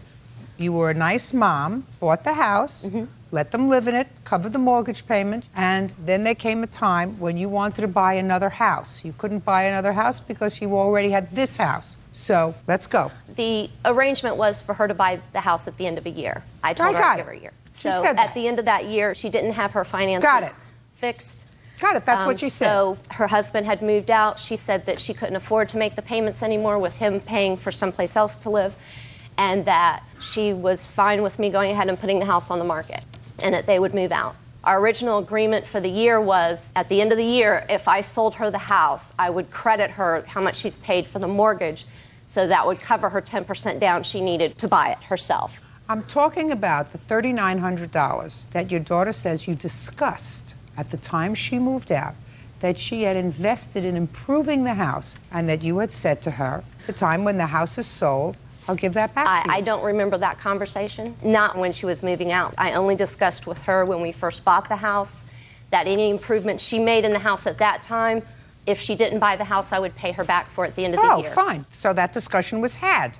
Fine. Let me see what you put into the house. How much did you sell the house for, Ms. Tribe? $149,500. Okay.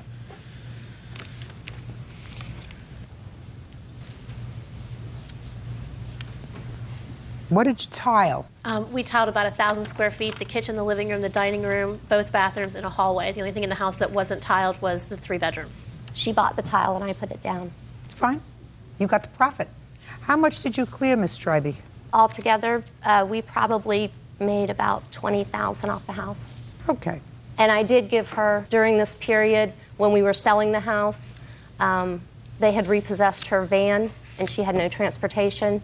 So I signed over my 2000 Jeep Grand Cherokee to her. That agreement for that Jeep has nothing at all to do with the home. My first child, I gave up to adoption within this period of time. And This I had was nothing going to do with the adoption. I was going to give it to a couple that was in Miami that I did not know. And she came to me and said that since I did not have a car, that if I gave my child to her friends, she would give me the car, and her friends are very good people. But that was the agreement for the Jeep, and that has nothing at all to do with this home. That's not true. I would never offer to sell my grandchild. That was what he needed, because he had already been taken out of her possession once and placed with me for custody. How old is he? He's 6. He's 2 weeks younger than my 6-year-old. I have a 6-year-old as well. And during this period, which is why the husband moved out, is because he was taken away from them and put in my custody. This still has nothing to do with the house, Your Honor. It did, and that was the point where she couldn't afford to make the payments anymore. Where is your husband now? My husband right now is in Cocoa, Florida. Do you live with him? No, I do not. Who do you live with? I live with 2 roommates, and I cover a third of the rent. My friend Lisa and her husband cover a third of the rent, and then my brother-in-law and his wife cover the other third of the rent. Are you still married? Yes, I am, Your Honor. This arrangement just happened within the last few weeks because her husband's been in jail. At the time that you were living in this house, who was working, you or your husband? My husband was working, and I owned my own business. What kind of business? It was a children's consignment shop. That I helped her open. So you were both working? Yes. So whatever money you invested in the house, you would only be entitled to half of this. Is that right? The other half would be your husband's? Yes, Your Honor, if you want to look, yes, that would be correct. Okay. You think your mother has been reasonable or unreasonable with you? I think my mother has been selfish and incapable of being a mother. In the relatively short time, Ms. Stribey, that I have to spend with you, I'm never going to be able to figure out the pathology of your family. Mm-hmm. But it clearly seems to me that your daughter, whether rightfully or wrongfully, labors under the assumption that you had an agreement, which I find to be potentially a valid agreement, that whatever improvements they put into the house that might inure to your benefit when you sold the house, you would reimburse her for if the house wasn't sold to them. That's a reasonable expectation. And truth is, you sold the house for a profit. And if it were me, I would have said, you know what? She's not in great shape. Let me give her what she put into it and let her move on. That's what I would have done. I did offer, when she started looking for another home right away, I went out with her, and I was more than willing to help her find another home. And if she at some point in the future, was going to buy one, her father and I had already discussed, we would each pay half the deposit. I've given her lots of money. I've given that her, that's true. But I've always made her pay me back, and I think she's very ungrateful. Okay. Judgment for the plaintiff in the amount of $1950, which represents 1/2 of the amount that you invested in the house. The other half is not your claim, belongs to your husband. Okay. Got it? Good. Thank you. That's all. Parties are excused. You may step out. I've been given a mother who's incapable of loving me, yet comes off as trying to be this star person, and she's not. Michelle has a lot. 26-year-old Ashley Beischer is suing the father of her child, Joshua Schmidt, for a loan to buy a motorcycle. Joshua claims Amy slashed his tires on 2 occasions. All rise. Yeah, this is case number 521 on the calendar in the matter of Beischer versus Schmidt. Thank you. You're welcome, Judge. Parties have been sworn in. You may be seated. Gentlemen, have a seat, please. This used to be your boyfriend. When you were having a lapse in judgment while he was your boyfriend, you co-signed on a credit card for him to buy a dirt bike because he couldn't get it on his own. Correct. And the agreement was that he was to make the payments faithfully on that credit card. That's correct. He did make payments for a period of time on the credit card, and you separated. But he agreed to continue to make the payments on his bike, which he was using and which he took with him. Correct? Correct. Then there came a time that you and your fiance, this would be fiance, went to purchase a car. And you found out that your credit was awful.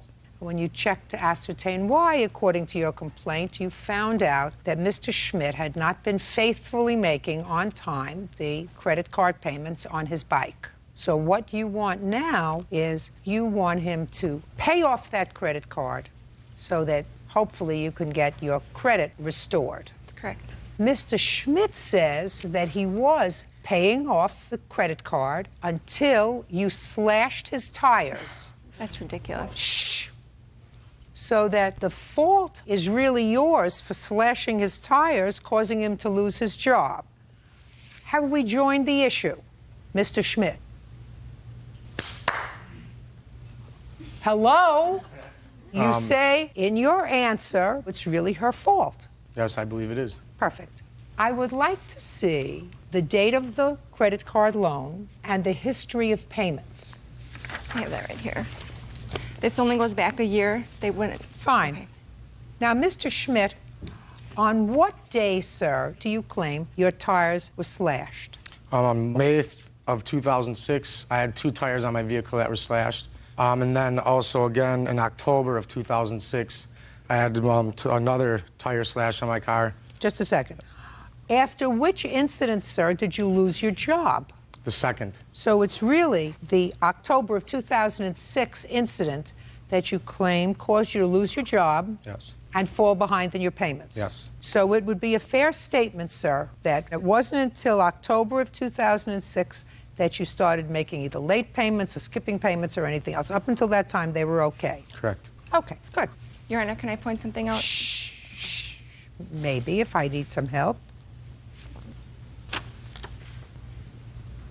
Well, sir, in September of 2006, which was before your tire was slashed, you had a late fee of $39. Okay. That's before, right? Yep.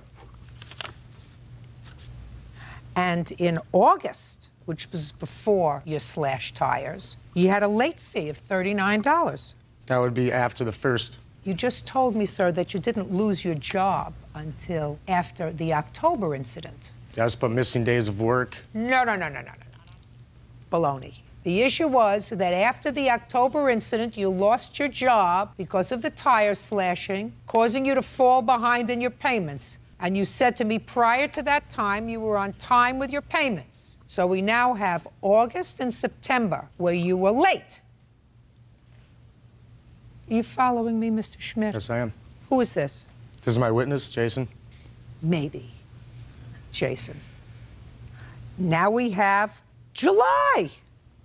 Late, Mr. Schmidt. And how much, sir, were you supposed to pay every month? It's about $70. So sometimes you didn't pay at all. And then you sort of doubled up the next month, right? Yes. You can't do that. You know you can't do that. Look at what we have here. A June late assessment. And you didn't make a payment. Whole month of June. Is it possible, though, that me without a vehicle, how is it possible for me to get to work, to make money, to make payments on this? What are you talking about? Who cares about whether you have a vehicle? How do you get to work?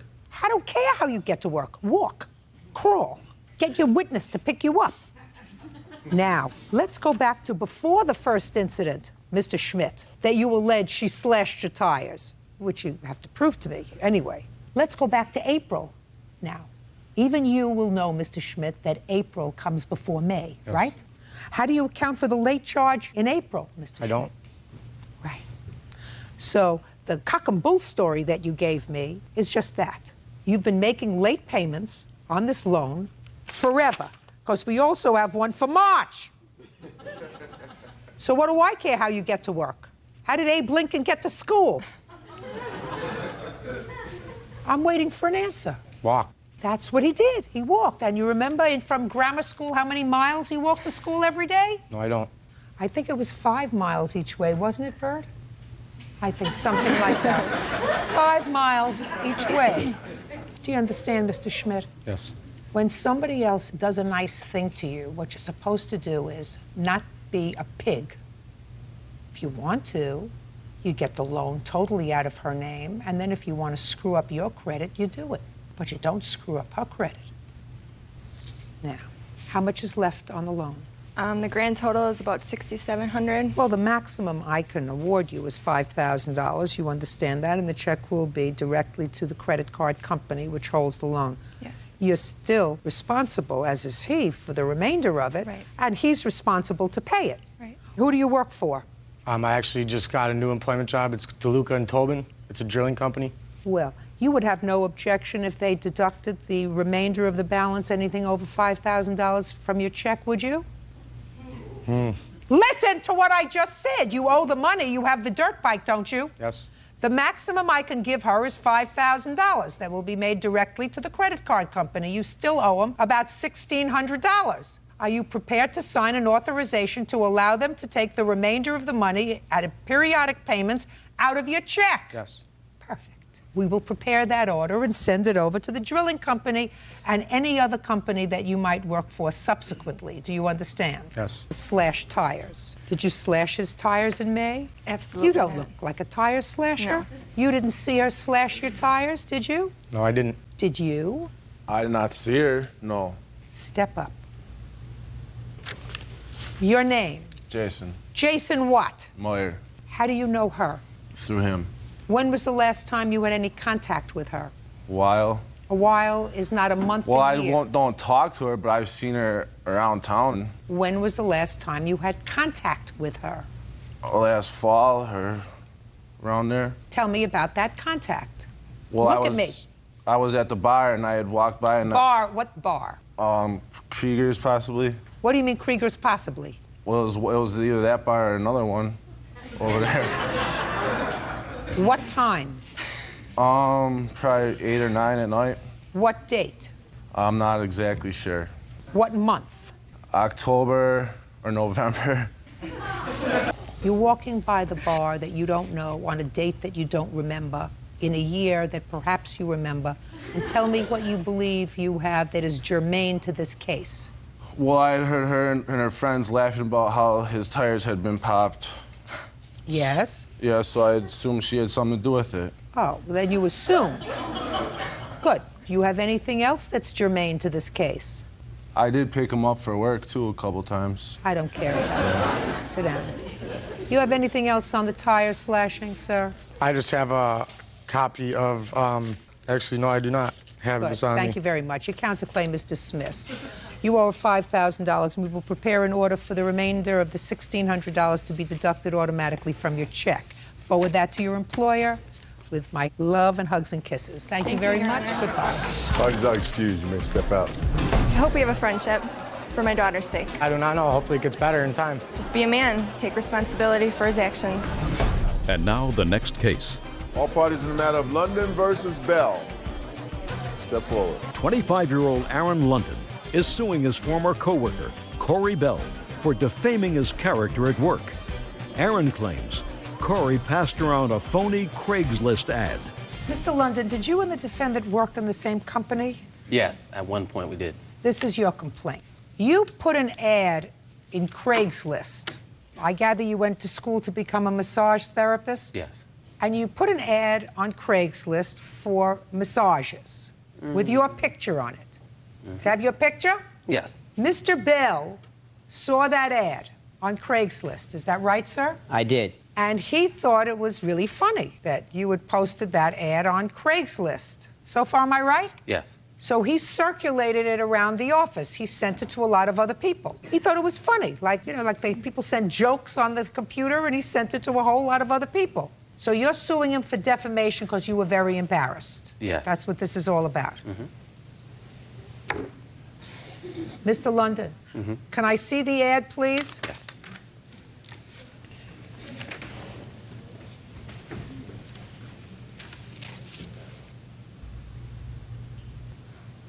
Okay. So this says, hello, ladies. Imagine casting your eyes upon this gorgeous whatever. It's got pictures of you, right? And it says, massage for big, beautiful women. Reply to personals, it looks like a number at Craigslist.org. And when people reply to this personal, they get you. Is that right? Well, they get transferred to an email, yeah. But it's you. No, not in this particular case. There's a little bit more to the story that hasn't been revealed yet. Sir, all I want to know Yes. is, it comes back to you. Yes. Now, is this the same ad that you sent to other people? Yes. You didn't modify it in any way? No, didn't modify You didn't it. change it, you didn't add words, No, you didn't... no, I didn't. I just sent the link. You sent the link and you said, take a look at this. That's it. That's not a crime, Mr. London. That's not a crime. That's not a lawsuit. Yeah, there's a little bit more to it. Well, though. give me 30 seconds, sir. That's what happened. You put this Well- ad that you didn't want to be circulated among your No. office mates. He circulated it among your office mates. If you didn't want it out there, you shouldn't have printed it. Well, no, that actually isn't what happened. What happened is I work for the bank, and I also have a personal training and massage therapy business, like you said. And another kind of job side also that I do is I write personal ads for Craigslist. Also ads for businesses, whoever needs advertising. Very nice. who I'm lacks- not an advertisement for you, sir. So you have a lot of businesses. You And- put this on Craigslist. Yes, technically speaking. That's what But we're here for. That ad wasn't for me. Who cares I who it wrote was the ad for? for somebody else. Who cares who it was for? Who cares? He doesn't know that. All he knows is this is the ad that he saw on Craigslist. He had every right to send it to whoever he wanted to send it to. To my workplace? Well, he doesn't work in the workplace anymore. I don't care. He could have sent it to the King of Siam. He could have sent it to me. He could have sent it to the President of the United States. He could have sent it to the Vice President of the United States or the Secretary of the Interior. It doesn't make any difference. It's out there in cyberspace. It's open. That's what it is. It's like sending an open letter. To send it to my job for what? For laughs? Who cares? If you don't want to be embarrassed, you don't put embarrassing things on the internet, Mr. London.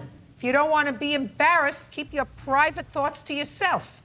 But the ad is not mine, is what I'm trying to tell you. Can I actually tell you? Listen, Mr. London, I understand the nonsense what you wrote in your complaint. You said you were doing an ad for somebody else, and this was just a sample of what the ad would look like. But Mr. Bell doesn't know that because you posted this on Craigslist. But how does he know I posted it? It doesn't make any difference whether he knows you posted it or not, sir. It's here. It's out there in the world. Just like he sees it, anybody else can see it. He can send it to whomever he wants to send it. The truth of the matter is, you did post it on Craigslist.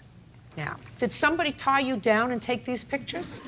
No, those are sample pictures. Those are pictures that The pictures don't even match the ad, is what I'm trying to tell you. Oh, it's yes, not they even... do. Oh, yeah, listen, Mr. London, you can tell me whatever you want to tell me, sir. This may have aggravated you. It may have upset you. It's a very good lesson. If you want to think privately, you go, I want to take it all in, and this is what I want to do. I want to keep these thoughts to myself. If you want to give massages to big, beautiful women, and that's what you're thinking about, and I'm going to see it, but I'm not going to write it in a letter to my mother or my sister or my boyfriend or my girlfriend. I'm going to keep it to myself. Once you type it in the machine and you write send, it's over. It's out there. It's in Mexico and Burma and Jersey and Brooklyn. It's all over the place. And you can't complain about it if somebody says, this is really funny. I want to send it to everybody that I know who knows this jerk who posted this on Craigslist. So, Mr. London, grow up. You want to keep things to yourself? You want to talk into your pillow. Don't talk into your computer. Case is dismissed. Parties are excused. You may step out. We were great friends. I mean, he sat on my couch. He got drunk with me. You know, we hung out together. Well, it's not necessarily what was posted. It was the intent behind it. If it was me, my friends would have sent out the same. I would have been embarrassed. Oh, okay, I got busted. I got caught. That's it. He got caught with his pants down. And now the next case. All parties in a matter of Powell versus Rust. Step forward, please. 25-year-old Brenda Powell is suing her ex-roommate, Angela Rust, for breaching their rental agreement. Thank you, Bird. You're welcome, Jay. Don't get comfy. You're not going to be here long? No. Okay. Miss Powell, this used to be your roommate. Correct. How long did you share an apartment together? It was a period of about 5 months, but it was supposed to have been 13. And then, according to your complaint, owing to problems that were generated by the defendant, you had to move. I had no choice, yes. And you moved into another apartment, and the rent on that apartment was more than your half of the rent on the apartment that you shared together. So you want her to pay the difference on your one-bedroom apartment that you have to pay now because she wasn't a good roommate. Correct. Good. That's not a case. So, sorry to tell you, we don't do cases like that because it's ridiculous. If you wanted to move back with your mother, you could have done that. Who are you? Her friend, Natalie. Natalie, do you have an apartment?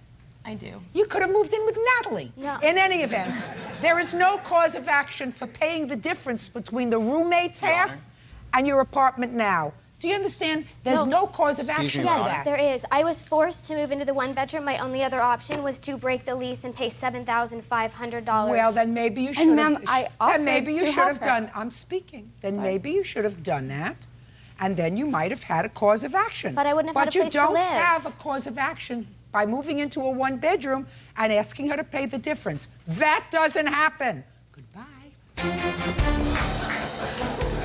Parties are excused. You may step out. I had no idea that someone can just sue you for pretty much no reason when you don't owe them any money. I'm very angry because this